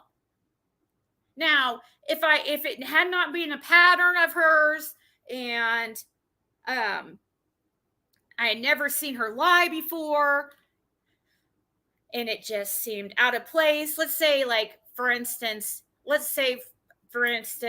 going to pick on Scott. I don't know why I'm saying Scott, but just Scott. if it was like Scott in this position. I have never seen Scott lie that I've ever been able to tell. Okay. I'm sure he has. We've all lied at some point, but I've never seen, it doesn't seem to be a pattern is what I'm saying. And I can't think of something off the top of my head. So let's say that he was in this situation and he showed a check and and he said he donated it.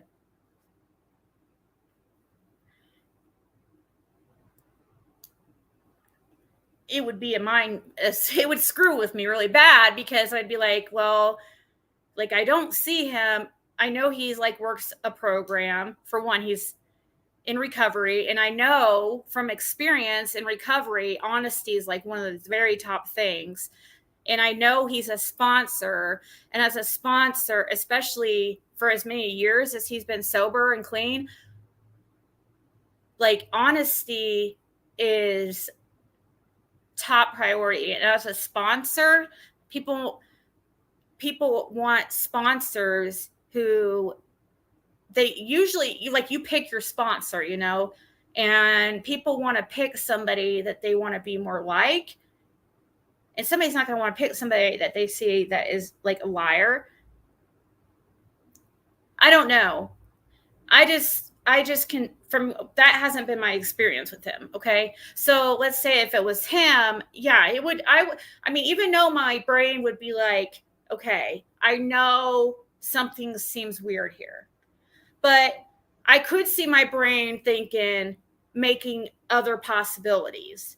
Like some, you know, maybe I would probably start, because it just would seem odd. You know what I mean? It would be like very odd for, it just wouldn't seem like something he would do, in my opinion. It would take a lot for me to believe that. But with Tiffany,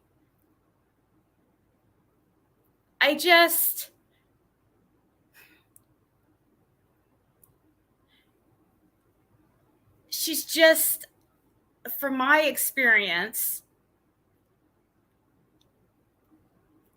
first of all, it doesn't make sense. Okay. The reality is, it just does not make sense. 2 and 2 is not equaling 4. On top of that, I know she's not she's not an honest person. I know she's vindictive. I know she's a prideful person. I know she doesn't like to be wrong. I know she likes to be viewed upon or viewed in the community as somebody who is like a kind of like the mother of, not like a mother, but like a motherly figure kind of, but in a way, I'm not saying a motherly figure of Summer, but like she adopted her, like she's the adopted mother of the community of Summer.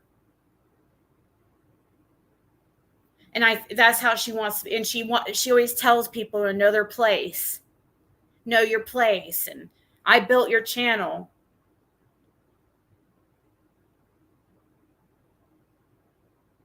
I know she bragged to somebody on the phone about making lies up about me.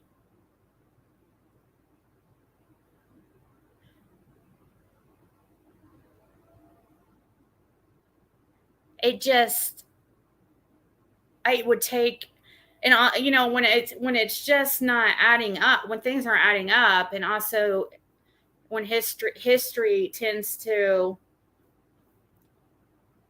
be a very pretty good predictor of the future. Sorry. Also, like if I don't know a person well enough to know their history or seen any type of history, like somebody, you know, of course, it's going to be the same way, because I don't have anything to go on.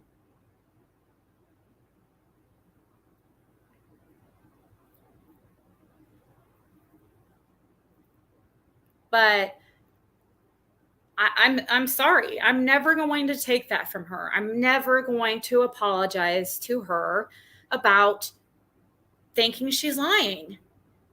I just won't be able to get over it. I don't ever see myself being able to get along with her until either she's able to prove that there's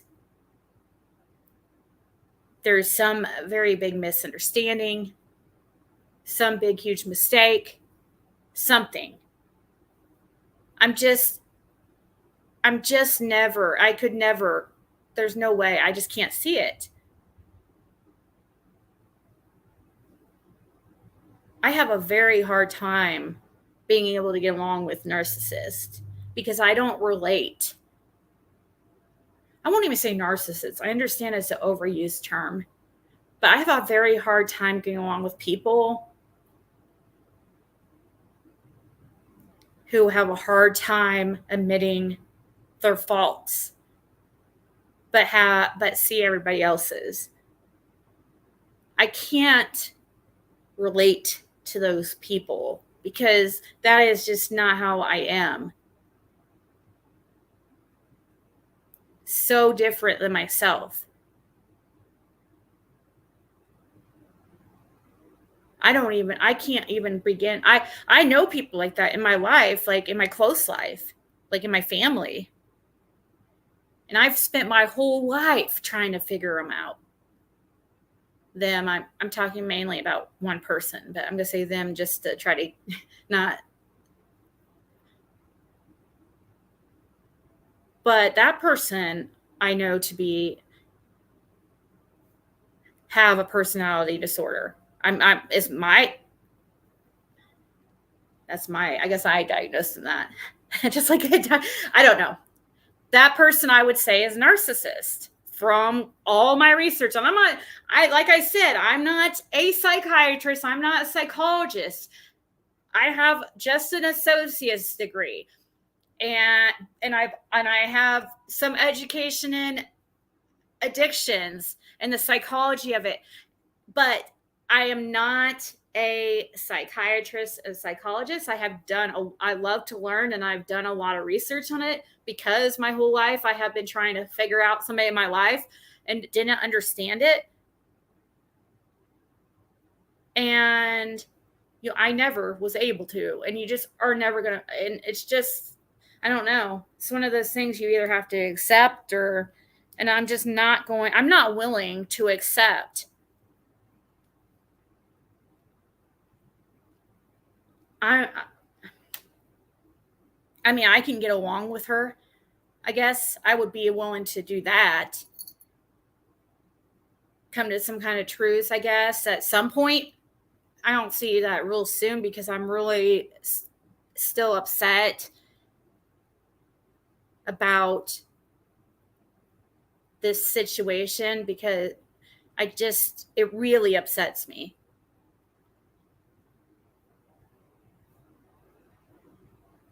I cannot stand people who are fake.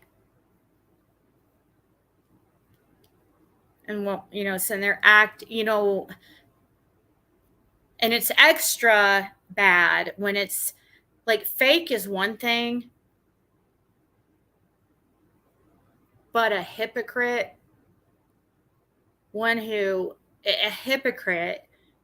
makes me like sick, especially when they act like holier than thou and better than. Well, they're worse than who they're, talking down on.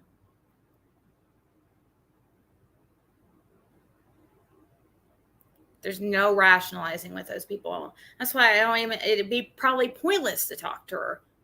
We would just get upset because it'd be an endless circle. I'd be like, feel like a broken record. I already know how it works with people like her.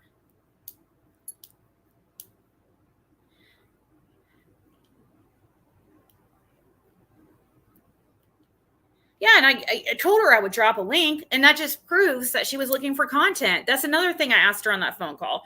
I mean, I guess it's a good thing she's playing it because, I mean,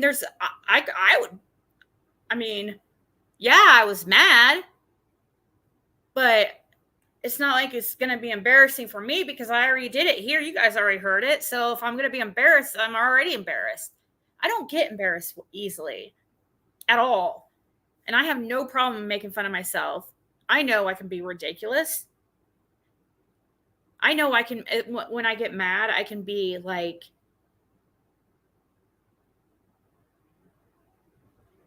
I sometimes, when I get real mad, I can sometimes like say things that might not be like, I don't know.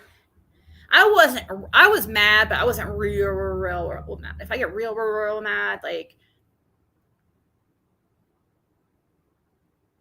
I won't be able to think straight at all. And things like I say don't even really, because sometimes don't really make sense. It can sometimes not exactly be true because I can't think. It's not that I'm trying to be like that. It's just that I will get so mad. I don't think you guys have seen me like that.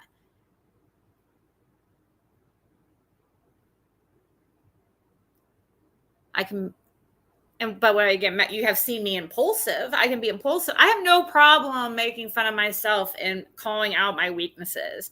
Calling out your own weaknesses should not, is usually pretty easy for people.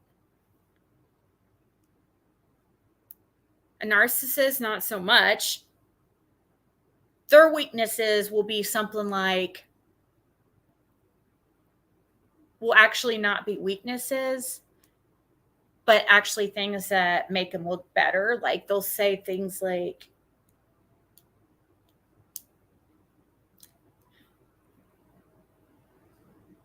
oh, my weakness is that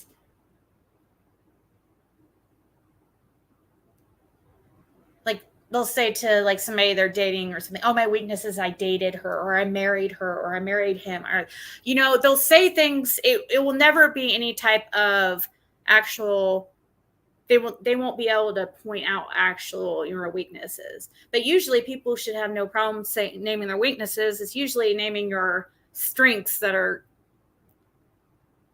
more to me difficult.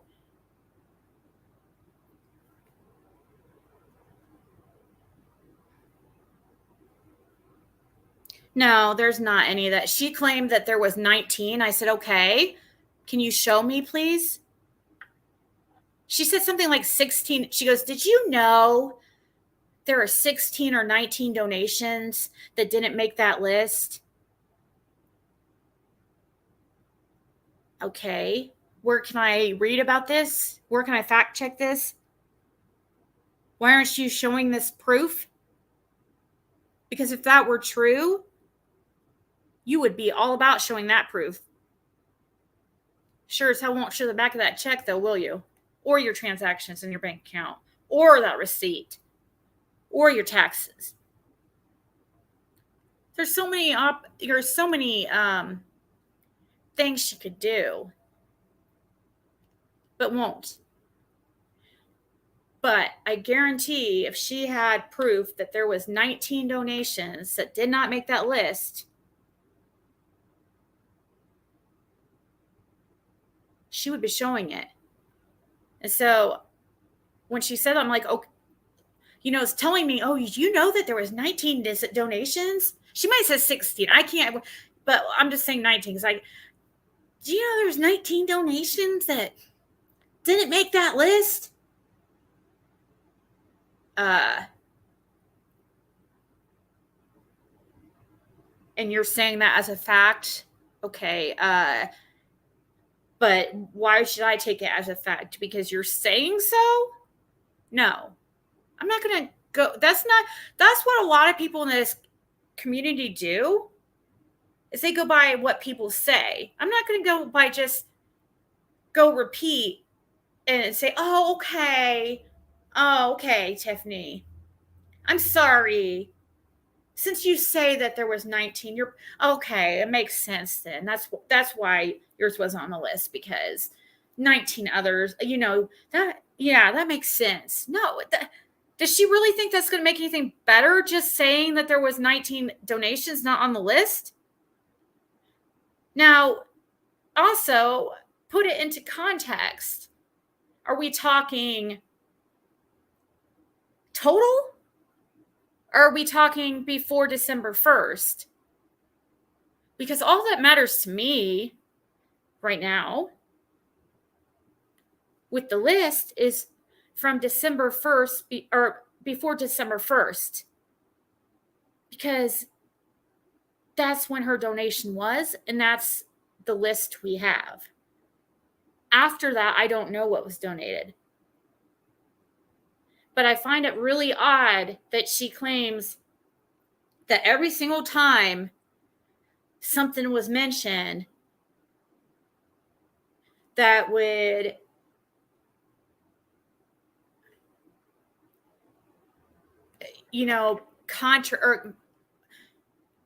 that didn't make sense, like when you would add everything, like when she was asked or answered, she might not have been asked directly, but when she, people were wondering, when she asked,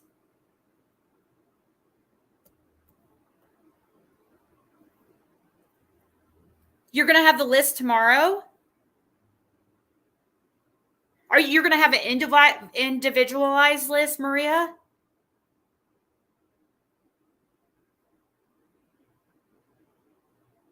If it has not changed,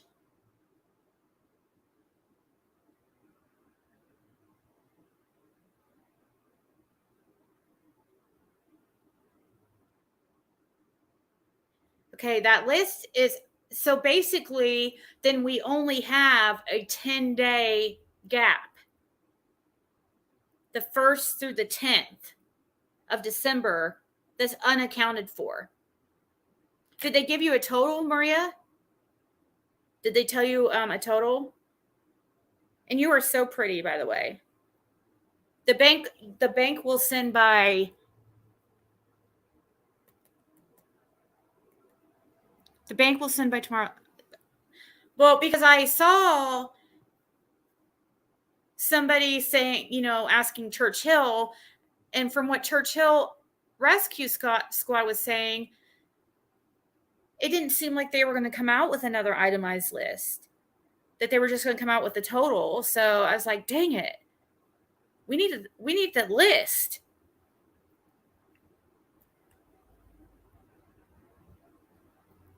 I know, I love her hair. You have great hair.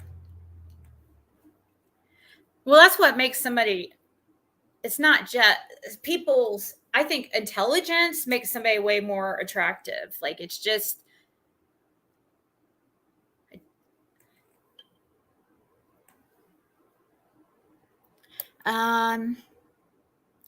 they confirmed over the phone it has not changed since December 10th, but they didn't say a total, okay?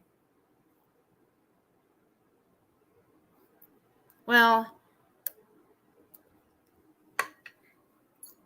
I guess that I want some more people to show proof that show proof, not just people coming out to say it. Just because she's been able to gather up 19 simpletons who are willing to lie for her and say that they donated and it's not on the list. No, I'm not going by just people saying so, like that fire crotch person that was in here. No, I need proof. Don't you saying it. That's not how I it's not going to work for me. It might work for many people in this community, and the ones now I am gullible. And yes, I don't even know if I should admit this. I was voted most gullible in high school. Okay. I should have never just admitted that. But I'm not that freaking gullible. Actually, I was voted second most. Okay, not first. I was second. Second. I was really upset when I saw that. But I was sheltered. I was naive. I was gullible. That sure as hell changed, though. When I went off to campus to school, I saw a whole nother world I never experienced.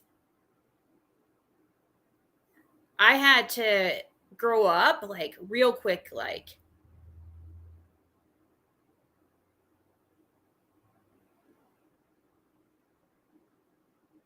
But I'm not going to be gullible enough to just take somebody's word for it. Now, show me some actual proof that I will be willing to consider it. But just because one other person though shows proof that their donation is not on the list and they donated before December 1st doesn't mean I'm going to believe Tiffany.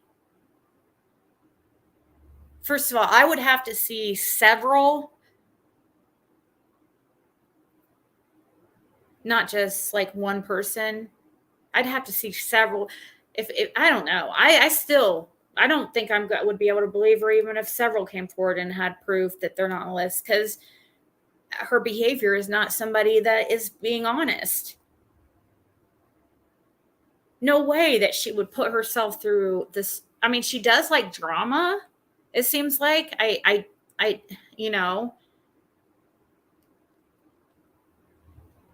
but if she could make me and Marissa and Scott and so many others look really dumb by proving that she just admitted on my panel that she cashed, that check was cashed. She just said that.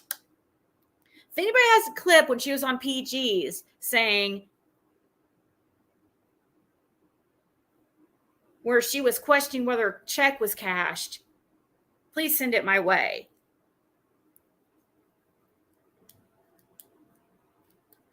January 17th. You found one on okay, I'll check my email.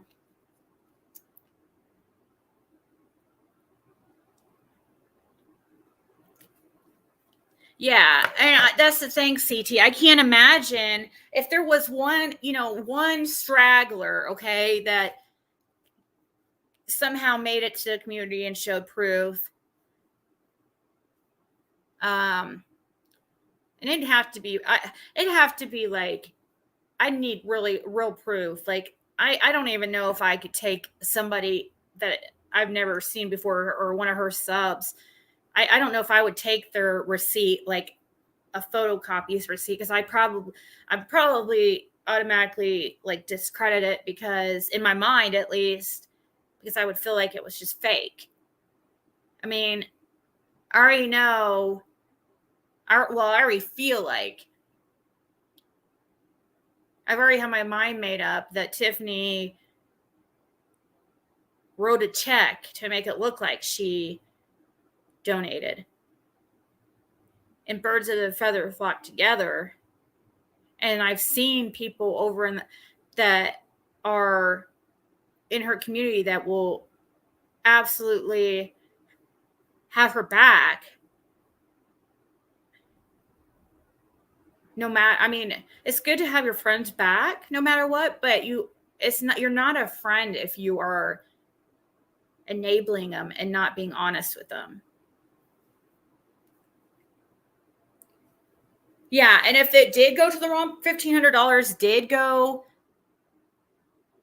to the wrong person, that would be on bank at the end of the day, at every bank. And Maria probably knows, I don't know, but I've worked in, I worked in the accounting room at Kroger, back in and up in the office, but I did the countdown every night and the deposit every night. Everything has to match up. If there's something that does not match up, it sends up warning signs, red flags. That would mean at the bank there was something doesn't match up. Like, they would have a record of that. And it wouldn't be just one person that would be figuring that. It would be at least a couple, probably several, once they found out, the first couple saw that things were not balancing like they're supposed to. Okay, I'm going to your email. January 7th, the reward amount was the exact same as it was on that list, shared 73,705,000. See, why was I thinking that at one point there was a 74,000? Aw, thank you, CR. I hope she's still here and sees this, because she sent a Cashapp in 20 minutes ago.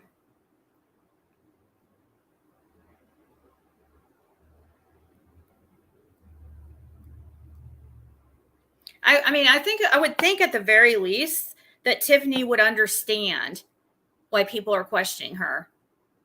Instead of talking to me and others that are thinking she's lying, like we're stupid and ridiculous.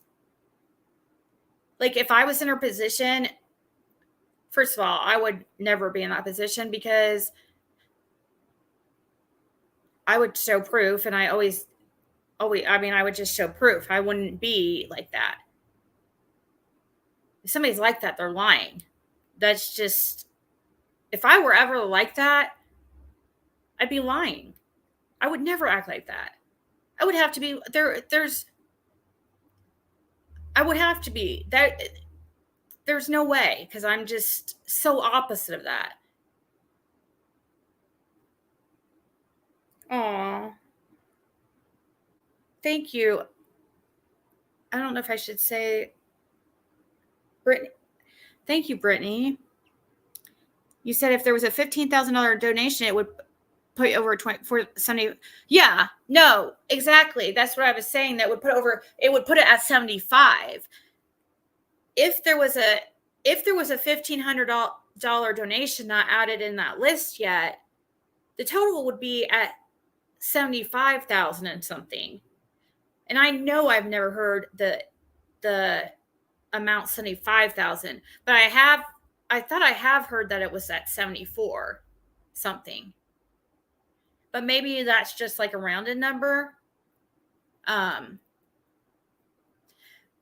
So there can't be a $1,500 donation.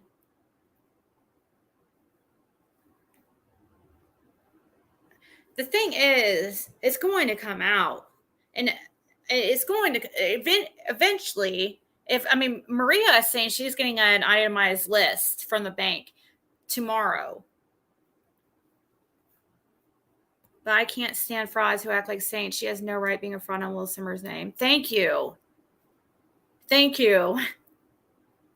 When you were up here, I felt like our minds were like the same.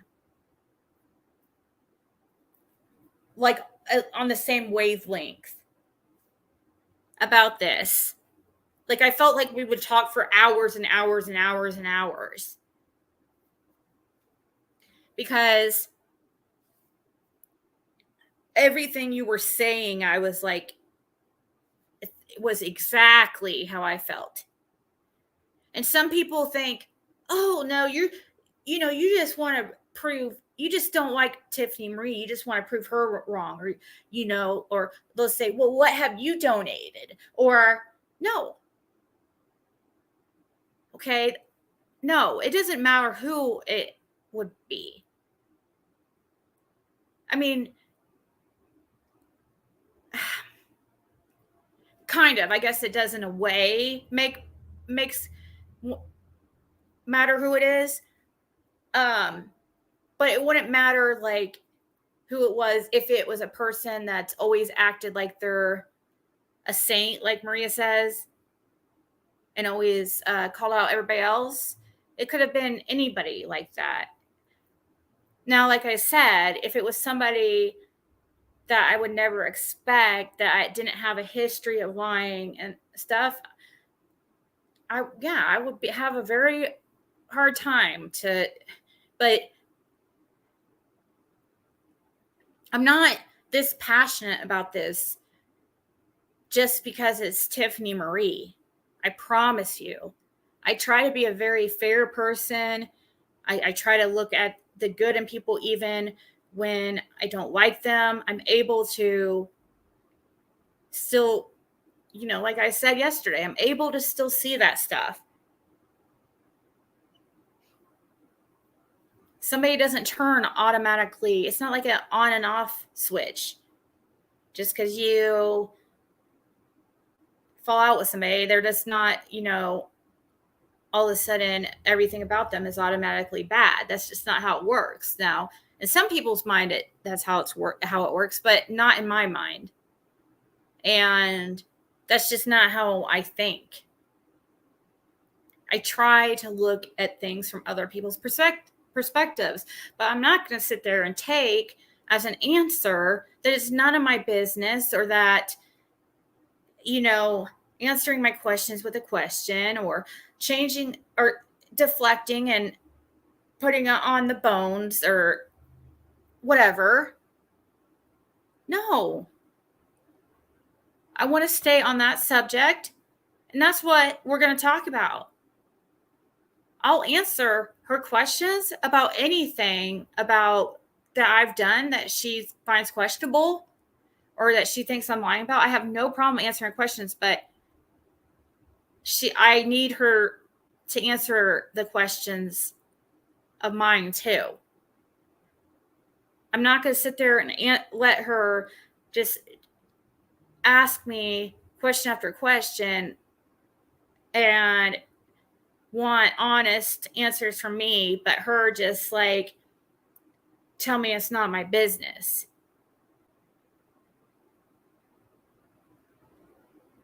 And trying to act like I'm ridiculous when asking, well, how come it was her business about Q Carlock?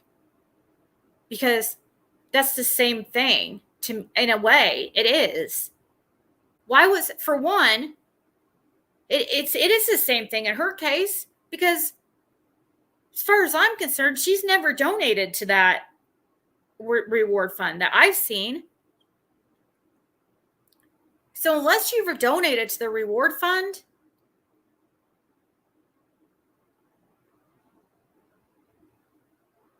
then by her logic, by Tiffany's logic, then it shouldn't be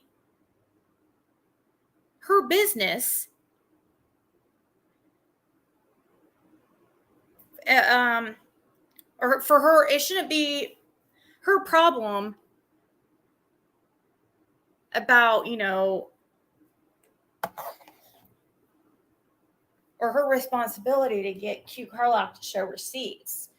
Because why? Like, I mean, she's telling me it's not my business about her donation, even though she put it out there and told everybody that. That's just like the same thing as Q Carlock. Like, even though it's a community thing, donation, it's still like very similar.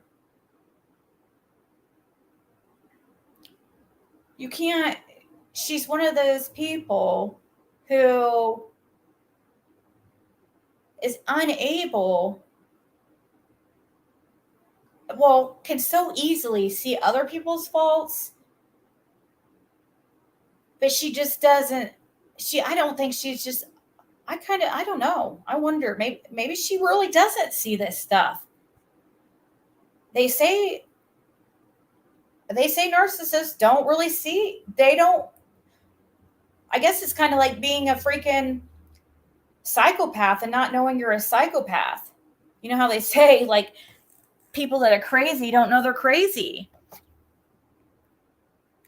I'm not saying she's crazy, but I am saying that maybe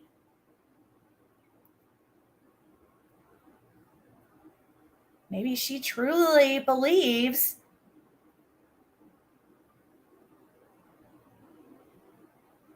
what she's saying.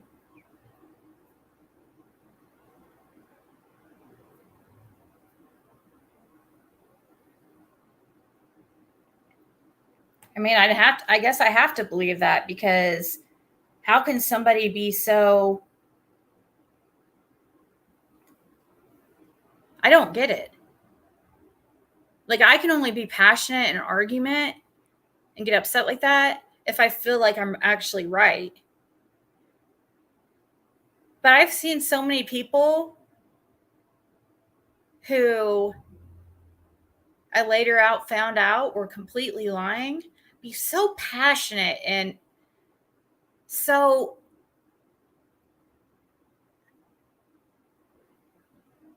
confident and just argue and argue and argue hours and hours and hours, be so passionate at what they're saying the whole time, be lying. I just don't understand. I don't get that. See, I get like very drained very fast, even when I'm passionate about something. I lose that spark after a few hours. You know, I might get it back like the next day, but I have to take a rest. Tiffany was there all day that day, didn't even sleep,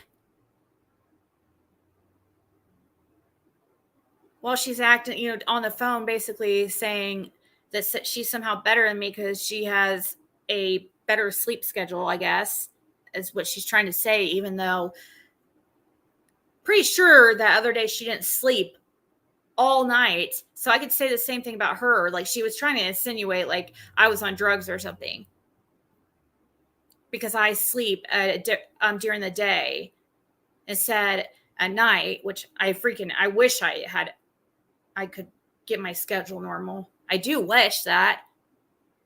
I sleep. I just don't sleep at the same time as most people. And I hate it. It always gets back to this.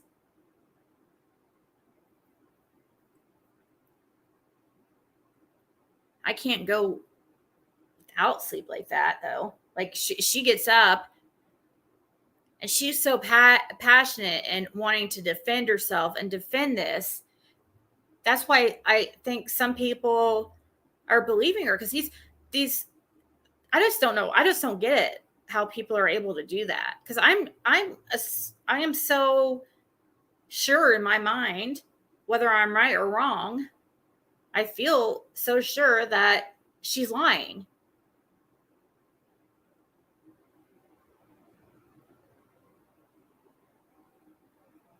Yeah, if I could smoke, I won't smoke weed because there's too many. Yeah, no, I can't risk it, but I would like to.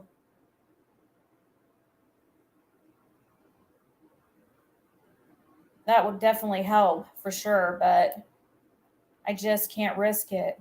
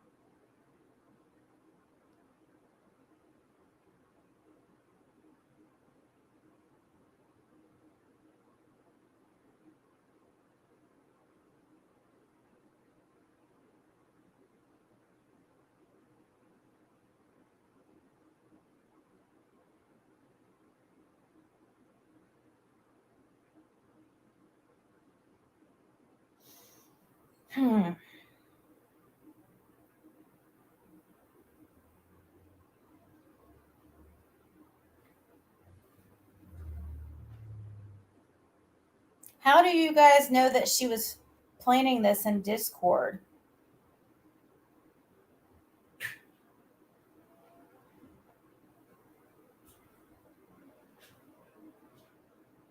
Wait, hold on.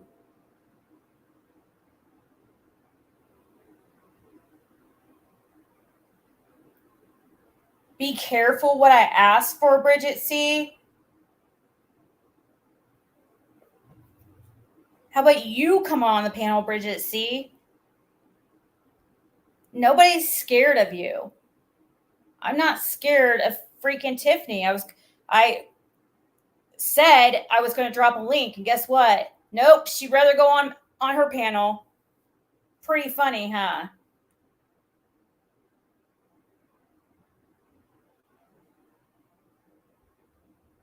Just like I thought.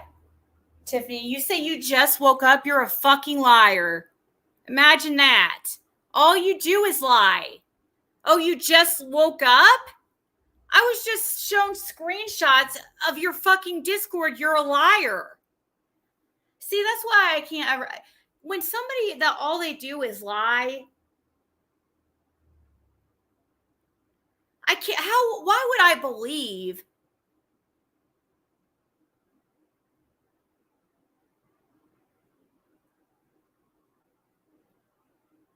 It's like the boy who cried wolf.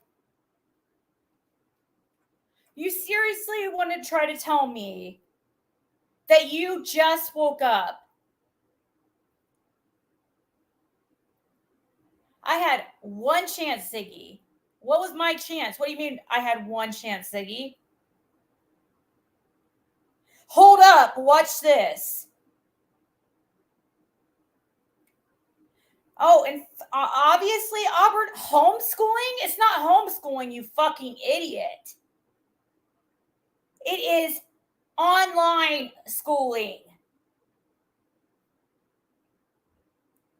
Do you understand? If school is out, do you not get that? Here, I'll show you guys what I'm talking about so you guys could. Let me just make sure that these don't have anything in here that's going to say who they come from, because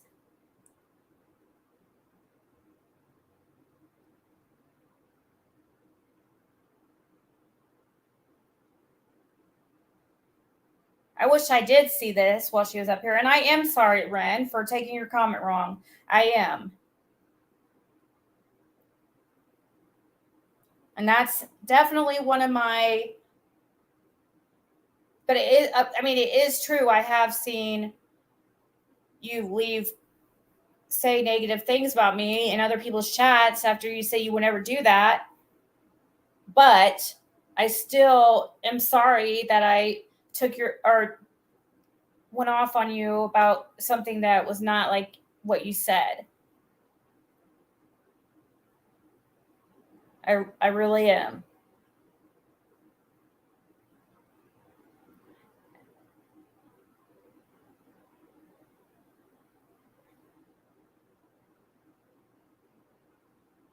You guys got to remember, my phone is always put on silent.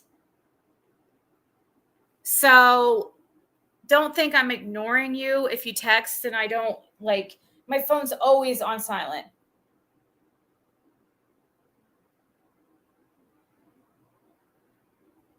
At all times. I don't like ringing,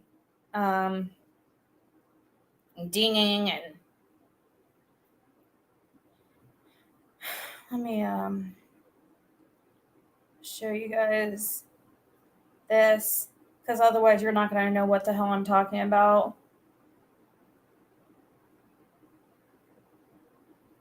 What a lying bitch. Like, how could she just sits there and lies? So I wish I saw this. See, in times like this, I wish I did have a ringer on. Because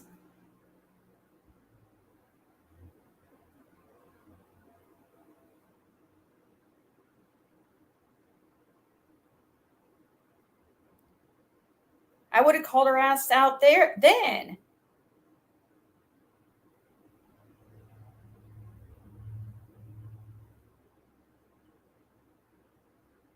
And then I called and it bugged her. It irked her that I hung up on her the first time. It irked her so bad that she called back because she looked stupid in front of her friends.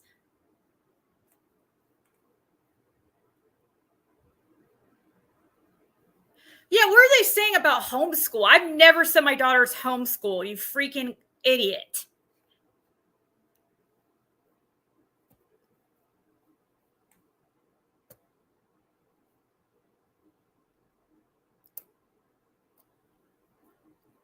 It's called online school. And it's like a public school. Like, you know, like a quarter of the population is doing.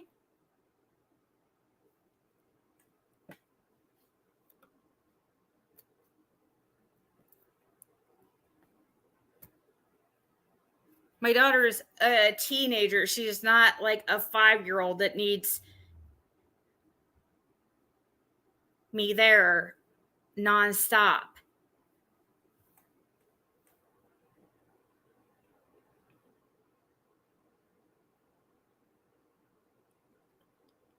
I do have to pee though before I get into this. So let me make sure though.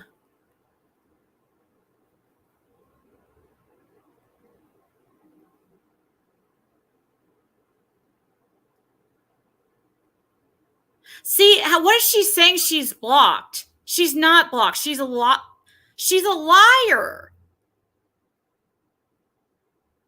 Here she posted, oh my God, I can't stand when people lie. How are they gonna, oh my God, dude. She was sleeping like normies. You're not normal. Like, you are so far from normal. I have to pee, but what is my one chance, Tiffany? You are not the decider of how many chances I get in anything. About what? I didn't ask you to come up here. I said, why don't you ever come over? I was told that you were I explained to you why. I said, well, why isn't she come up here?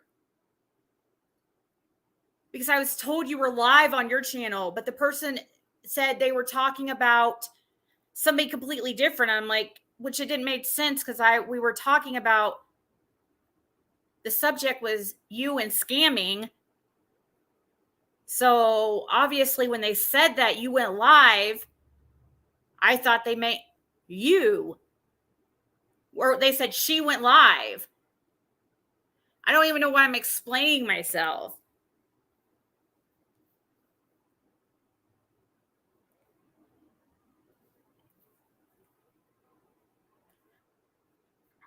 I'll freaking pin since you, I'll pin the link. It's only for Tiffany. Please.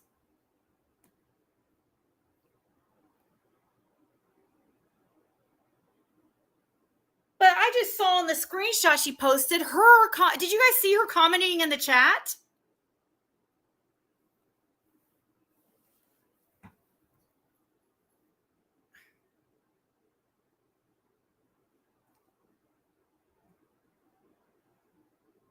Yeah, she's sitting there doing a watch party, lying to me that she said she just woke up.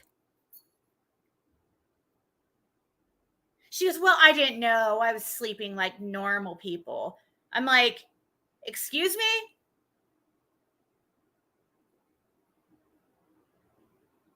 Well, I'm sure you fucking were. You were up all the night before trying.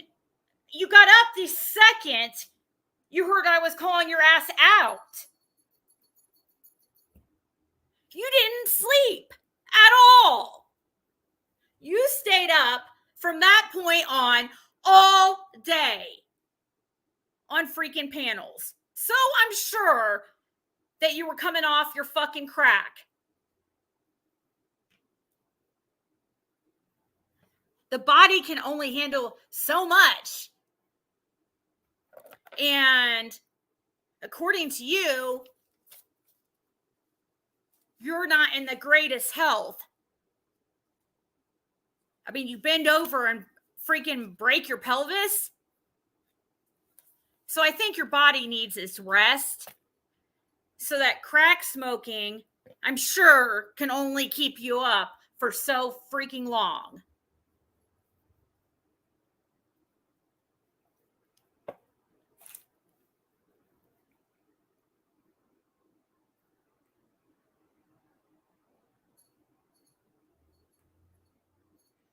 I can't even believe I've been on live this freaking long.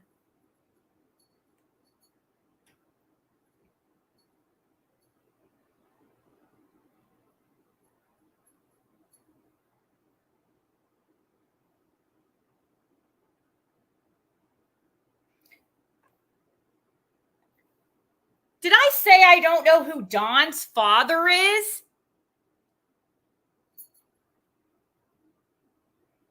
No, you're led astray. This, oh my God, I cannot. Please don't send me things like this. Please don't send me things like this. When I'm not talking about the Tiffany Marie stuff, because we were talking about that. That's different. Don't send me stuff that like those freaking losers say. If we're talking about it, not while I'm live, please. It was something sent to me a while ago, but I'm not talking about Tiffany Marie. I don't care. I seriously don't. And what's going to happen is they want me to mention them. And if I see it in a text, I'm going to mention them.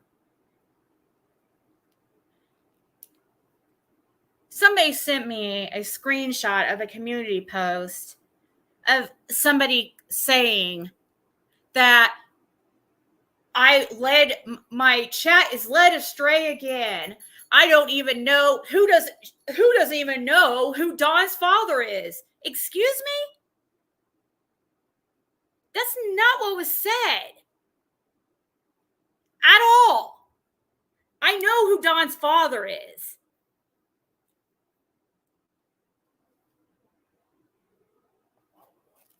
It's not my fault.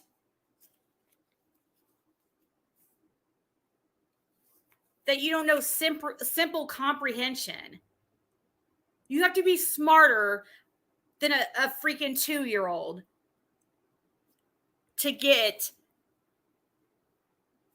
that I wasn't obviously talking about Dawn. I never questioned who Dawn's parents were. I know who Dawn's parents are.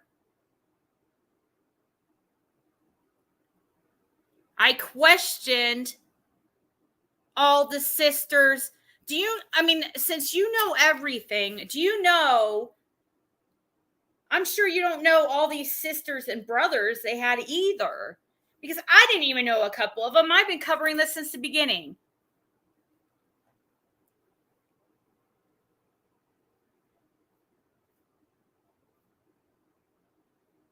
Well, right now I'm not talking about TM. I'm talking about somebody made a community post saying that who doesn't know who Dawn's parents are. That was never a question. That's easy. But thanks for watching, you psycho.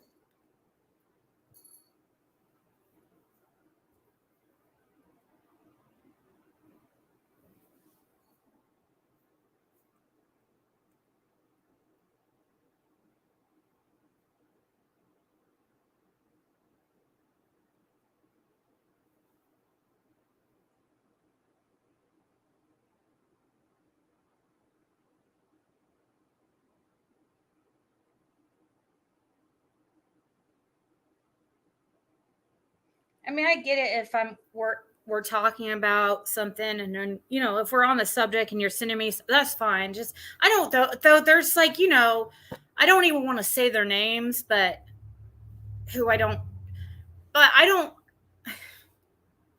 like, let's say I'm on a different topic and not even talking about TM. I wouldn't even want that stuff either. Not while I'm live, because then I'll get off on these, you know, I'll get off talking about it. But I wasn't even talking about, I don't care. Like, these people, I mean, it's already well known that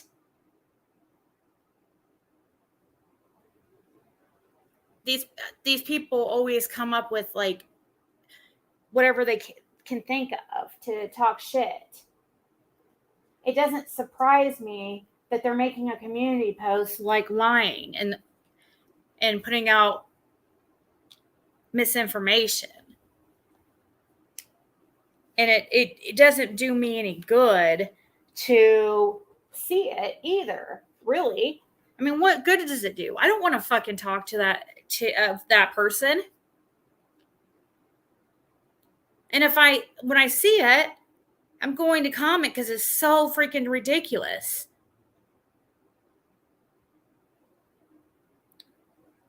I mean, I don't care about going on her panel and getting trashed, but what I care about is going to her panel and her making money off of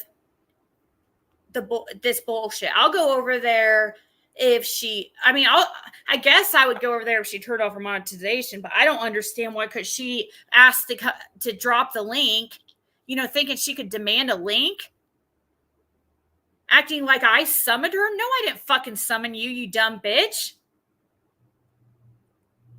You summoned me. Are you serious? Don't turn it around. I almost feel like I should restart this live. I cannot believe this. This is probably going to be just like privated. This has been a shit show.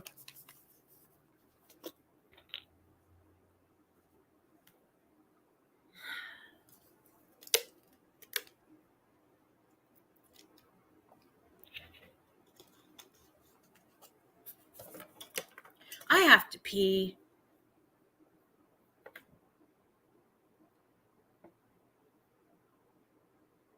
I bet the X, if anyone. No, the X works and has like $100,000 a year job. I don't think he has time to do that, drama mama. Maybe you should get a freaking life too. No drama mama, sure.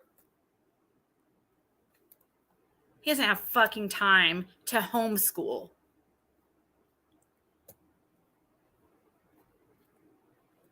God. The X. First of all, the X was the reason why you hear the X here a lot is because, not that it's anybody's business, but since I'm an honest and transparent person, I don't really care. But what's irritating is I mention all this stuff several times and nobody listens, and they still say the opposite bullshit. But the X is here a lot because, for one, he's all that my daughter has known is a male figure in my life, or really in her life, besides her grandparents.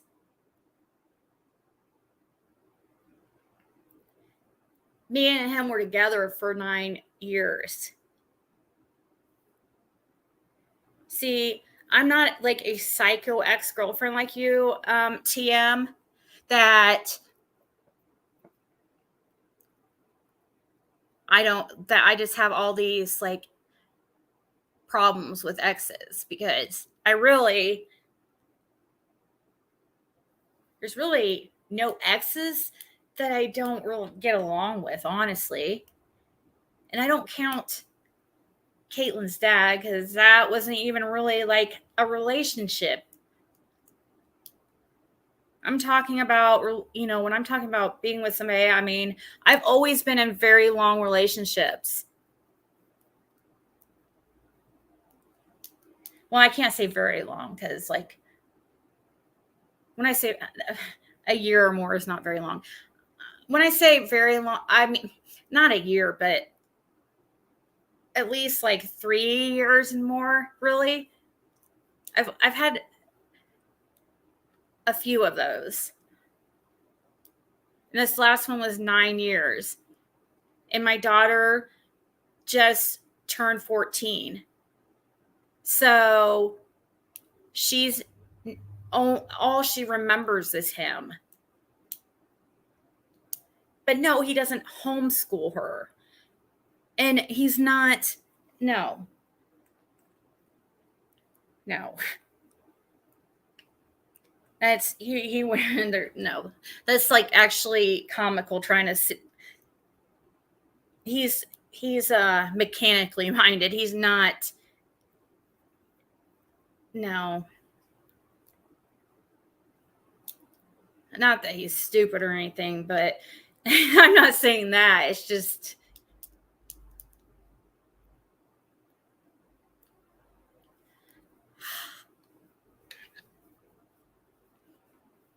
go pee.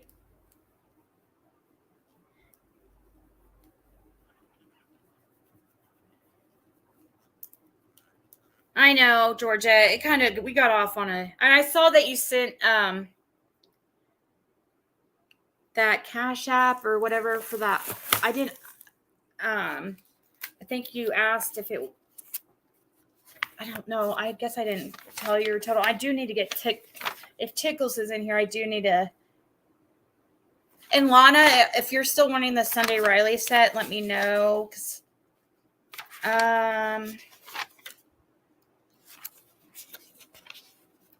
Let's see.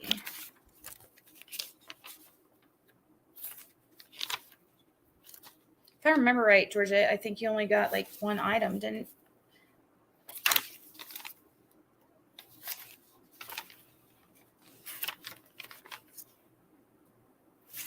So I obviously, since I've been on so long this morning, like all freaking night, I more than likely I'm not going to be able to go live again.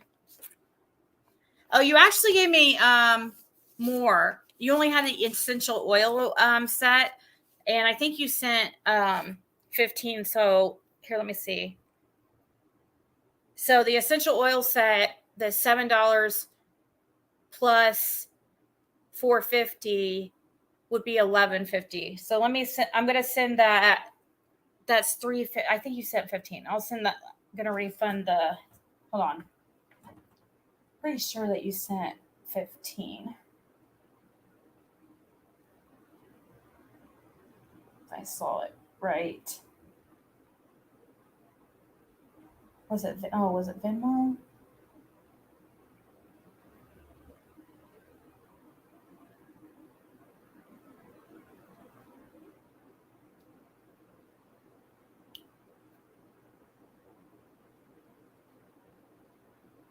Oh, I know. I am a sucker. It's okay.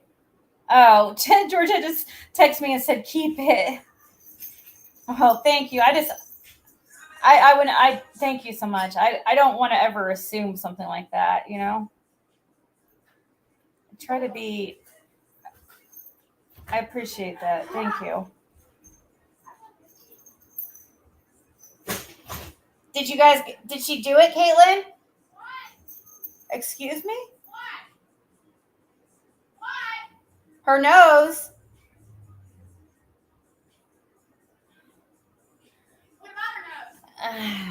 Hold on. Okay, I'm going to go use the bathroom, guys. I'm going to mute. I'll be right back.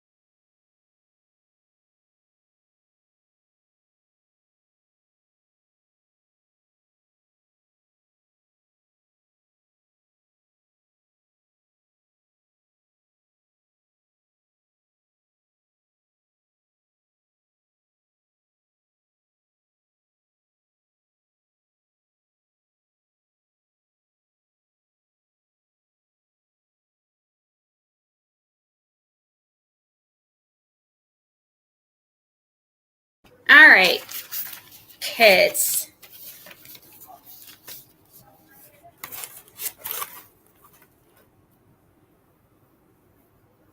Yeah, I was muted. I had to pee. I've been on for way too long. It's embarrassing how long I've been on here, honestly.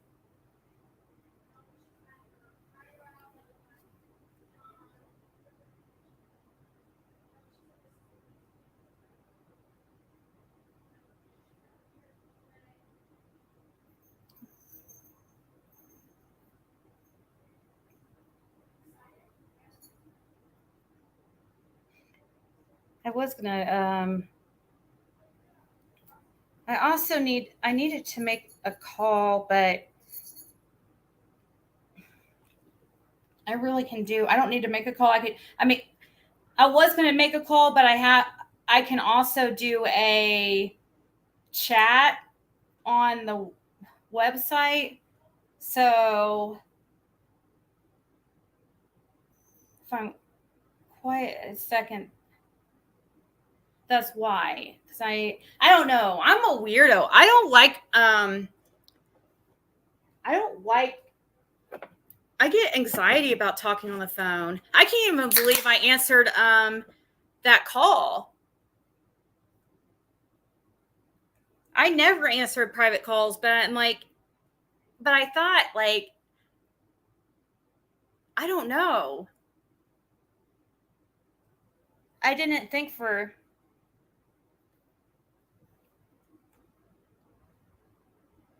if I would have known it was her, I probably wouldn't answer, but I did answer the second time because of course I felt bad for hanging up on her, and then I find out the whole thing was just a plan for content.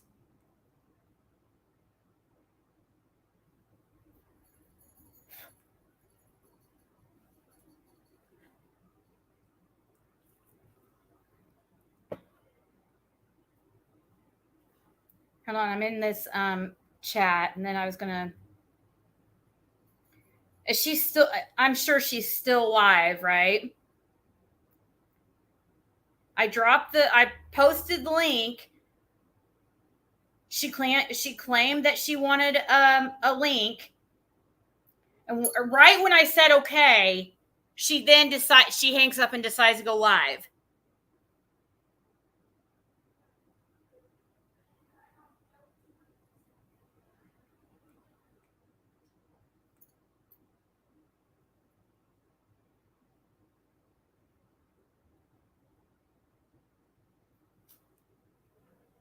She is. I called her at 3 a.m. No. She said I summoned her. Somebody told her I was asking for her to come up on panel. What? I mean, I said, yeah, she could come up on panel, but I didn't put it in the title demanding she come up on panel like she did to me and all the others who are saying she's a liar. I don't even know if talking what is it going to do? All it's going to do is we're going to yell at, nothing's going to get done because I'm not going to freaking believe her unless she shows proof. I just can't get over the fact that she just thinks that that's an answer that she doesn't have to tell me.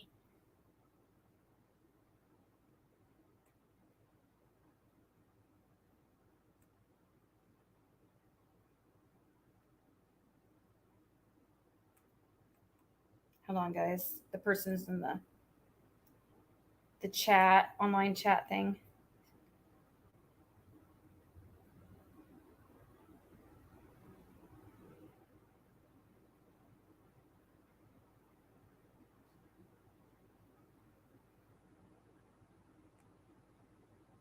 Let's see. What would the word? Can you? I can't think of this word.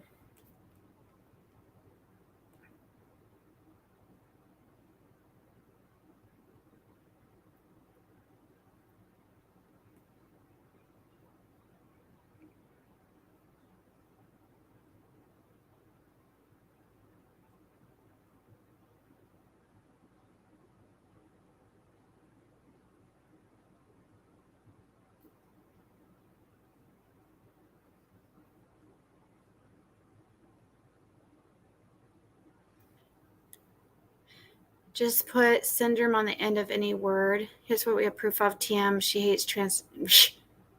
She needs control of the mute button and kicking people off panel. She can't let any truth escape. Nobody believes her, not even her subs. They just go with her. Yeah, so just as what happened is that she called me and demanded a link, and she was talking, and I didn't realize who she was at first. She called me blocked, and I'm like, well, why didn't you ask for a link? And she's saying she was blocked. I'm like, you're not blocked. And she goes, well, pull up your block list and show everybody what a liar you are. I'm like, okay, well, did somebody block her?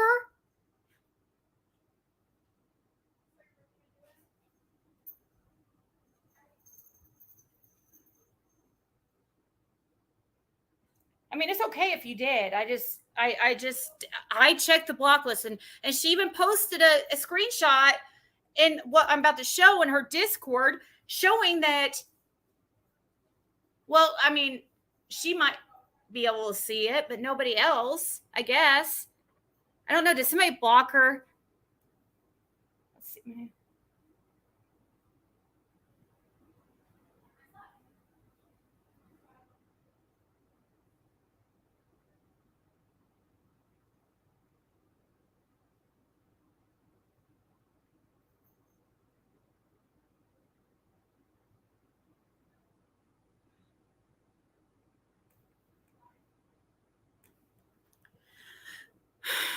I mean, I don't care if but actually, while I'm talking to this person, and I'll look, she was like, do it. Prove to all your people you're a liar. I'm like, what? How's that make me a liar? I didn't block you. She says my people are block happy. I'm like, are you kidding me? Compared to you in your chat, they're very mild.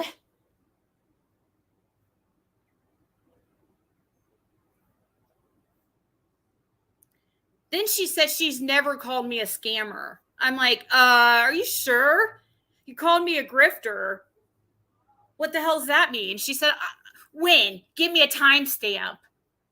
I'm like, are you fucking kidding me? A timestamp?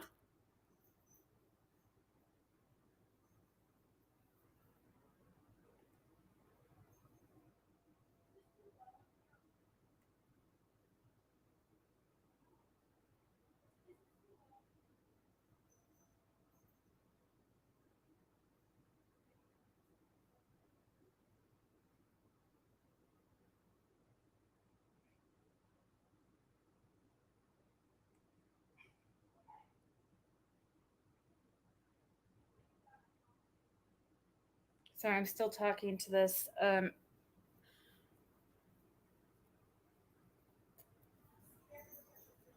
I would rather, instead of call, like, to talk to customer, anytime I need to talk to customer service, like T-Mobile, anything, order food, anything. It doesn't matter what it is.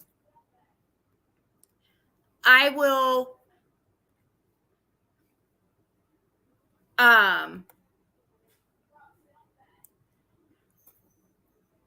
avoid actually calling and do a chat.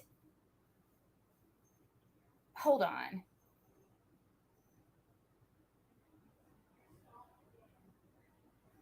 Now they're saying they don't have it.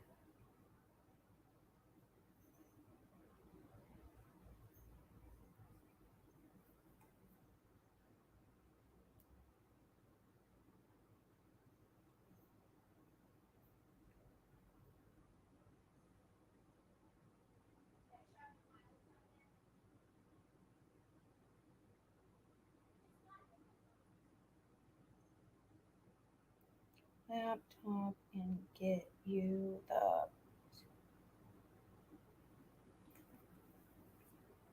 the Oh gosh, hold on. I have to freaking. Sorry about that gross melting each. Ew. We're going to have to move that. I can't. That's disgusting. Can't even look at it. I have to do something. I have to. God.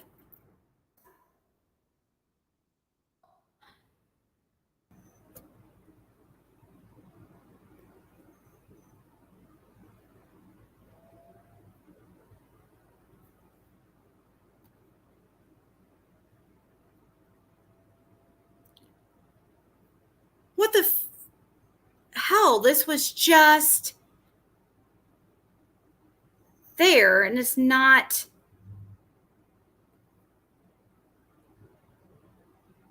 What the hell?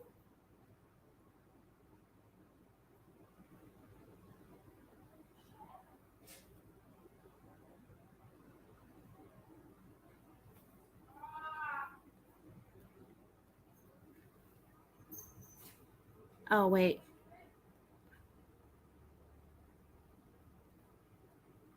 There it is. I'm like, what the heck?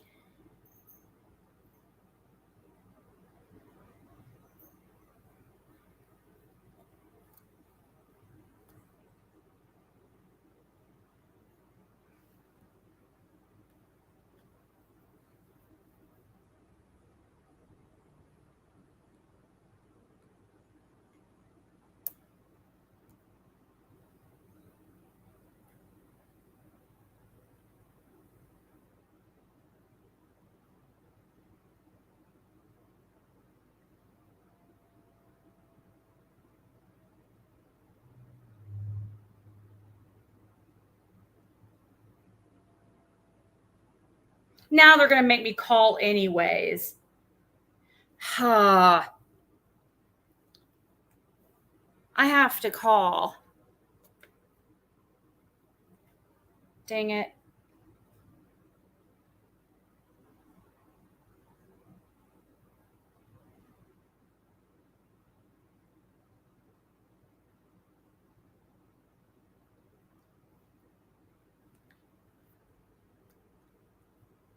Tiffany calls Civs Bank right now. Yeah, why not?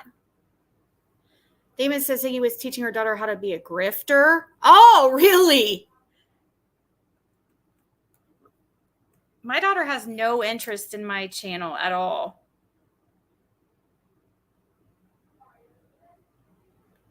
Okay, so we're looking for Tiffany Marie. Look, there's TIF. That's not, okay, that's not her.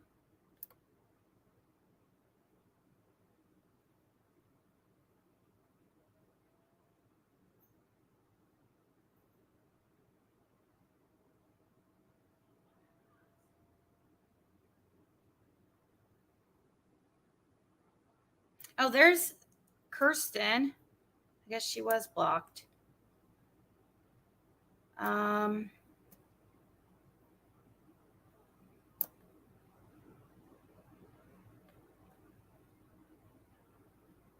hate this. Like, why does it make you do this instead of just, this is such a pain.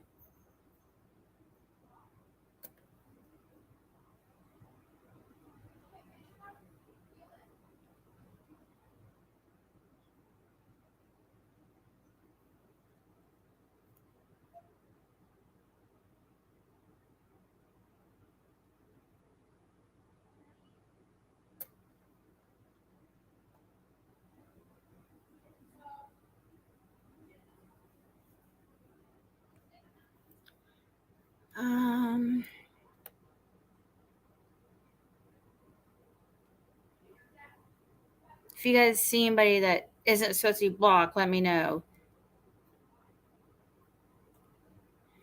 I do have to make a freaking call, unfortunately.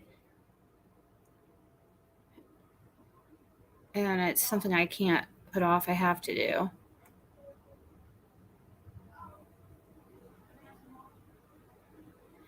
She is not blocked. Huh. Can Maddie stay the night? Until Sunday or when we leave? That So she's going to stay until, that means she won't be going home at all. She needs her, she has to get her, is she sure she wants to do that? That means she won't be home at all. Okay, yeah, he's gonna come get us, and then she's gonna get her suitcase and stuff. If you don't. Okay, that's fine, but you know how she leaves sometimes, and is she sure she doesn't want to? Are you sure?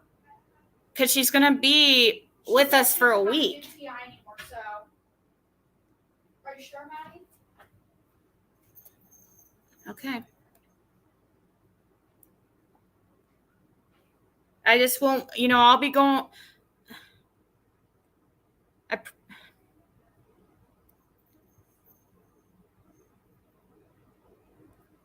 I'm looking through one more time, but I am not seeing her on this list. So, but she did post a screenshot in her Discord showing that she was talking in the chat. But I didn't see any of you guys say that you saw her.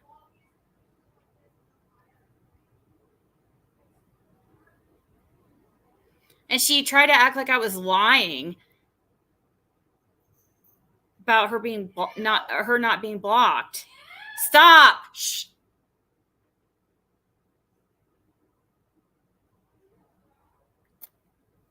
Yeah, so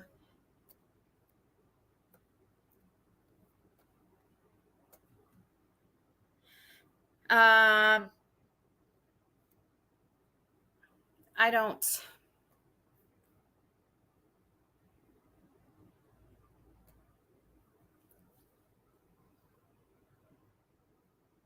Was 333 in chat? I see it too. Woo! That means we're doing the right thing. Okay. What should I do, you guys? I've been on here so long, but I don't mind going through the screenshots. I just have to make a call. Should I stay on, or I have been on a long time, but at this point, I've been on a ridiculously a long time. But what's another hour when I've been on this long? So, what are you guys thinking? Are you willing to wait while I call? It might be like 10 minutes.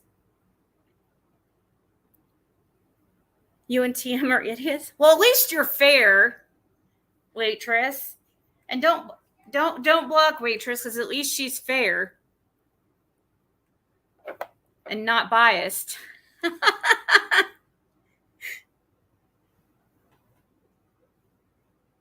Can't.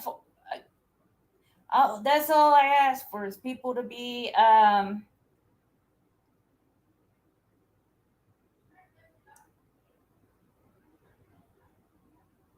Bringing up the fake check, yeah.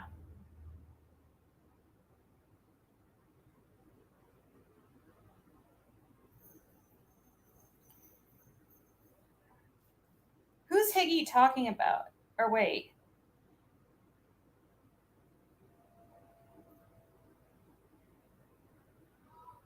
I do feel bad ending the live, but I feel bad. Actually, what I really feel bad about is putting you guys on mute. But I have to make this call, so we're gonna do it. Let Scotty. Yeah, he can come up and cuss her out. That's fine. Would you guys like to look at my dog's new ear piercing?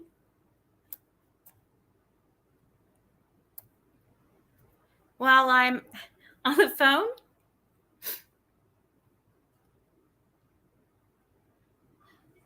She's showing an old screenshot of what?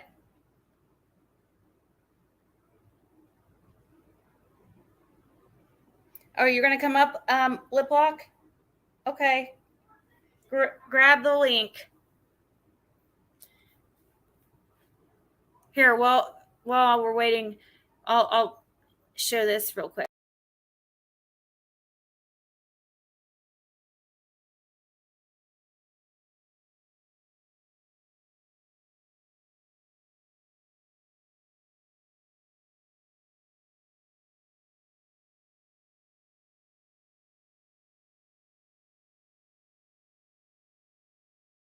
To let you get color contacts on insurance. I don't know. She didn't show a screenshot. The screenshot she was showing was her talking in the chat.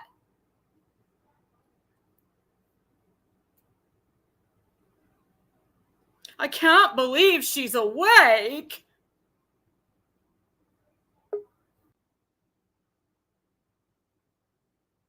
Yeah, my voice trembles, you dumb bitch. Sorry, I'm reading these screenshots and just people irk me. Hey. Hello. I think this is the first time you've been up here. It is. And I look terrible. I've been up all night with newborn. I don't think that's possible. What? I don't think that's possible. To look that you Look, I'm wearing my matching shirt with Allie. You know Allie? This yeah, Hunter's mom, this matches her shirt. Oh. Except like when you said that, I'm like, you don't look anything like Allie. Yeah, but instead of food stains on my boobs, I have a bleach stain on my belly. But it looks like yours is probably a little bit longer. Probably. All right, I'm gonna mute and make this call, and I'll let you. Okay, I'm gonna commandeer your channel. Okay, cool. Hi, everybody. No, CT, my belly is not hanging out. And I'm sorry, I wasn't prepared to go on camera, but you know me, I like to be on camera. Hi, Lisa. Hi, Aurora and Tanya. Hi, Skellum, Little Boston. Hey, Sherry. In Sherry's opinion, a real psychic medium. Jenna Hoffa, Wendy, Mrs. Fletcher. Hi, Chuchu Robin's Egg, Lean on Me, and Parody Patty. Hi, Plant Diva. I know I don't have to ask you guys if you have been behaving yourselves because I've been modding you off and on all morning. We've only had a few misbehaviors, huh? Hi, Funny Face Brenda. Oh, sure, she minimizes me on the screen, right? So that, look, she's minimizing me on the screen while she's supposed to be making a phone call, right? Putting me way over in the corner. I wanted to show it off her new piercing. I think that we should get diamond studs for Athena's new piercings. Yeah. Or maybe, I don't know.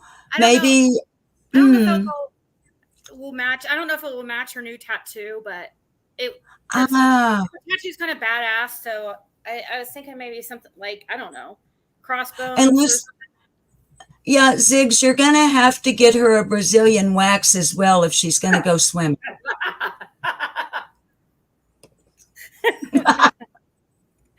Oh, man.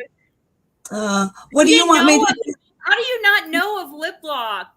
Oh my gosh, I instantly fell in love with her as soon as I saw her. Who in this chat does not know of me? I'm heartbroken. I can't ever say her name right. Skellum Little Boston? Yeah, I think so. Skellum Little Boston? She came in my chat yesterday. I think it was yesterday, wasn't it, Little Boston? Hi, Desiree. Oh, wait, was it Sosie? Oh, no, I've seen you around Sosie. Oh, you found her last week. Who was it that said it then? It said... Parody Patty says, everyone knows Lip Lock. I have such a loud mouth you can hear me without the microphone. Oh. All right, I'm going to now mute. Okay. I promise. And I'm commandeering your channel till you get back. Don't be gone forever. Hi, Aggie Willette. Oh, if you Cinnamon have- hot. I love you too, honey.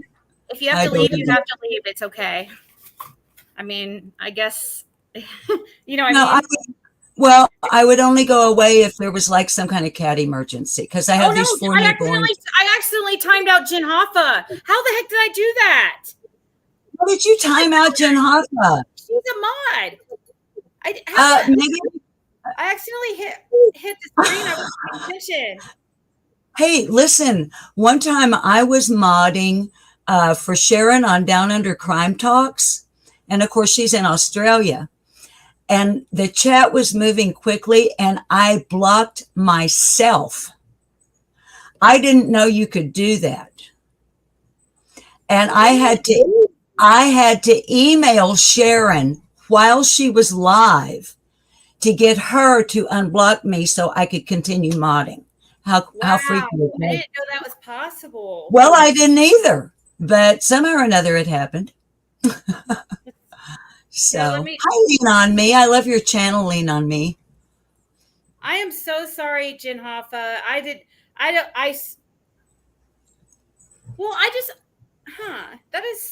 am sorry about that. Okay. All right. So, that's bad when you block your own mods. Lordy mercy. Okay, now she's gone. We can talk about her. What do we want to talk about? Let's talk about her while she can't hear us or see us. Oh, shoot. She's still manipulating stuff. That means that she's around. Marlena, you can't see Breege? You should be able to see Breege, honey, because she's a mod on this channel. Aren't you, Breege? Hi, Carrie Bishop, one of my mods. New Orleans lady, are you in here, honey? I've been going back and forth with being here, running outside with the phone and trying to mod from the phone, which isn't easy when you're half blind like me. Look, she's putting up this girl can multitask. Hey, I had to call Walgreens and I just noticed it's 1:30, which is the time they go on lunch from 1:30 to 2. So I have to set an alarm. But I am going to go use the bathroom. So how the hell am I supposed to commandeer your freaking channel if you keep interrupting me? I just realized, like, as soon as I was about to dial that it was their lunchtime, that they closed for 30 minutes. I'm like, oh my God, of course. So well, you do whatever you need to do, honey. What I'm going to do is promote Tuesday Taco Tuesday here on Ziggy. Y'all know because you guys were all involved in helping choose the title for Ziggy's new Tuesday night series, which is Talk O Tuesday. There's a certain irony in the title. And guess who's going to be our first guest? You get 3 guesses. The first 2 won't count. Okay, all kidding aside, I have to look at my Post-it note. You guys, the people that watch me know me. Post-it notes galore. 8 p.m. Tuesday night, this coming Tuesday night, I will be Ziggy's first guest on Taco Tuesday. And she hasn't told me yet if she's even chosen a topic. So I personally have no idea what we're going to be talking about. But I'm sure we'll need plenty of mods because it's going to be me and Ziggy. So, and I keep thinking about going live, Carrie, since one of my mods is in here. Carrie, we haven't done a live just using my phone so I can move around in a long time. And I was kind of thinking about doing a short live here after a while. Using the phone so we can go out on the smoking porch and people can see the newborn kittens live. and using like the Wi-Fi for the phone, which makes it kind of glitchy. But so, hi, Nightbot. Anyone who doesn't know, when Ziggy does her like if she does that thing where she comes on like at 10 o'clock or 11 o'clock at night and bleeds over into the early morning hours, and I'm modding at that time, Nightbot is my boyfriend. So he and I flirt an awful lot. He's always bossing me around, telling me what to do, which really makes me PO'd because after all, I am a mod over here. So, Carrie, you say it sounds good? Okay, honey. We'll try the Wi-Fi, see how that works instead of me pinging off of towers. Oh, Breach, please, will I read your comment above? Let me scroll back up, honey. I forgot I could do that. Let me see. Where are you, Breach? Where are you, honey? Are you way back up there? Okay, let's see. Is it this one, Breach? Honey, you know I can't highlight it, but it says, I think Marlena thinks you can't see her because you don't say hi to her. She's an amazing... Honey, I can't. I can't... I went even into yesterday after my live because I couldn't... Everybody could see Marlena in my live yesterday except me. Just like when I'm modding on another certain channel, the channel holder cannot see me. And as a matter of fact, the only reason, well, probably not the only reason, but the initial reason that I was modded on another channel was because I couldn't even chat. Nobody in the chat, and nobody can figure out how or why it happened. But Marlena, hi. And honey, if you're here now and you see and hear me, after my live yesterday, first I went to my blocked menu or whatever you call it on YouTube. You're not blocked there. And I even went to my Google settings for blocked, you know, where it covers more than YouTube. And sweetheart, you are not blocked. So I don't know what to do. But Breach, thank you so much for calling my attention to that. Save one is YouTube. My YouTube has been acting. Marlena, I just saw you. Yes, I see you. Why can't I see you here now? I have been modding here since what? 7 o'clock this morning. And that's the first time I have seen Marlena in this chat. And yes, Jen Hoffa, flip the damn check, Tiffany. Here's how you do that, Tiff. I know Scott H. already advised you once, but there are still people like me in the world, Tiff, who use checks. Okay? I just mailed 5 of them out yesterday. I pay my utilities and the balances of my husband's health care after his strokes with checks. And no, Tiffany, like most people, I don't get my checks returned to me any longer. Most of us don't get them back in our bank statements. But here's what you do. You call your bank or go online. You call your bank and you ask them for a faxed photocopy of the back of your canceled check.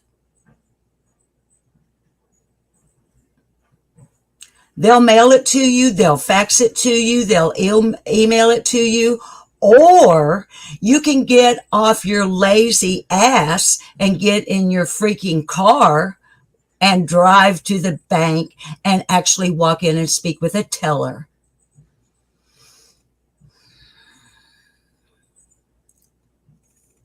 So, innocent until proven guilty. You can't see breach. Now, see something that's another weird thing. From what I understand, and of course, I'm not the most brilliant at reading documents, I find them tedious and I kind of bog down with them.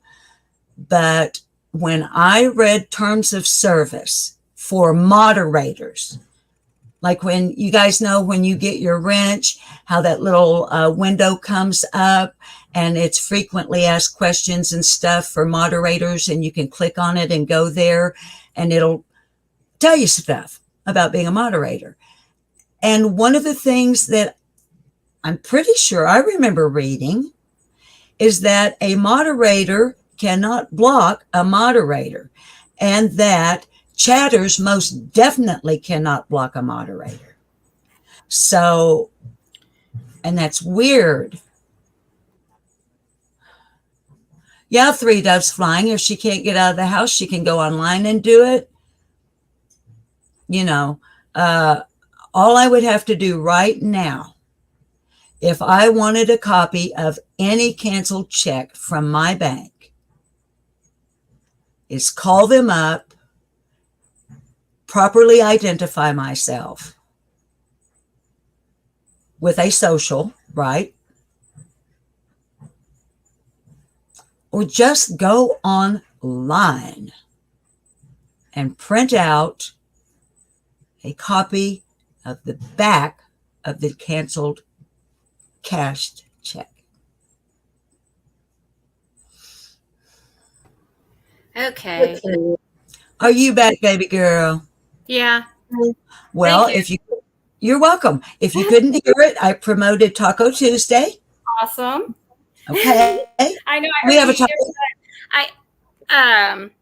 Do we have a yeah, topic? Or can we? We'll have to see. You know how things can change from day to day here. I think. Don't tell anybody. Let's have a free for all. Yeah, I like free for alls. Yeah. That's Well, what I like. I'm unless there's.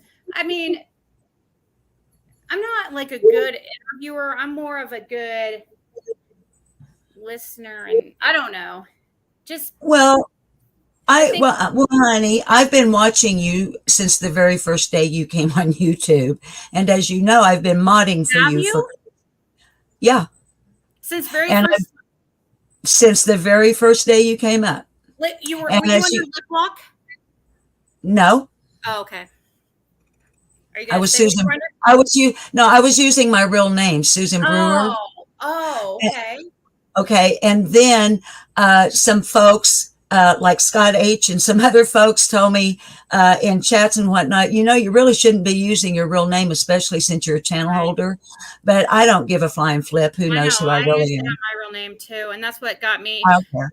I don't care. What actually caused me to get doxxed is by sharing my website, because that's where they, you go to my website and then you can just go to the about section and see my name, or you can put in my, if you put in my business in Facebook, then the business page popped up, and then it was just, yeah, I didn't think it through much, but it doesn't matter. And my name's so uncommon that it's so easy. Well, and see, I didn't realize how common the name Susan Brewer is until I was Googling myself, looking for my discography on Google.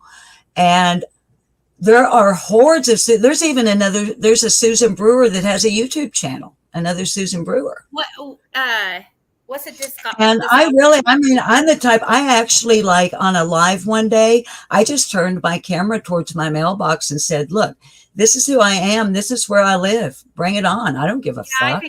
I'm sorry. I remember that. Oh, I don't. No, I mean, I really, truly don't. There's, for one, when you're like me and you don't have anything to hide. And honey, it's like I've told people like Sniffany Marie and others of her ilk. All you have to do is do a background check on me. You sons of bitches have fucking research. You have those. Okay. All you have to do is run a background research on me and it will tell you every fucking thing you want to know. So that's what it just tickles the shit out of me. But when they do that, like they'll show it. And then like just today, how people were showing, I guess my background was like, you're late to the party. That shit's already out. It's like, get real, Yeah. But in regards to Tuesday night, honey, you know me, I'm pretty, I'm a stream of consciousness speaker anyway. I don't come on with a script. I just kind of get a few talking points in my head, and then I kind of go off of my chat Right. is what I do. So, and you Right. do that. See, it's kind of like what you do. Yeah, there most times I don't know what the hell I'm going to talk about, or Yeah. when I and sometimes a lot of times also when I think I'm going to do a topic, I end up like today I thought I was going to do.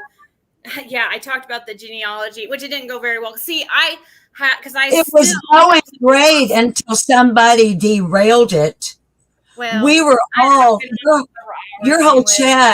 your whole chat, honey, including myself, were really into that genealogy. And I think that's one reason she came in. You know, she'll do anything. She will do anything. She's so fucking jealous. She is so jealous of you that it just burns her ass. Well, it's not just of me. She's just a jealous person in general. I know. Like anybody that she like, it's crazy. It's I know. insane. That's why when you start talking about her, and I know when you or not her specifically, but that personality type, okay?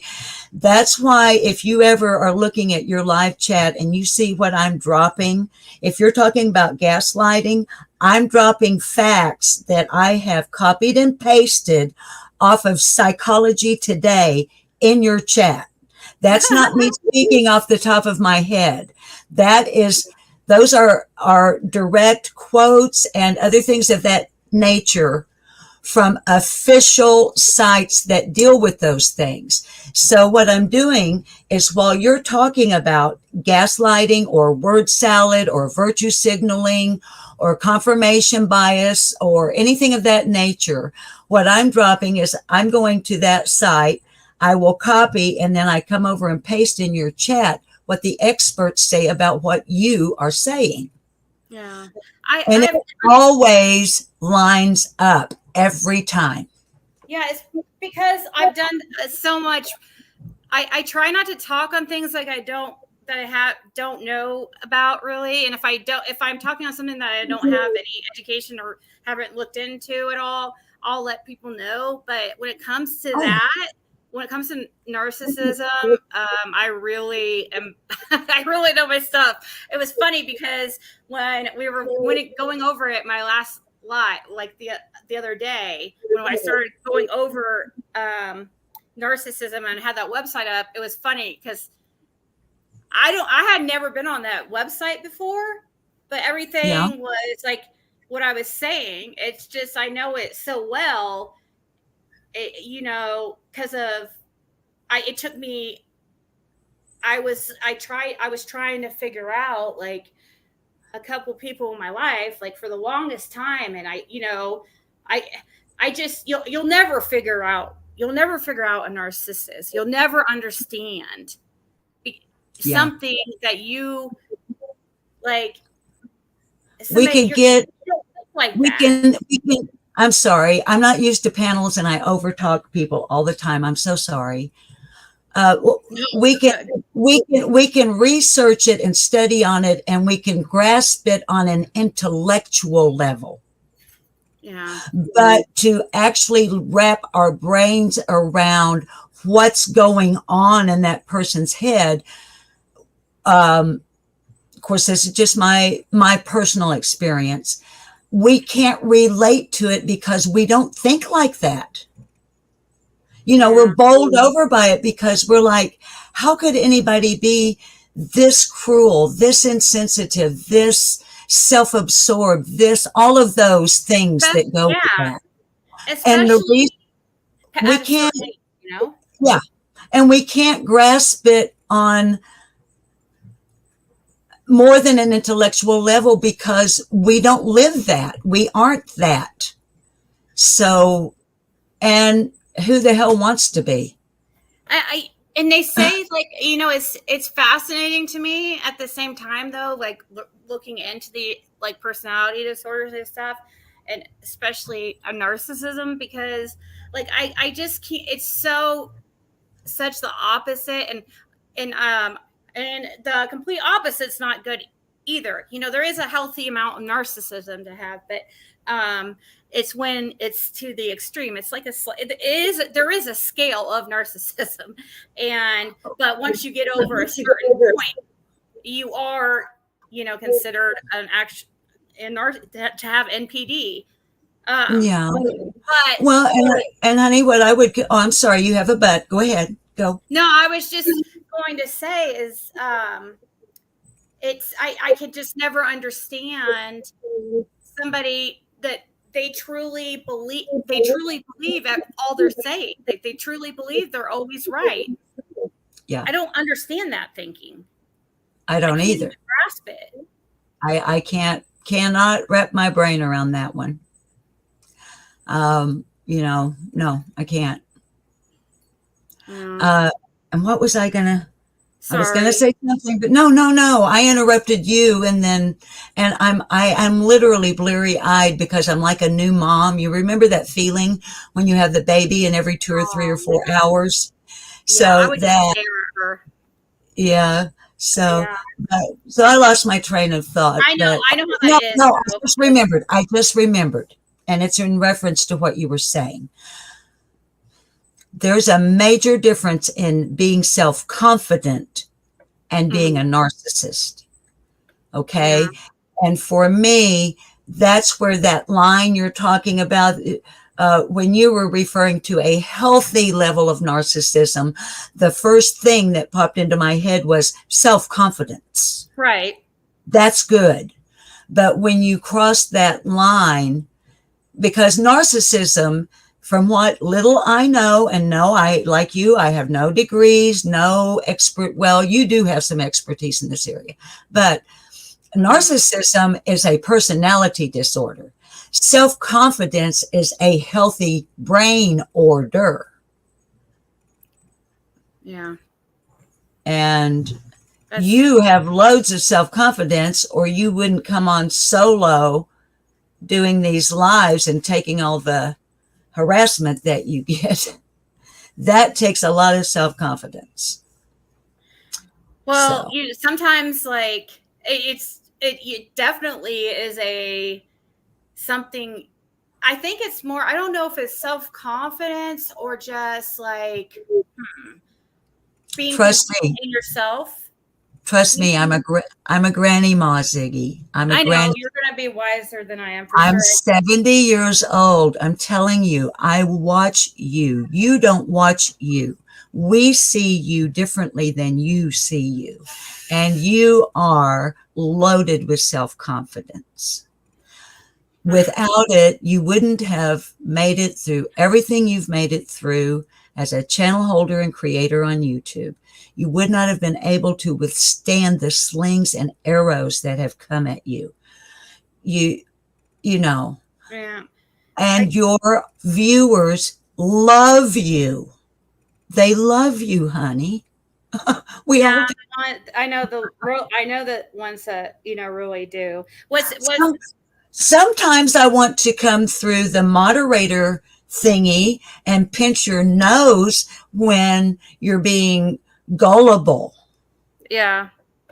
Or like a pushover, or like no, you're not a pushover. Oh yeah, I am. No, you're not. Well, you're a pushover when it comes to caring about others. Giving people like way too many chances. I felt bad just for dropping Tiffany Marie, and the whole time when she called you this live, the moment I heard her voice, I knew, I was like, holy shit, that's Sniffany Marie. And she's only calling because Ziggy has an enraptured audience on this line of genealogy, and she wants to derail that, which is exactly what she did. And the whole time I was listening to you talking to her, I'm like wanting to shake you and tell you, tell that bitch to shut the fuck up or hang up on her.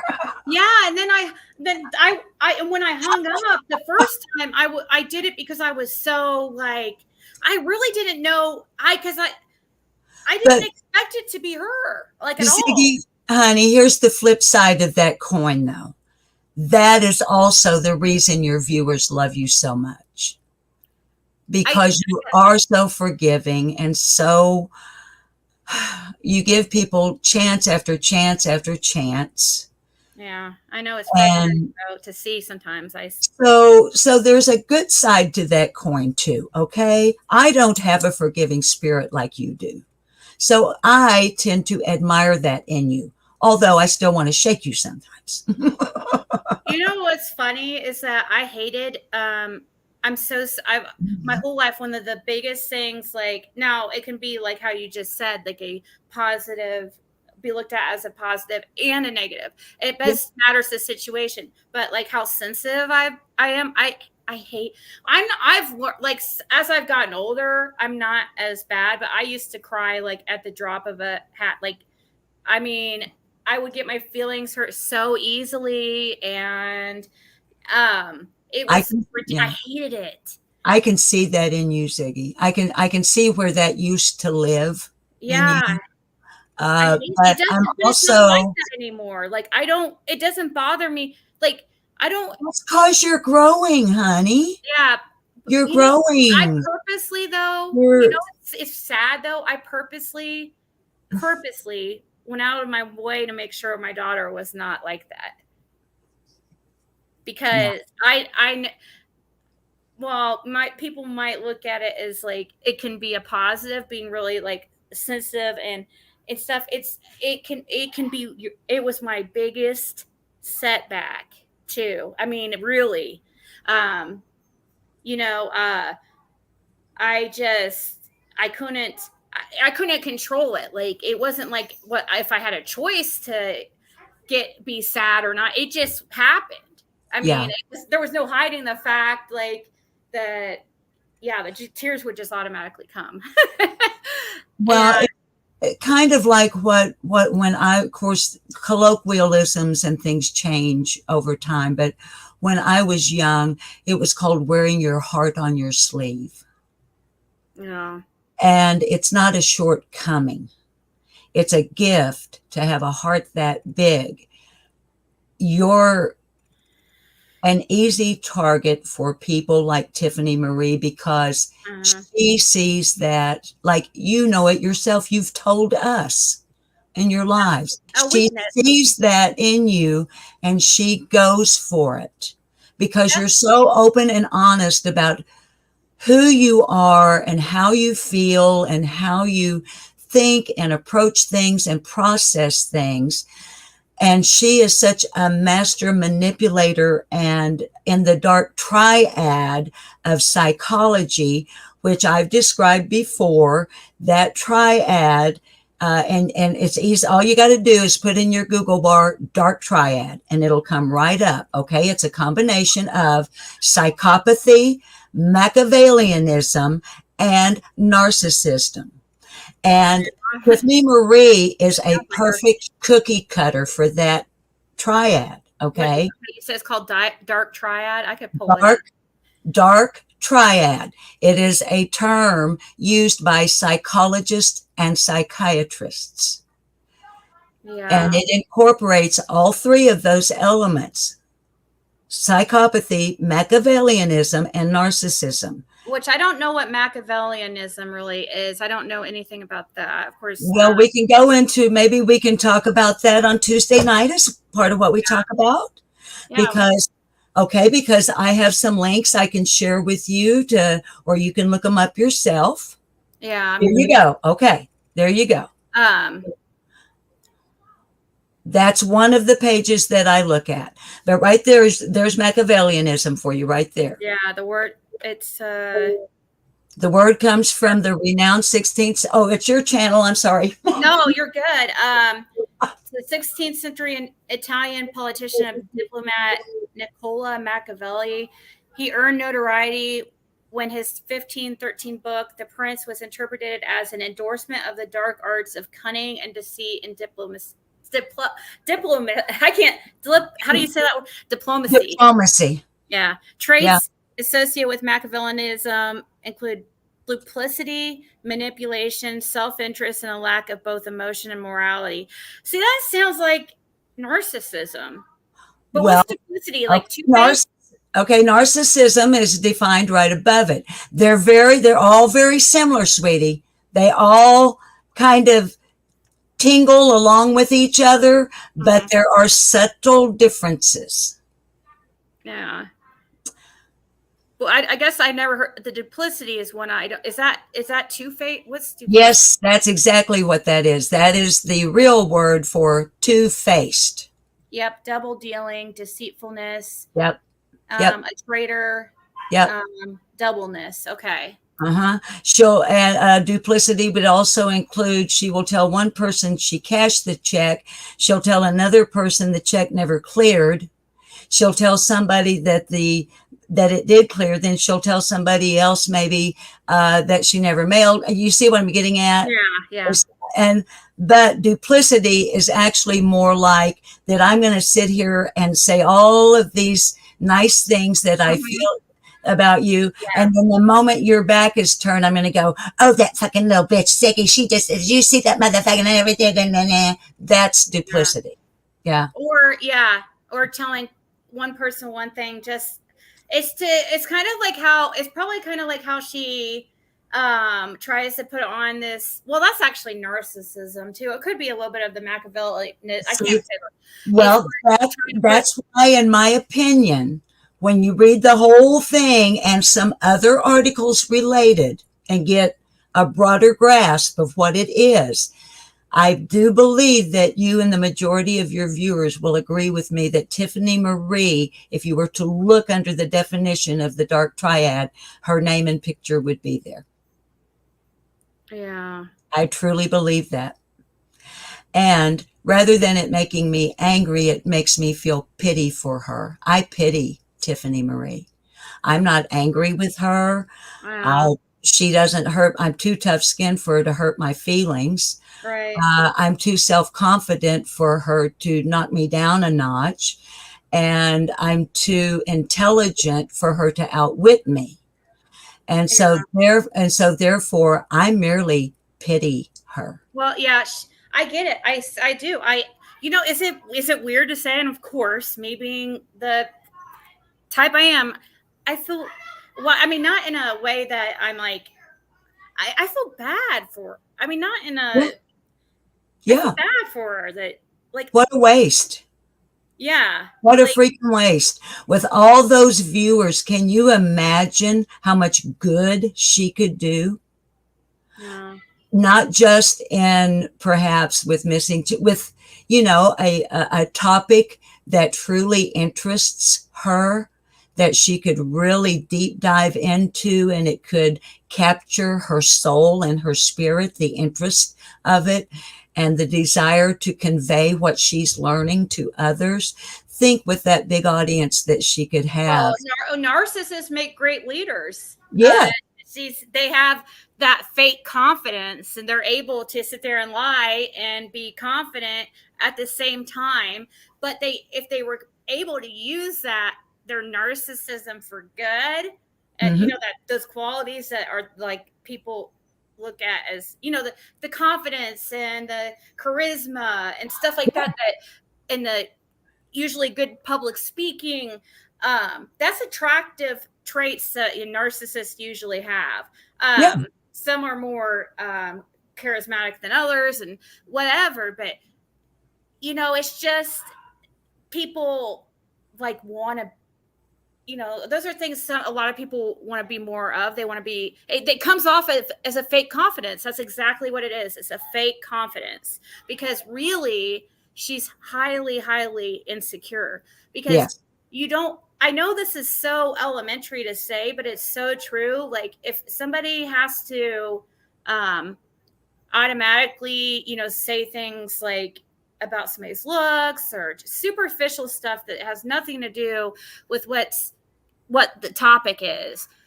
Well, that type of input in a discussion, especially if one is engaged in a disagreement, is the most debased and least intellectual. I can't think of the real word that I won't. It won't come to me.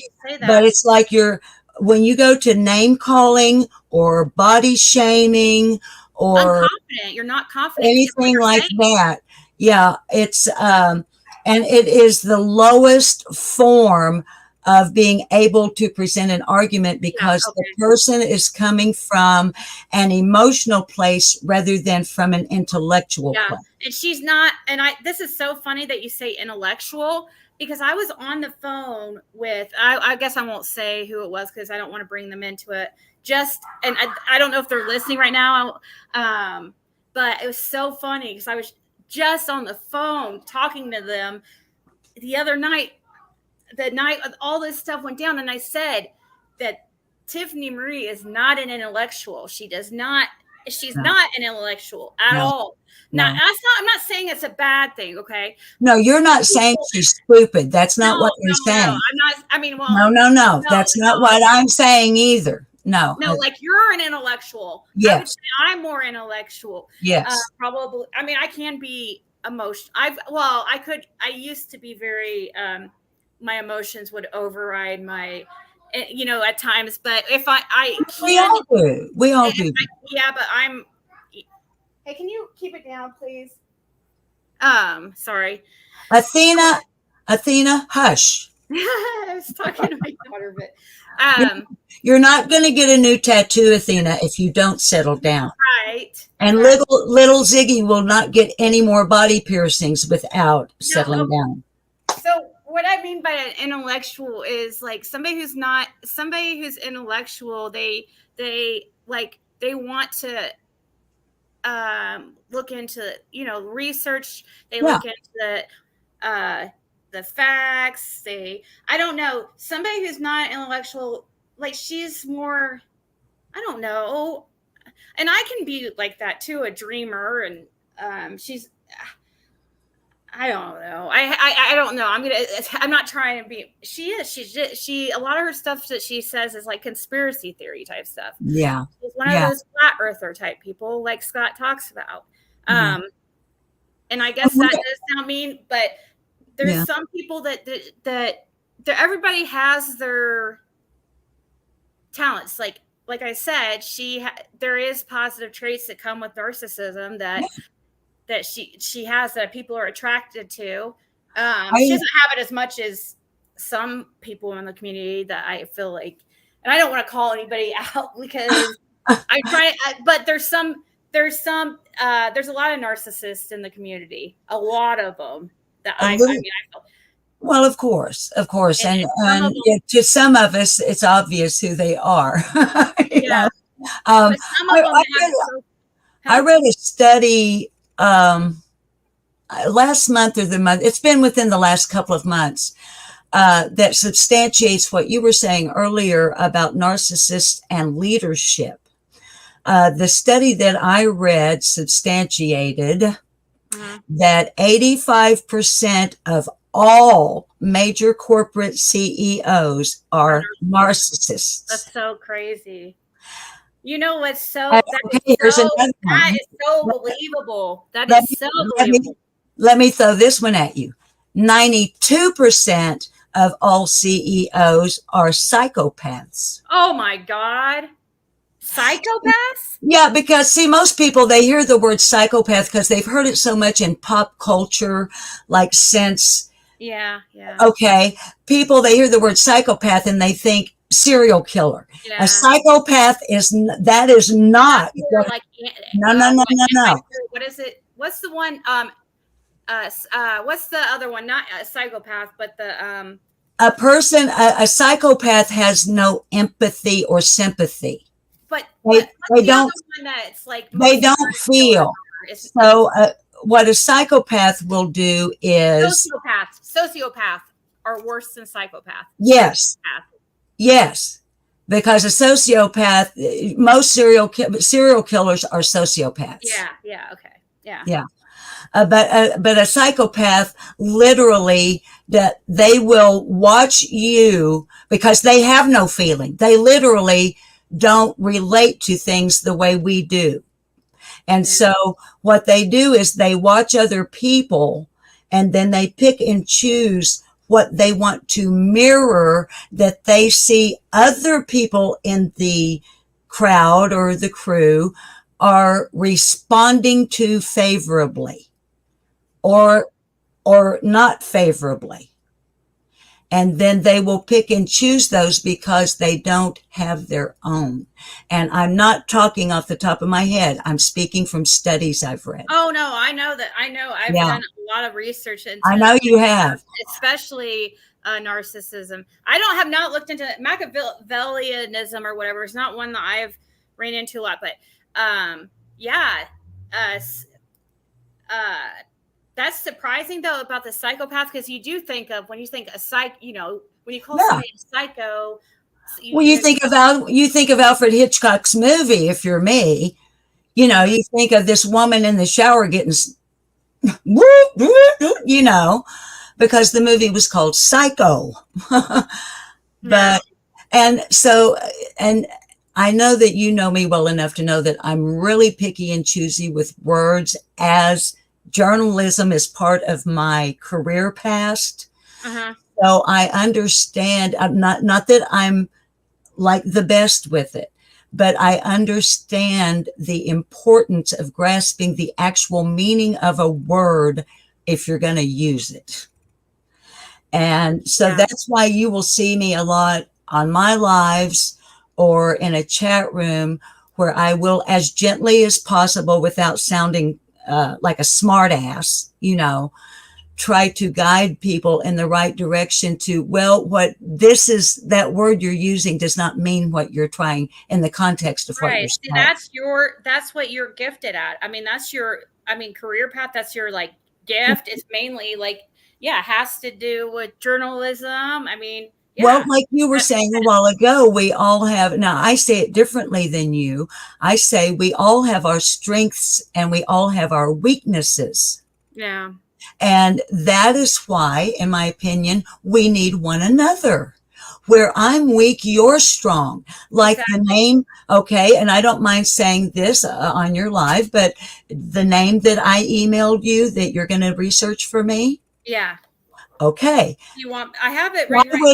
Why would I have a computer, I have Google, I have data, I could do that research myself, but you're better at it. For me, that gets tedious and I'm like, oh shit, I don't care enough to do this. But you do, and you find it enjoyable doing that. It's so funny that you're talking. Me and Justin were just talking about. Okay. See, whereas my strength is presenting the research. Yeah. Yeah. And that's why that's what makes the world go round. So are you a better, are you a better speaker or a better, oh, definitely. I'm a good writer. I'm a good writer. I'm a good writer too. I've been a professional copywriter. I'm a much better writer than speaker. I used to write and produce television and radio commercials, so I'd say I'm a pretty good writer. It's insane to me when people tell me public speaking is definitely not my the only reason why I am able to get up here and do this is because it's not because I'm a good public speaker. You don't have to be a good public speaker. You have to.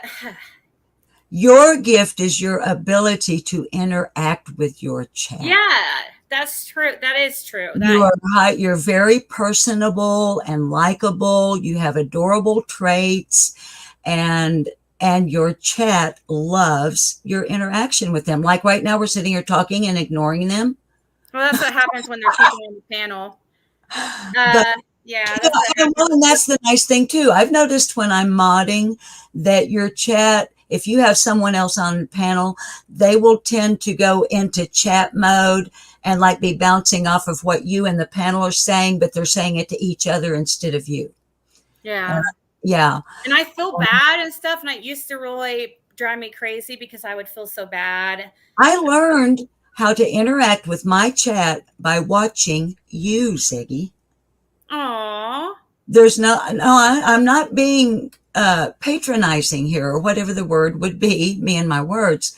But it took me a long time to realize that if you're doing a live, really kind of what's the point of doing a live if you're not going to acknowledge the chat room? Well, but you notice that many people do not really acknowledge. I mean, they come in and they say hi to everybody, but Yeah. most of the creators don't. And I say I know. creators, it's weird. I mean, I don't know what else to. Okay. And see, I was patterning because I didn't know what I was doing. I've been flying by the seat of my pants ever since I first came on YouTube. Yeah, that's the best way to do it, actually. I literally learned something new just about every day when it comes to being a channel holder. You just have to. There's nothing to it but to do it. You just have to do it. Exactly. And the best way to start is not look at the chat, even though Exactly. thoughts out what's on your mind. That's why so many creators, if you notice, like it's really difficult to have more than like 2, maybe 3, like people on panel that are creators, because we'll all over talk each other. Well, there's just 2 of us here, and I'm constantly over talking you, and it's your channel. Well, no, you're not. No, I'm doing that too, because I guess we're talkers. I guess. I mean, I don't know. Of course, you can't. You have to be a talker, in my opinion, to have. If you're going to have a talk show, Yeah. you better, by golly, be able to talk. But what I was saying about learning from you, and then I'll hush about that, is that learning by flying by the seat of my pants, I was observing different ones that I sub to when they would go live. And I was beginning to pattern myself after what I was seeing they were doing. And once you modded me, and my focus is your chat rather than what you're presenting. Because when I'm modding for you, I'm not fooling around. I'm sitting here reading every freaking thing that's coming up. Okay. All right. So I'm not, so when I mod for you on a live, I have to go back and rewatch you after it uploads so that I actually get to hear what you're saying. All right. So in modding for you is when it dawned on me, this is why Ziggy is so successful and has all these return subs and members, because she acknowledges and interacts with them. Yeah. So I started copycatting you, and my channel started growing. So yeah, and also it helps to try to but I noticed like PG was one that, hey, but they say what is it, imagery is a #1 form of flattery or whatever. Imitation is the highest form of flatter. Yeah. Prayer garden, like, oh my gosh, watching her, like Absolutely. Copied some of the things like she says and does. It's like, oh my god, you're freaking copying me, which is fine. As you know, like the whole like, oh, all opinions are welcome, and like I think she went with like no mods there for a while, like I did, and I try the channels that I watch that would not have channels if it weren't for you. Yeah. All of them try to copy what you do. Here's the difference. They're not Ziggy, because it takes more than what you do. It's how you do it. You have to actually tell if you're genuine, I guess. And I call them spin-offs. Most of your audience, because you're younger, is probably younger than my demographics. Okay. But back in television days, you or some others may remember that there would be a successful television show and a character comes on, and then that character gets a spin-off. It's called a spin-off show. Yeah, yeah. Okay. Like in my day, you had the show Happy Days, which was highly successful. And then off of that, you get Joni Loves Chachi. Okay. Which is, there were some that were successes, but most spin-offs are flops, because they're trying to imitate where they originated. And I have watched every single channel that got their start because you gave it to them by promoting them in your chat, having their links dropped, and having them come up on your panel as a guest. And then they go start their own channel and they try to be Ziggy and they're not. Now, I'm not throwing shade on those people. Right. You got to have your own. It's good. You've got to have you can copycat a technique, but you've got to have your own personality. Yeah. Yeah. It's and an audience is a direct reflection of the channel holder for the most part. We're like-minded. Like-minded people come together, sweetie. You know that. I've noticed that. That's why, like with certain channels, like the one that I've had, this problem with for several months, like yes, when I find out that like one of the subs or whatever is actually educated or has something, even has a decent job or anything going from, they're not a criminal. It flabbergasted. I'm like, oh my God. Having a master's degree does not make one a mature adult. That's true. I mean, because you can chronologically be 80 years old and still be. Look, do you think when Tiffany Marie, I'm sorry to go back to her, but okay, if she lives to be my age, let's say, or older, all right, she's going to be surrounded by people just like her. She's either going to have no friends at all, none, or they will all be like her and feed off of each other. Miserable. And it's sad. Yeah. It's really sad. Anyway, I need to. I mean, but there is hope. Like, there's always hope. I mean, Nope. you don't have to stay like. Not with that one. I love you, and I completely disagree. No, with I don't think there. I mean, okay, I do. I agree with you, but I'm saying that if she had some type of humbling experience or some type. I mean, she's at an age where she probably won't be changing. Like, I mean, if she were 20 years old, it's. You see, Chet, why you love Ziggy so much. Look at her. Look at her. And I still love you with all my heart as if you were my own daughter. Oh. But I totally disagree with you. I do not think that TM is rehabilitable. I don't think she can be rehabilitated. Well, I guess I say that because I want people to have hope that they, like, if they're having, not her, but other people. Oh, yes, definitely hope in others. Definitely. I guess I don't know, but it is true. The older you get, the less likely you're going to be changing. It's hard to teach an old dog new tricks. Yeah. It's so true.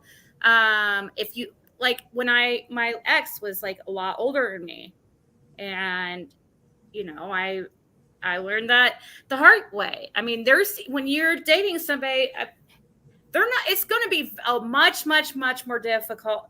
They're pretty much going to be. They're going to stay the way they are, and that's how they are. But that's what you should expect anyways from somebody, I guess. Like, you shouldn't try to change people. However, like, I guess when somebody shows you who they are, believe them. And well, I think I'm a walking contradiction because I'm set in my ways, but I'm open-minded. So figure that out. I don't think I'm set in my ways at all. I'm definitely set in my ways, but what I mean by that is I was brought up in a certain sort of an old-fashioned way insofar as what you value in life. Mm-hmm. Okay, so I'm real set. Your word is your bond. Yes, so I'm real set in my ways about my actions and my this is going to sound arrogant maybe, but my standards of human behavior.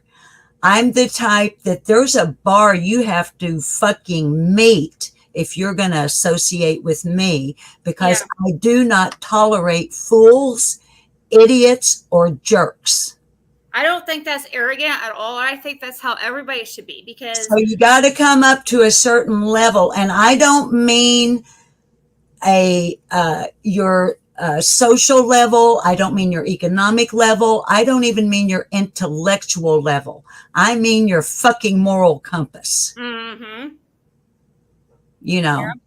That's super important, because just like that whole thing of birds of a feather flock together. Yeah. You know, you should be really concerned if all the people that is surrounding you or even sub to you seem to have very low morals. If that seems to be the standard, and you know, then that you should probably take a really good look at yourself. You should surround yourself with people you want to be more like.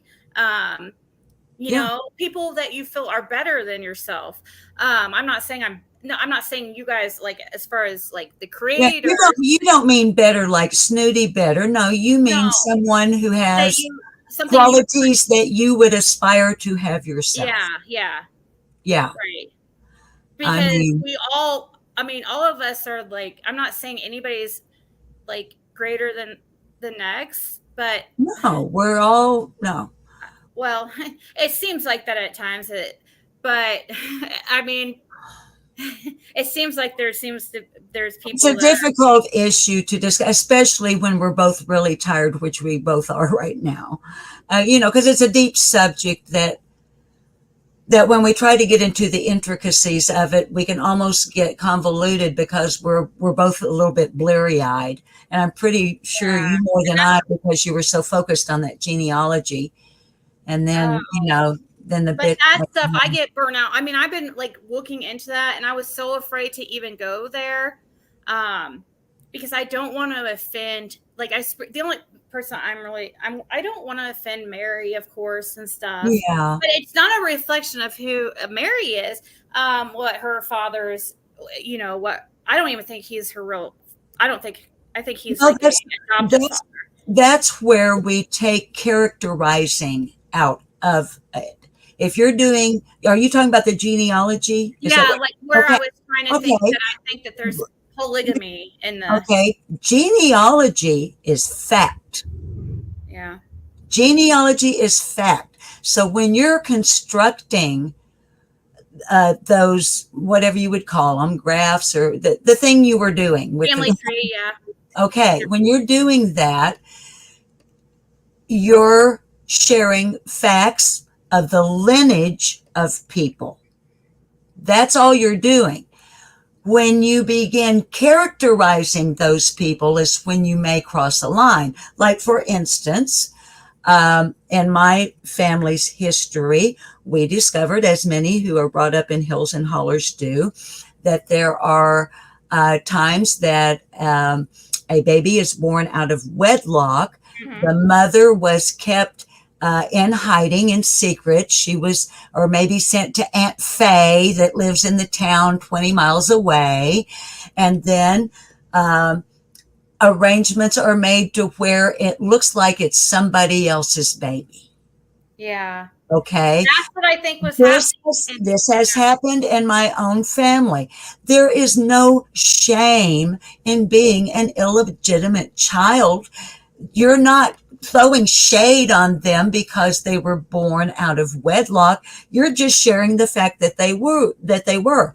Where you cross the line, not you. I'm not saying where you, where one, let me correct that, where one crosses the line. And this is something a journalist does not do. Now that I'm a commentator, I can, but you don't characterize the facts. In other words, this child is born out of wedlock. Characterizing would be, oh, a bastard. I wonder what they were up to. Oh, I wonder who the daddy was. They probably sent her off over to you know where. Oh, she's probably not even Aunt Faye's baby. She's probably Grandma Nana Baby. You see what I'm getting at? Mm-hmm. That's characterizing the fact. And I think that Mary, I sub to her channel and I've watched her, on the interview room and with Josh on the lab and other channels. And I find her to be very balanced and reasonable and understanding. I don't think Mary would look at it as I don't think she would either. no. I think Mary. But I think she has mentioned that now that I'm reading people's comments, I think she has mentioned that Don Sr. is not her real father. But I'm thinking even Jeannie doesn't have the same parents. I mean, I could go on and on. I think they all have separate. I really do. From what I'm looking into, like, and also there's a lot of what you're saying going on. That's why I'm having a hard time putting in Andy's family. It's as far insane. As illegitimate or the children born out of wedlock. I'm like, what? I thought this didn't happen. But you, like you said, I guess maybe like it didn't really happen in my family. But I guess if it was like, I mean, my daughter was born out of wedlock, but that's these times is different. Well, and that's the first time it's ever happened in all of history, Ziggy. Oh my God, you had a baby out of wedlock. And that was a big deal in my family, But yeah, well, in 1900, the way I perceive your family as described by you, I can see that would be a bit of an issue, but just guessing because I don't know. It may be that your dad thought that it could hold you back from your education and stuff. Yeah, probably. Yeah. Something like that, maybe.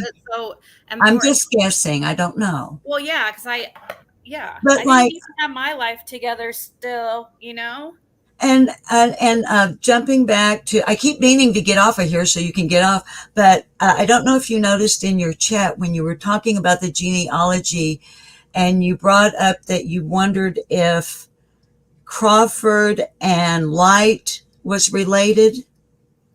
No, I wondered if, the Goads.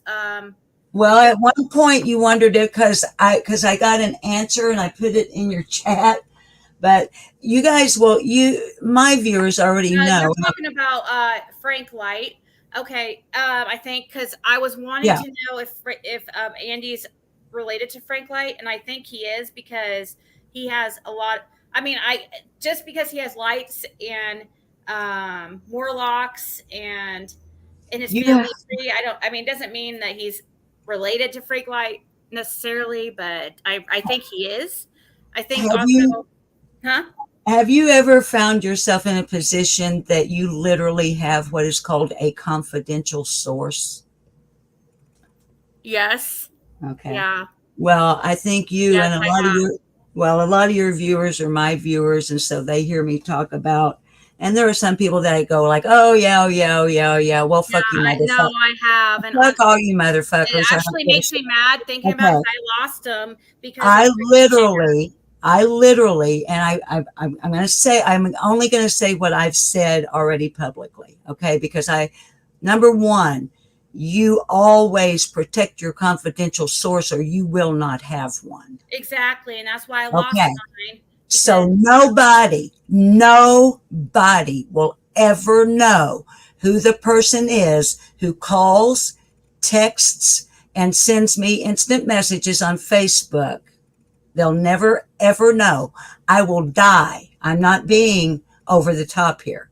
I would literally die before I would reveal this person because their life would literally be in danger.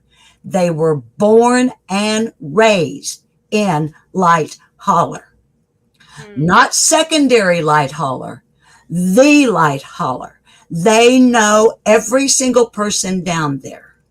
They haven't lived there for quite some time.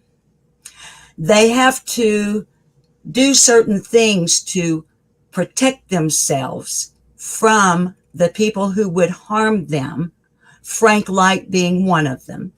And this person does not have a channel, has never been a guest on anybody's channel, and has never been seen in a chat room. However, they live in Kingsport, Tennessee. Yeah. So when I tell my people, and like now, your people and you, that I have a source that when you say is Frank Light related to so-and-so? The first thing I'm doing is walking over there, picking up my phone, and I'm doing this. Is there a relationship? And within just a few moments, I will get a text or a phone call or instant message back saying, I don't know, I'll find out, or yes, absolutely. Did you ask about Andy? No, I didn't get that far yet. Okay. I would love to. I'd like to know. Because where you were in the discussion at that time is you were wondering about, or maybe it was somebody in chat. Yeah, I was wondering about. You were wondering about Marlena Crawford and Frank Edward Light, or if the Crawfords and the Lights were related. They are. Well. And yes. okay, and my person is going back through stuff down there to see if that person can find out if the Hills and the Lights are related, but they feel very strongly that they are. Yeah, they are because because in the Hills, I Yeah. mean, Andy and Fred are cousins. Our cousins. I Yeah. thought they were first cousins, but I thought, oh, they're I think like it's more like, isn't it more like they're second because second cousins? Yeah. Because Andy's grandparent, Andy's mom's mom Polly. is Polly. Yeah. her brother is Fred's Yeah. grandpa. Yes, that's right. Okay, but Andy is not okay. Andy's is great grandpa or great. It's so confusing. Great. I know. See, that's why I can't do it, but you can. Yeah, his great grandma is siblings with Fred's grandfather. So they're Are you talking about Elizabeth? Okay. Andy's is that Andy's great grandmother? On his mom's side, her name is Anna Hill. Anna Hill is okay. Anna is Polly's mother. Yep. Anna is on her mom's side. Yeah. So Anna is Andy's grandma. Okay. I've got. Let me. Yeah, you're right. So let me see something here. I've got 100 million notebooks over here. You're right. It would take me. Now you're making me second guess myself here about what I'm saying. I'm gonna pull it up on this just to look at it visually because it gets very confusing with all their same names. I know. But I had it pulled up here, and I was like, because at first I'm like, oh, they're first cousins. But okay, so and see another thing that my source told me while you were on the genealogy thing, because this person was watching you and then sending me messages. Okay, and and that person was the one that was saying, look, you need to and said to me, Susan, you know, because your family is from the hills and hollers of the Ozarks in Arkansas, and it's very, very similar. She said, you know for a fact that many of these people, you can't really get to the root of it because of the thing I was talking about a while ago. Children born out of wedlock. There are fathers that molest their daughters, and then the baby is given to another family, completely another family. Yeah. Okay, my source was in high school in Rogers, down there, was in high school before knowing that they had, you notice I'm being very careful not to use a pronoun of him or her. That's why every time I do that stop, I'm trying to keep from giving away gender. I understand. I was doing. Okay. This person was in high school and found out that they were in school with a half brother and half sister because their daddy was poking some other woman in Light Holler. And that woman had a son and a daughter that is half brother and sister with my source, but they didn't know they were half brothers and sisters till they were in high school. Wow. Fact. So that's what you're dealing with, sweetheart, when you're trying to do this family tree. Yeah. See, Yeah. So. oh, yeah, I know. And you're right. I am. That is what I was, and that's what I was under the impression. That's what I had a feeling with this guy right here. Yeah. This is, just because it says you're my daddy does not mean that you are. right. Exactly. And it makes things really difficult because it's all a secret, you know, and so Yep. there's no records. And Yep. it's, but I had a first cousin that did not know, and he was 3 years older than me. I knew, but he didn't know that his parents were really his grandparents. I knew because my mom was the sister of the dad. Wow. Okay. So it would get talked about in my house, right? But you're this little kid, and back in those days, like back in the 1950s, it'd be like, you know, you knew how to keep a secret. yeah. So it's like, I knew my cousin P. Joe. I knew that his parents were really his grandparents, but he thought they were his parents. It's not at all uncommon where in this region we're talking about, and here where I live. And the further back you go, the more challenging it becomes. Not only because of lack of records, but what you brought out, the secrecy. Yeah, but man, I'm finding issues just just grandparents. Like Andy's grandparents was when I started. I mean, just a couple generations like that. I knew something was weird. I knew immediately there was some kind of incest. And I was asking CSI, because she talks to Andy. Like, is there a way you could add? I mean, I don't know how to even bring this up, but can you see who his grandparents are on his dad's side? I mean, I'm having the hardest time. And then the ones they all, you know, all the same names and stuff. It's almost Oh like, my God. do they do that stuff to confuse people even more, or what? Yeah, and then you'll have people like, and here again, I keep going to my family because there are parallels, okay, that I can relate to. I had an Uncle Buster. Everybody called him Buster from the day he was born till the day he died. His name was Edward Frank. Yeah, that's happening a lot too. Nobody ever called him Eddie. Nobody ever called him Ed. Nobody ever called him by his name. So if you go to research my family and you put in Buster and then the last name, my mother's maiden name, you won't find it because that's not his freaking name. Right. So, whoa. Like what I'm also finding out here too, a lot that's happening is people going by their middle names. Yes. A lot. Yes. Yes. And then it's like, and or then maybe we have like all these double, like that's why some of these I'm having to fix, because I'm putting people accidentally twice, because I thought that it was a brother or sister, but really it was the same person. It was just their middle name. So like look right here. Okay. Mary Jane. Yeah. I had to fix that right here too. Well, I can't really see it, but because my vision's so poor, but I can make it out well enough. Well, look right here. Okay. Look at, go ahead. Well, here's another thing I can relate from my family. Okay. My grandpa on my mother's side was married 3 times. He was widowed 3 times, and all 3 of his wives were named Mary.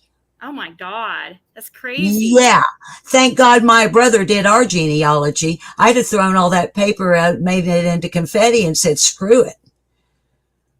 You know, because then and he had kids with each one of the Marys. So then you'll have, well, her mother was Mary. Well, which Mary? It's yeah. Look at all these Georges. That's what. Yeah. My daughter was talking to me. Sorry. Okay. So look, okay. I'm trying to make this bigger so you can see here. I can see it. I know, but I need to, okay. I should have named. See, you know, and also how Andy, his real name's actually George. Right. It's George Andrew Bernard. Okay, Right. that's him right here. Right. And then I obviously knew his parents' name. So, Right. but where I had the issue was when I got to his parents, his grandparents. Like, Okay.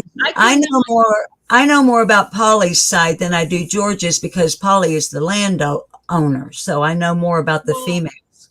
In that family, the females seem to get the land. If you notice right here, one thing that was confusing is that I was finding his mom, but I couldn't find the dad. And I was like, but her last name was Bernard, and I'm like, but noticed her parents' last name was Bernard. Like, could be cousins marrying cousin. Well, no, they weren't even married. It was a illegitimate. He was an illegitimate child. See, I missed that part. And his dad was actually married to this lady, Vina Edith Jennings, in 1957. This lady right here is like a cousin of some kind. I'm going to figure it out, but I haven't. Yes, we will get it. Oh, that's fascinating. See, I didn't see. You must have done this earlier on while I was trying to explain it. It gets so confusing with all the names and all the. But yeah, it just took me forever. I spent freaking hours trying to.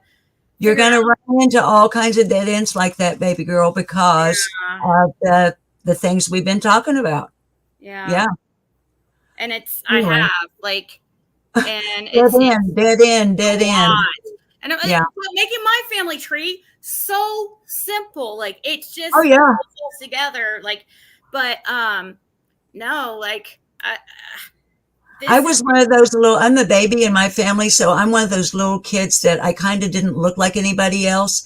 So until I was about 15, I was convinced I had been adopted.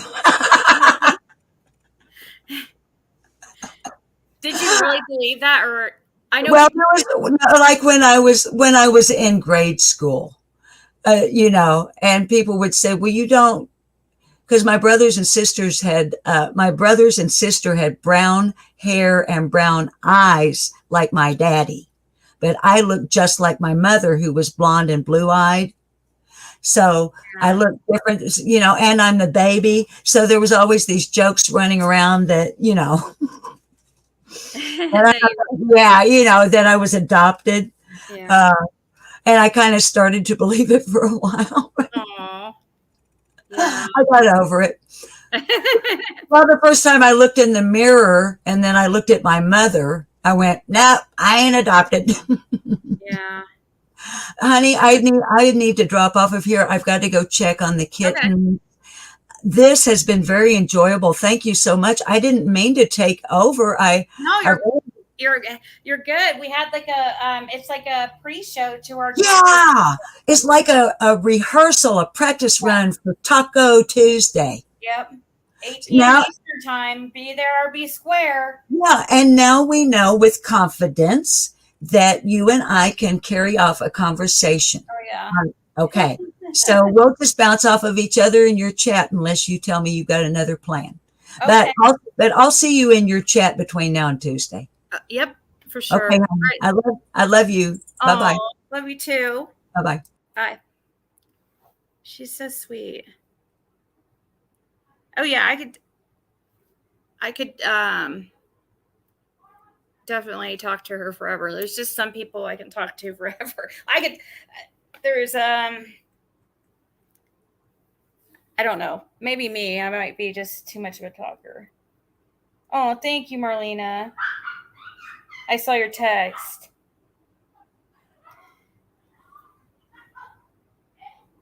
I was going to go over those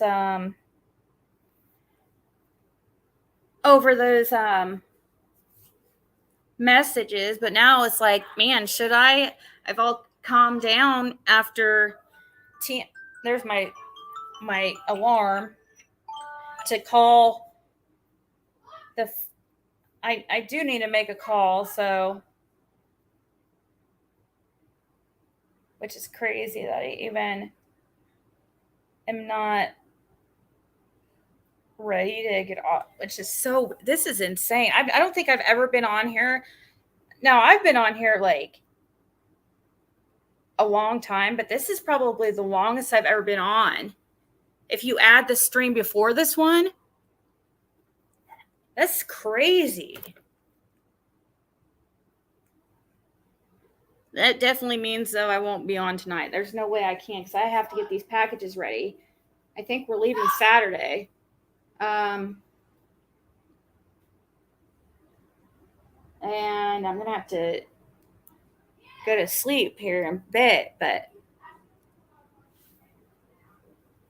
yeah, she's smart. I like talking to, that's the type that I can talk to forever, like people who, like intellectual people. And that doesn't mean, I don't mean like, it's like, I don't, that doesn't mean intellectual doesn't necessarily mean smart, because I would say me like, well, I don't know. I guess I can be a combination. I do feel like I'm an intellectual, but then I think about it and I'm kind of, well, for one, I have no common sense. And I can be very gullible. But I do like to learn, and I like to learn off people who have experience, and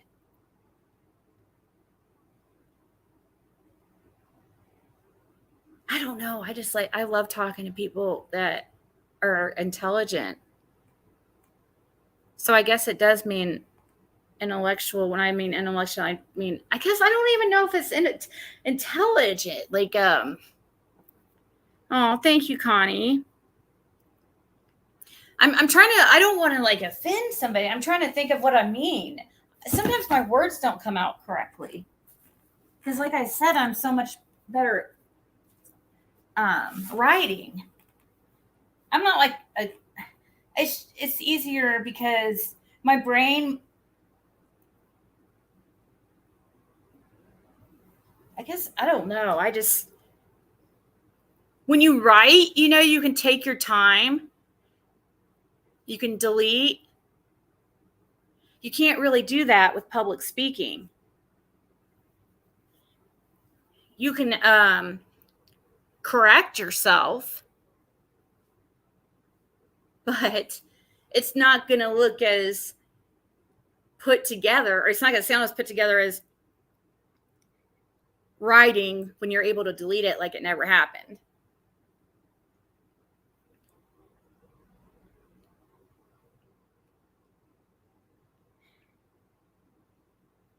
I don't have comment. I am not comment. Oh, thank you, Connie. Studious. Yeah, I guess studious would be more like it. People who like to learn, because not every, and it doesn't, when I say something is not intellectual, though, I don't mean it as, it can be an insult, I guess. And when I say it about TM, I mean, I know it can, but just because you're not like, just because I say somebody is not intellectual doesn't mean, like we were talking about, everybody has their strengths and their weaknesses, and there's just things that we're all good at that others aren't. Everybody. Usually we all want what we don't have. So like, for instance, I'm not a good performer like how Lip Lock is. She's like the triple threat, right? But I always wanted to be able to be like, I always wanted to be a dancer or learn to be a good dancer, a singer, and stuff. Everybody always wants what they don't have. Okay. So I'm definitely like, when I say like I'm intellectual, I'm not saying I'm like, I do have a high IQ, and I'm not bragging or anything like that. But sometimes you would think I was borderline, mentally challenged, because I mean, my common sense can be very, very, and also I am so unobservant that it will seem so like something's wrong. I'm not even trying to be funny. It's serious. I mean it. But I am like book smart. I can be, and I'm at math, I'm really good, but and it's always been, it's crazy even me saying that stuff, because I never would ever, I'm totally not the type that would ever, when you get asked like at those,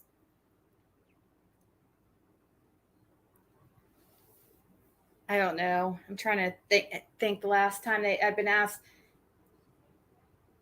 I know I was asked the last time when I went in for, when I had when I was on antidepressant for the very first time, which was before this time. I was on it for the very first time, like, I don't know, 5 years ago or something.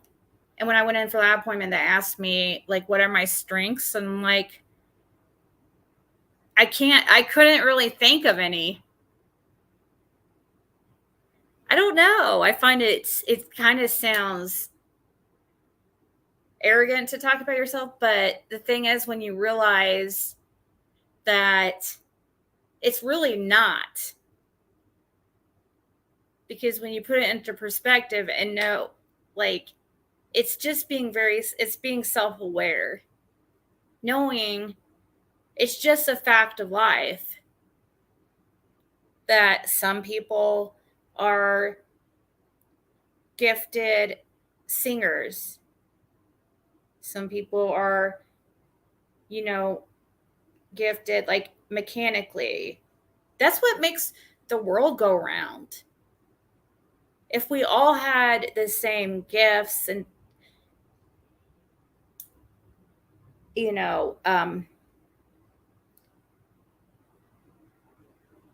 strengths and weaknesses, that wouldn't work out very well. I mean, imagine this world of all Tiffany Maries. That would be really bad. Really, really bad. But to be fair, it would really be bad if it was all Ziggy's too.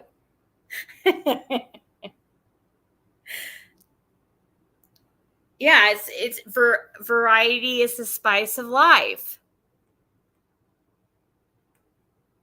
So I hate talking about myself, and it's one of the things that I've only mentioned one time here, and I'm embarrassed to even say it.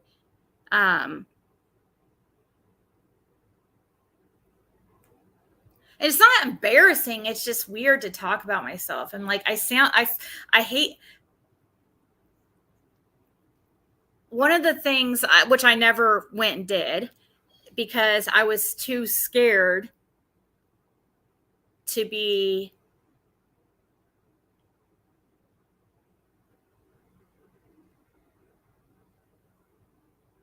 I guess, I don't know if not laughed at. I didn't ever think I was really that smart, but people would always, it would seem like my parents would always say, like, I just never looked at myself like that. But one time, I mean, I knew I was really better at math than most people in computers, but I actually always kind of thought I was kind of dumb. Not dumb, but like, just,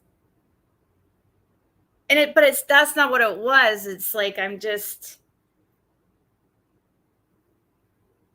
don't know. But that's what kept me.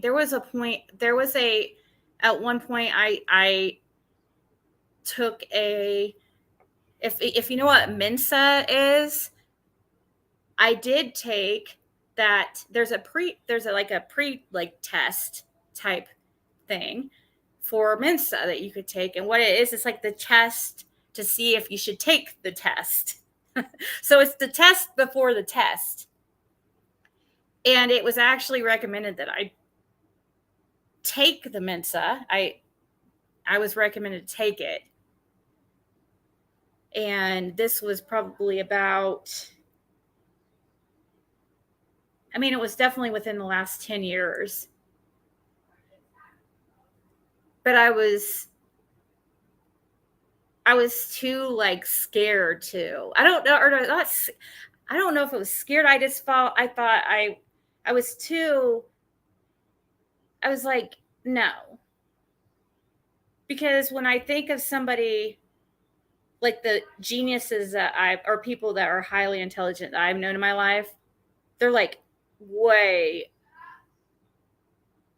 more intelligent than I am.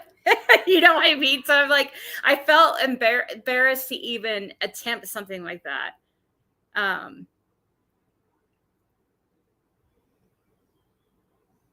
don't know.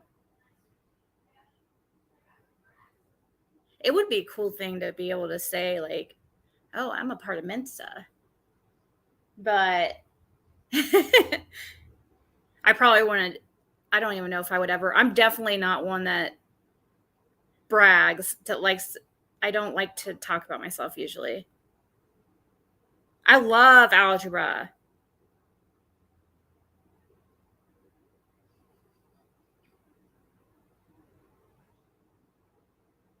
Ern says he's a 200 IQ. Oh, gosh. Well, 100 is average. I would say that he has I would say he has a high type of intelligence, but not like a high. He has kind of like a narcissism, but it's different. Let's see, how would I describe him? He definitely has an intelligence, for sure.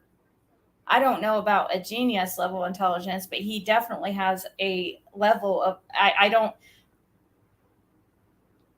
at certain levels, he has a very, very high intelligence, but at others, he has a, below average. But he has abilities to do really good things and be able to change people's lives. He has that, what it takes. But a lot of times people who what you'll notice is kind of what Liplock was saying, which is so true. And actually a lot of times with narcissists too, or psychopaths, actually sociopaths. Sociopaths really are a lot of times highly, highly intelligent. And if for some reason it's fascinating to look into and figure out why is there so many genius criminals, but not just regular criminals, but your really bad criminals. Like the person that I know who was a part of Mensa,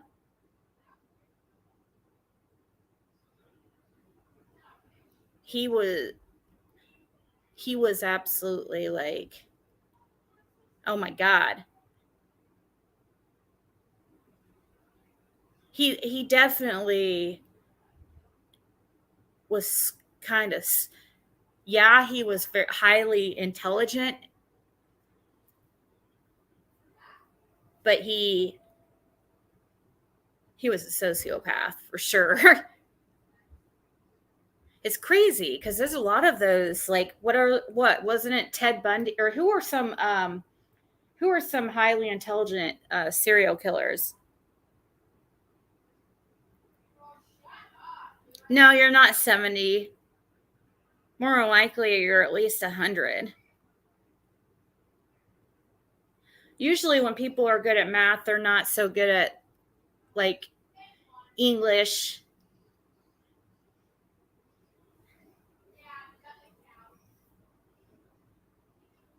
And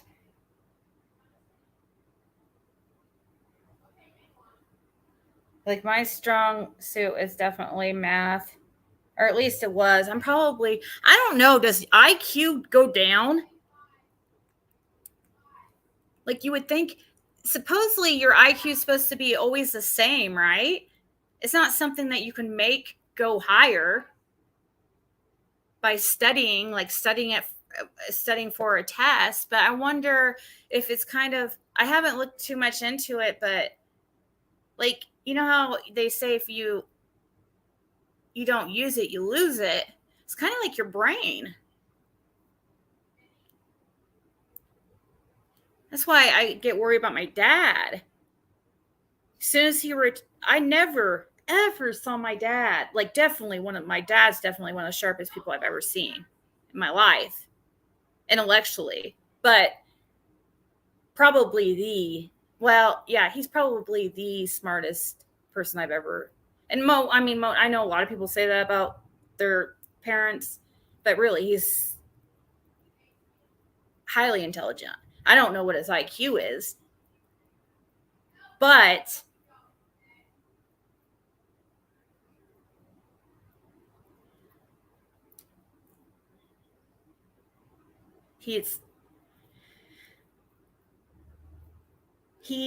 as soon as he retired a few years ago, I noticed, like, a big change. And I was like, oh my God, there's some link with, this is super important for people to keep their minds exercised. Because, like, he went from, like, oh my gosh, like, it was business all the time, to just being retired and laying around all the time, it seemed like. I mean, you know?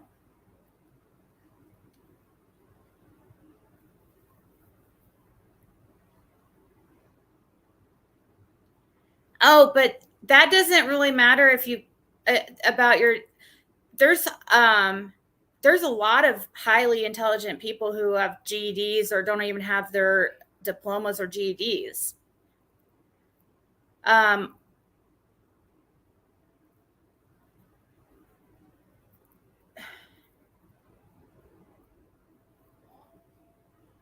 It's a lot of times, like, they say, like, really highly intelligent people can get bored really easily.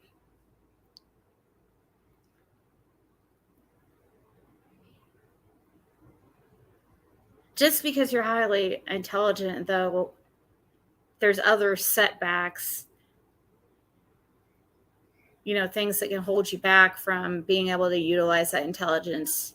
Like, I do think that Ernie Shell has a type of,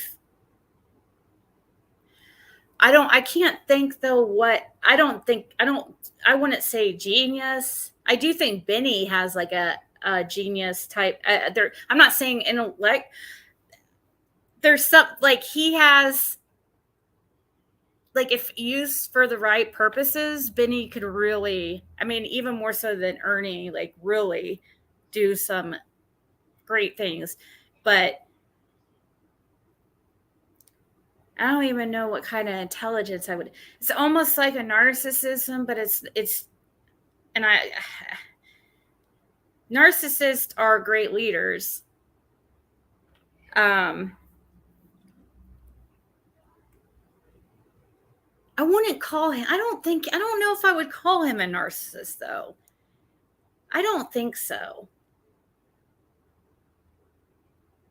I wouldn't call him a narcissist, because I've seen, I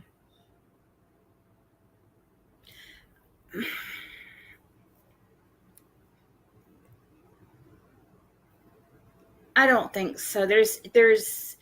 He doesn't check all the boxes for it, but he does have some of the characteristics, but the positive traits, I see it a different, like, I definitely see, I don't know. I just feel like if a lot of times people who have his kind of intelligence, like it's used for the wrong things. That's kind of how, like, my friend was, that he was a member of Mensa, and he was kind of a lot like Benny in some ways.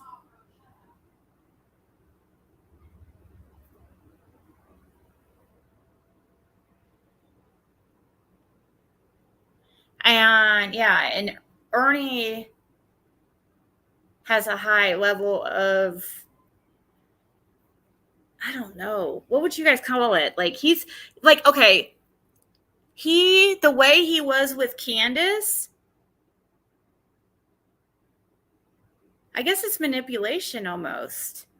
He would be good at interrogations but he gets too arrogant. That's the problem. That's kind of gets in his way. And if he's, gets off in fantasy land, but when he was able to get more out of Candace than anybody, but it's because he's able to manipulate. But I'm not saying, like, it could be very useful, like for interrogations.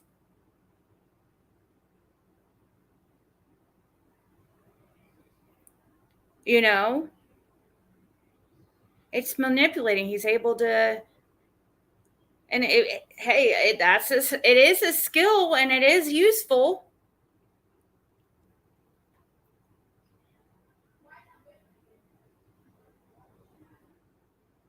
I do think if I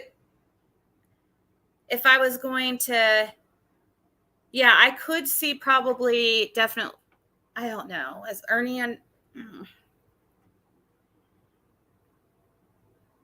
it's hard to say, because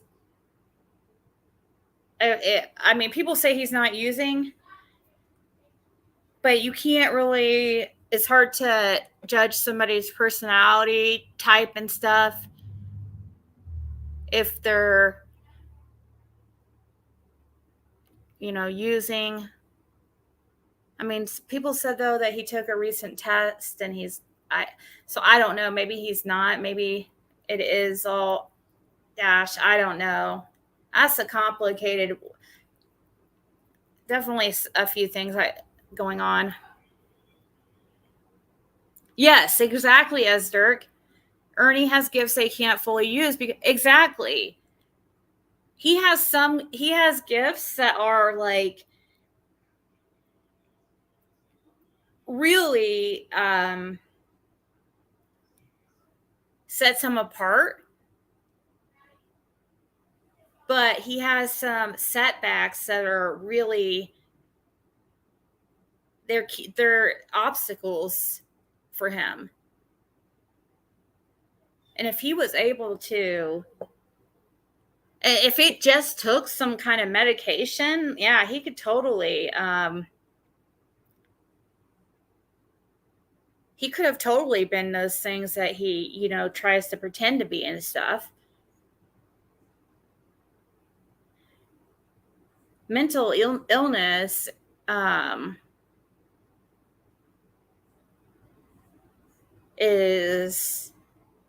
it's really needs to be destigmatized big time. Same with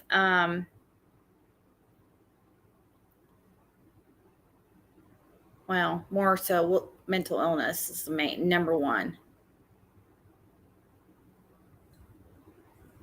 Because if that could be fixed, I mean, it won't ever obviously be fixed. But if that was like focused on it, it would help so many other things like addiction and stuff like that. And yeah, everything. There's just a lot of issues because of mental illness. This, the people want to focus on gun control. No, let's focus on mental illness.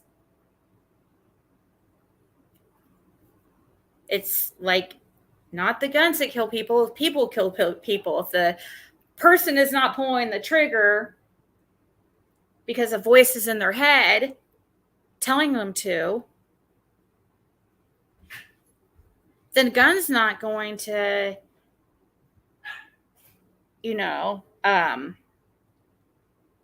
travel to the school itself. Really, it's a major issue. And I think that's clear to see with all this stuff going on and imitations and and parents shaming kids about, because there's a lot of parents that they don't want, oh, not my kid. My kid doesn't have mental illness, or they look at it as a reflection of themselves, pride thing. And then, I mean, who was that? Which one was that he told his parents that he was, which was that Park? No, it wasn't Parkland. Which one was that he was telling his parents that he needed help, that he was hearing voices, and they would not get him help. Those parents got arrested because of it. They actually got arrested.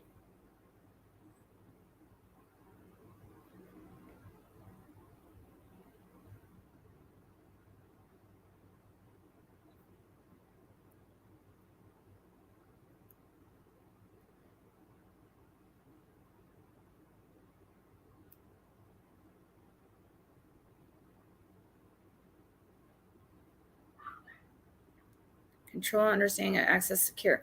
Mental health. And instead of like it being looked at as, oh, somebody being abnormal. Well, first of all, what's normal?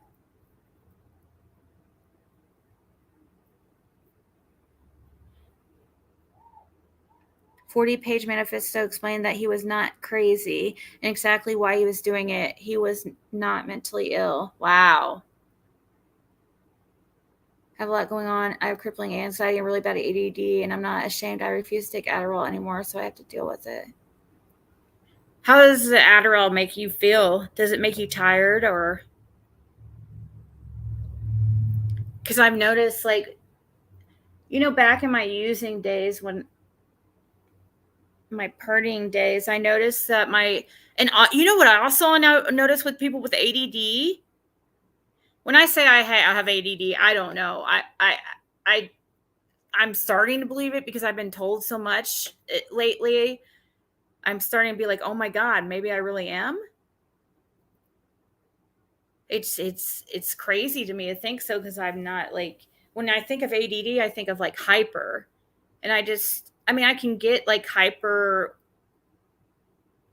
when I'm like on a roll, like talking, I guess. And when I'm on the phone, I have to pace. I cannot sit still. I cannot. It's like an anxiety. I'd call it more anxiety. But I've had so many people ask me if I was ADD or ADD, lately, within the last few years. I'm like, actually, for as long as I can remember, but I'm like, I would laugh. It was absolutely ridiculous in my mind.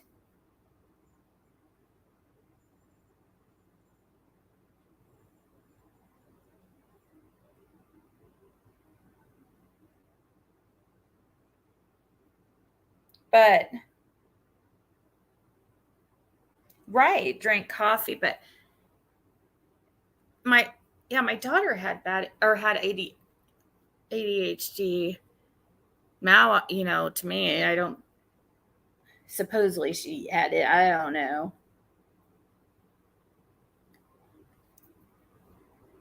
She's not one that she's not one that you would see and be like, oh, that kid has ADHD, Maybe when she was like, but I don't know how they can diagnose. They tried to diagnose her as ADHD at like 4 years old. I'm like, how can you tell? They're still like a toddler or like age then. That's just crazy. I don't know.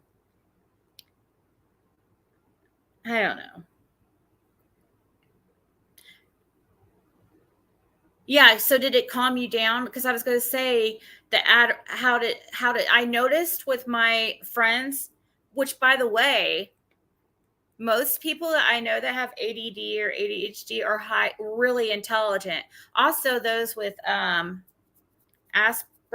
and autism can be like genius a lot of times. But I noticed like back in my partying days, those who were ADHD or ADD, which is another reason why I thought I was not ADD or ADHD, they would like prefer the speed,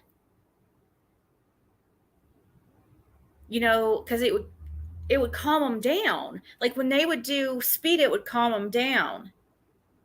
It's like kind of like a self-medicating type thing. And then they would also say like coffee would put them to sleep. See, I don't notice that with my daughter. That's why I didn't think it was. It doesn't do that to me. So does that mean I'm not ADD or ADHD?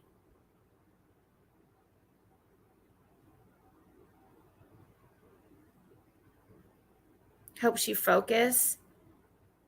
Meds like Adderall calm my brain and help me focus before they will allow me to have my meds. They want to re-diagnose.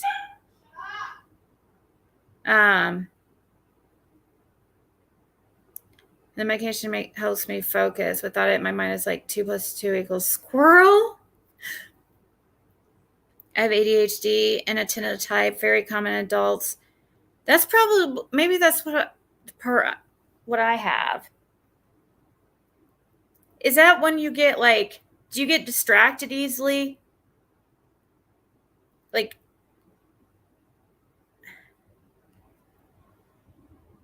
speed, caffeine calms people with ADHD and ADD. Yeah.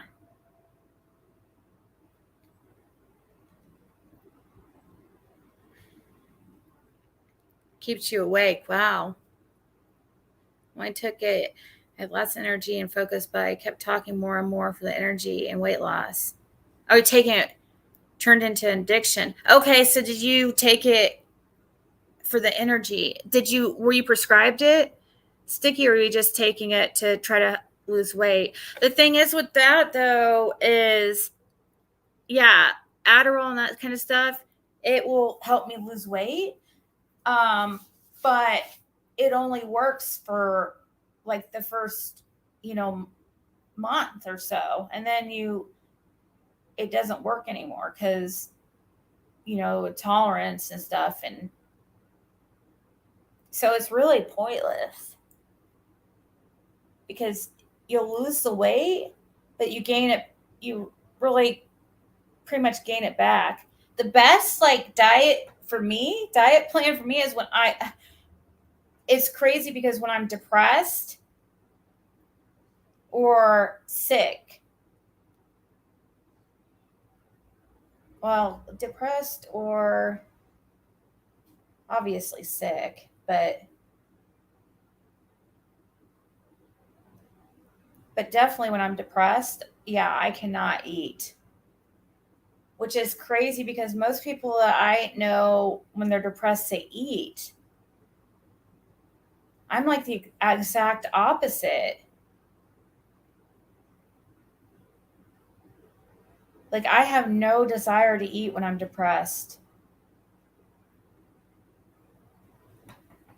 And I had to, like, when I was going through that depression in like February and March,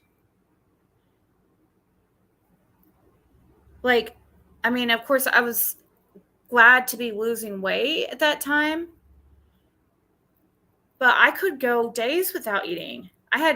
But the thing is, I had to force myself to eat something because I would feel real dizzy, but I didn't want to. It was like torture to have to eat. I didn't want to. And I could only get like a couple bites down, but I had to, otherwise I was real shaky.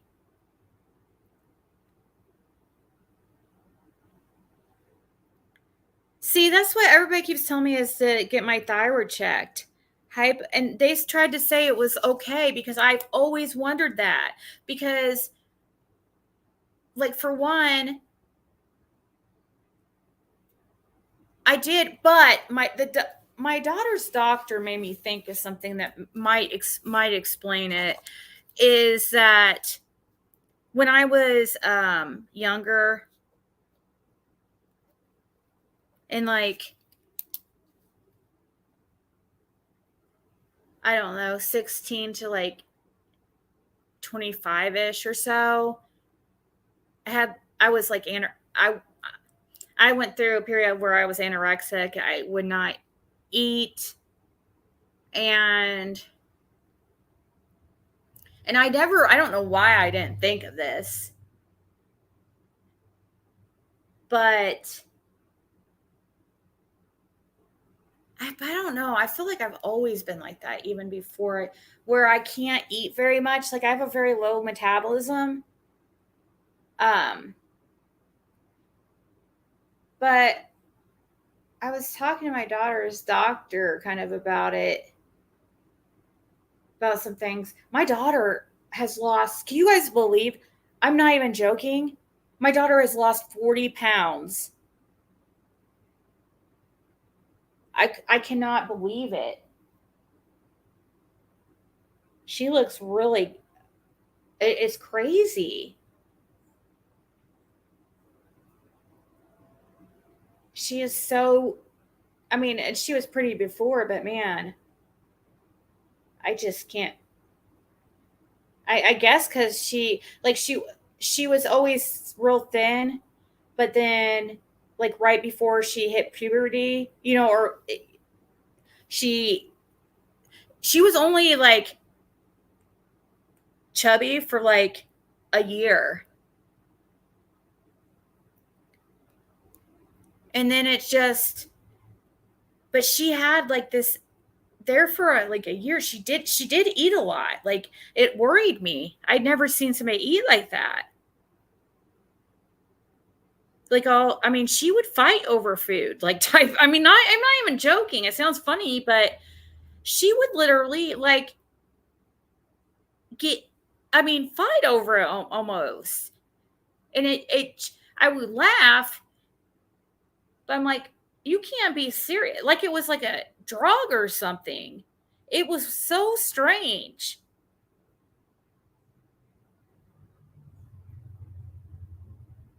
And I thought, well, maybe she was growing, because maybe she was just growing, and I don't know, but she was only like 4'10".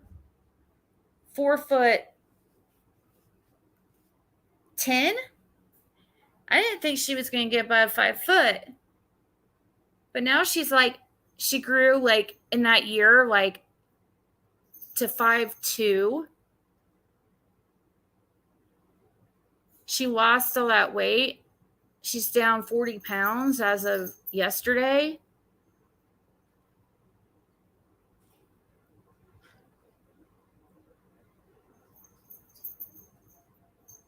And but she's not like that with food anymore. It's so, I don't understand.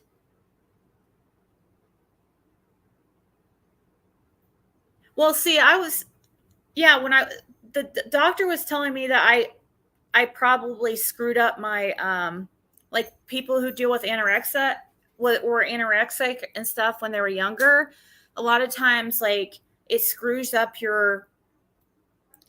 you up, like, where and never go. He says that you never go back to normal. I don't know if he said your I think he said metabolism or something. It screws it up. So, like, I don't eat a lot at all. I cannot like eat like normal people, or I'd get really, really big.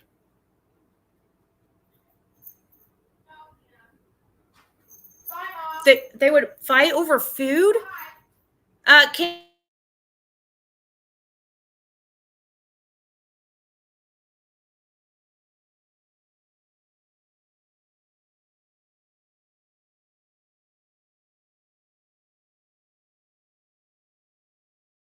Well, that's how it happened with me. But I was real thin as a kid. Then I got to middle school. I got chubby, and I was teased.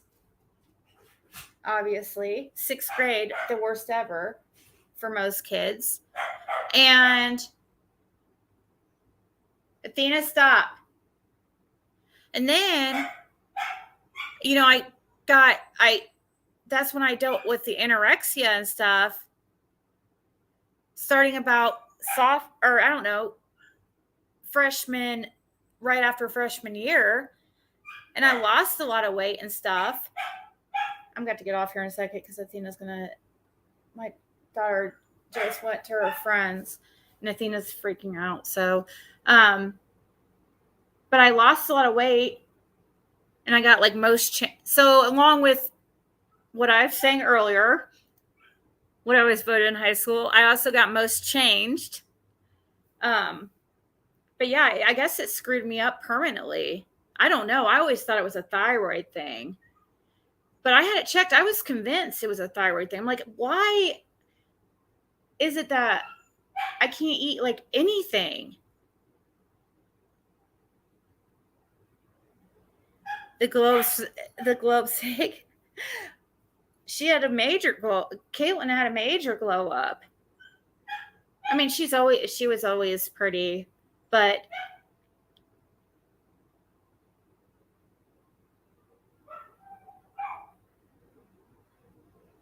four or 5 bites, but eat more throughout the day and have lost 20 pounds.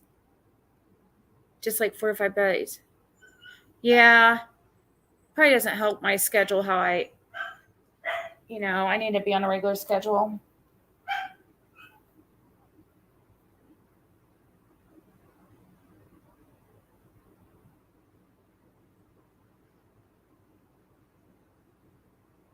What is this? What the heck is this?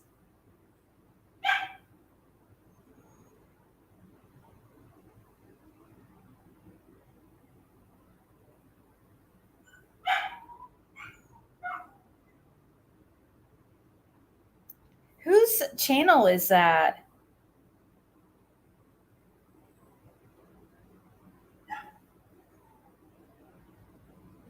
What? Sorry. I guess somebody's streaming me. I'm like, oh my God, it's so I don't know. Maybe they're not anymore, but they were like 30 minutes ago. So boring.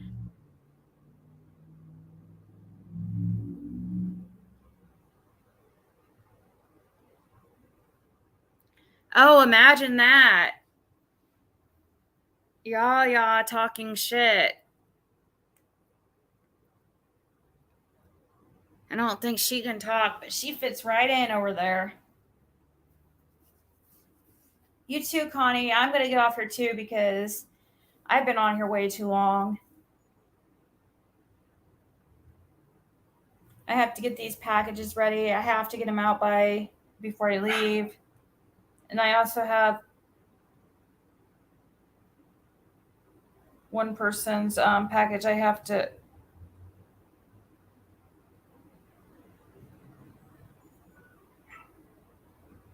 An all-day live dragging Ziggy. Oh my God. I guess Tiffany's having an all-day marathon dragging Ziggy. That's her excuse. But she talks so much shit about how that she's on a normal schedule.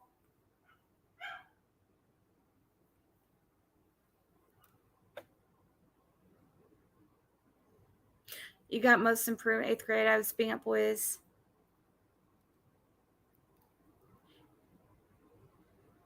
You and Scott H.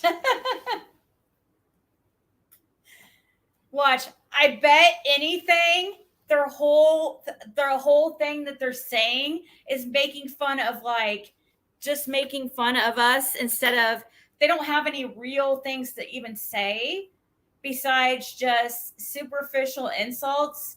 I guarantee that's what they're doing over there.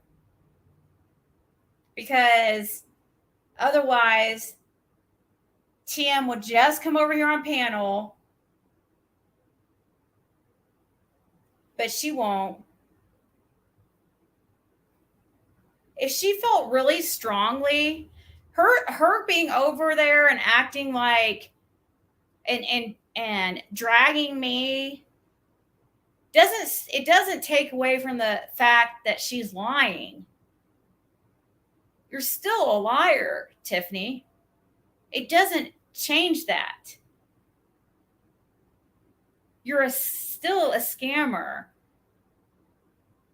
You trying to point out my flaws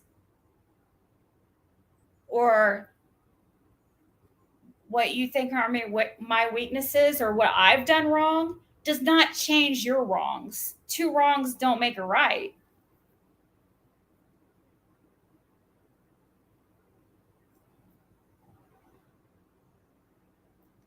You are really sad and pathetic. And so is many of those people in your chat. Look at where their lives are, TM. Look at where most of those people in your chat's lives are.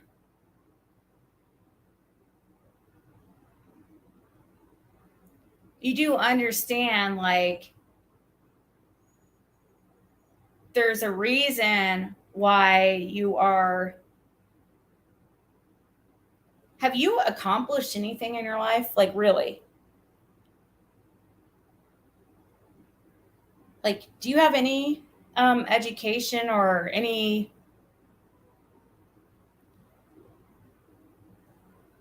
hobbies? Any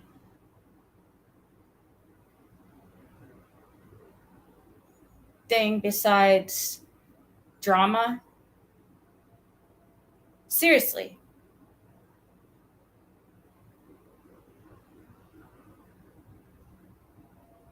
You've got to be so, must be like such a sad life. Really pathetic. Take a look at your community post. Go through your community post and see how much of a sad individual you are.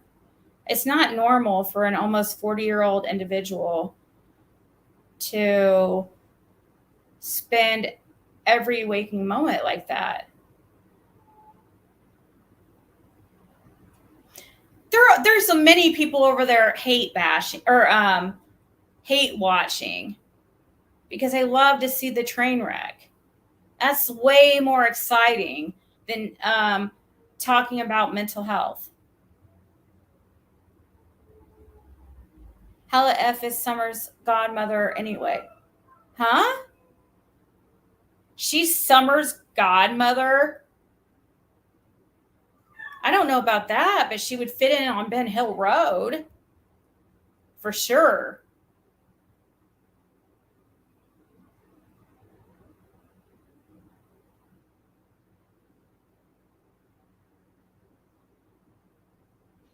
All right, guys. Everybody have a good day. I need to... Okay. Is that what she was doing? Is playing my channel? Why didn't she, if she's so bad, why didn't she grab a link like she said? Oh, here.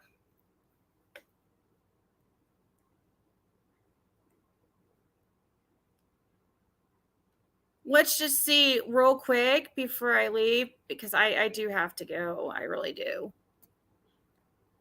But that just made me think here, and it really will get her going, because she thinks that all these people are for her. No. That's why she knows that. That's why she purposely creates drama that does not exist. It's because it brings views, obviously. So, what's my one chance? I would love to know that, TM. And also, I would love to know why do you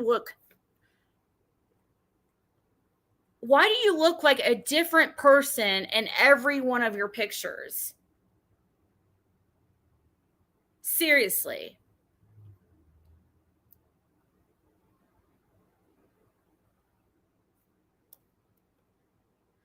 Inquiring minds want to know who is homeschooling her daughter. I would bet the ex, if anyone. My daughter's not homeschooled.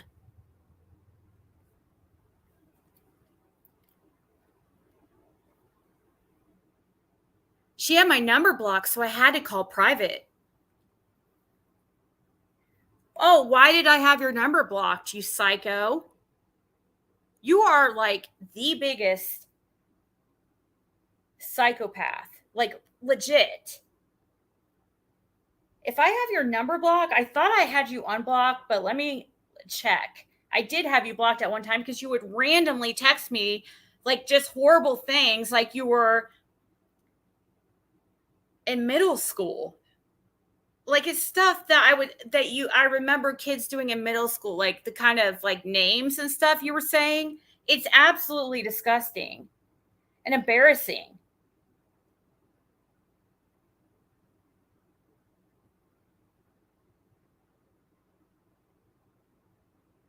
Oh, did you told me to show my subscriber how much of a liar I am about having you blocked? You're not blocked. I showed how much of a liar you are, because you're not blocked.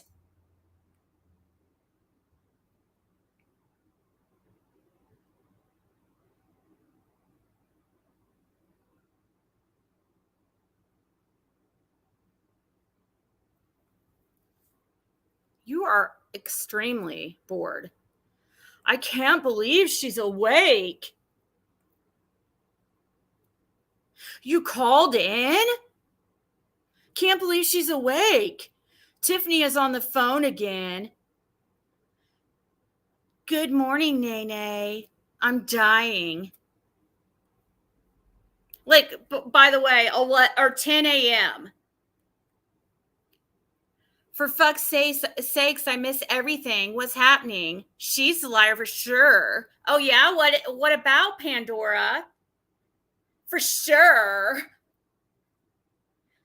Just because you say it doesn't mean it. It doesn't mean it just goes into existence. I mean, I know that's what you see Tiffany do and claim, but that's not reality. I turned her off. I can't do that shit today. Sorry. I know her voice grates my nerves. You can tell when Tiffany gets under her skin, her voice goes all screechy and starts to tremble. I tremble? Okay. Gets all screechy because yeah, I do agree with that. I mean, I guess it's like matching her tone. Do you not hear her voice? Her voice is, you have to, like, when you're talking to somebody and it's like they're talking over you and you have to talk louder and louder, and then she has that, like, and it makes sense because the whole time she's trying to put on a show for these losers, and she was getting, like, just being rude. So obviously I'm gonna not have the most pleasant tone of voice. Oh my God, she's cuckoo cocoa nuts. Oh my God, really? I'll tell you this, I don't talk like this. What's cuckoo is somebody at 40 years old talking like they're 16. That's cuckoo. She wants Tiffany on panel. Be careful what you ask for, bitch. No, Bridget, I want you on panel, bitch. Come on. I'm asking. Come on. She didn't come up on panel, did she? The second I dropped the link, it's like, oh, just kidding. No, she's playing games. I'm not going to do that bullshit. I'm not going to go to her panel where she's just going to drop me because she is going to be demanding I follow her rules. No, that's not how it goes. Did you call for me? You want me to take a link? Drop one. It's been dropped for hours, you freaking psycho. See this, Ziggy? Day one, before you ever thought of making a channel. Know your place. Oh, God.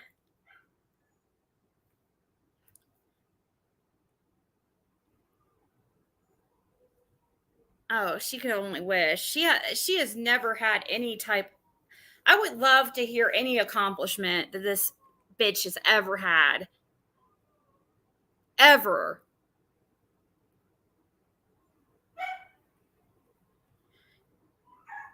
And I saw why she was that way, because she had parents that lied to her. You are a shining star with the voice of an angel. With God's strength, you will shine in all that you do.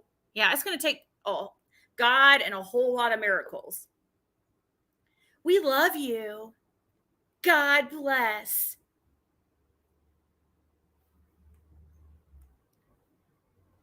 What was wrong with your teeth? Why were they so pointy?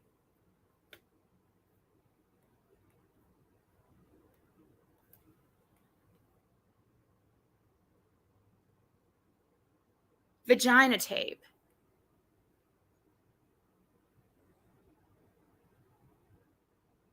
Yeah, only if Scott talks to women the way she talks to people is it appalling.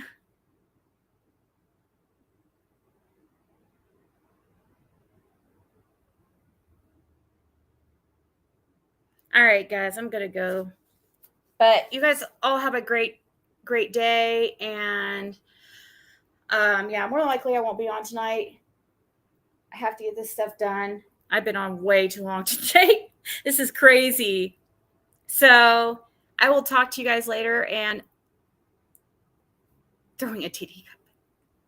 Have a good day.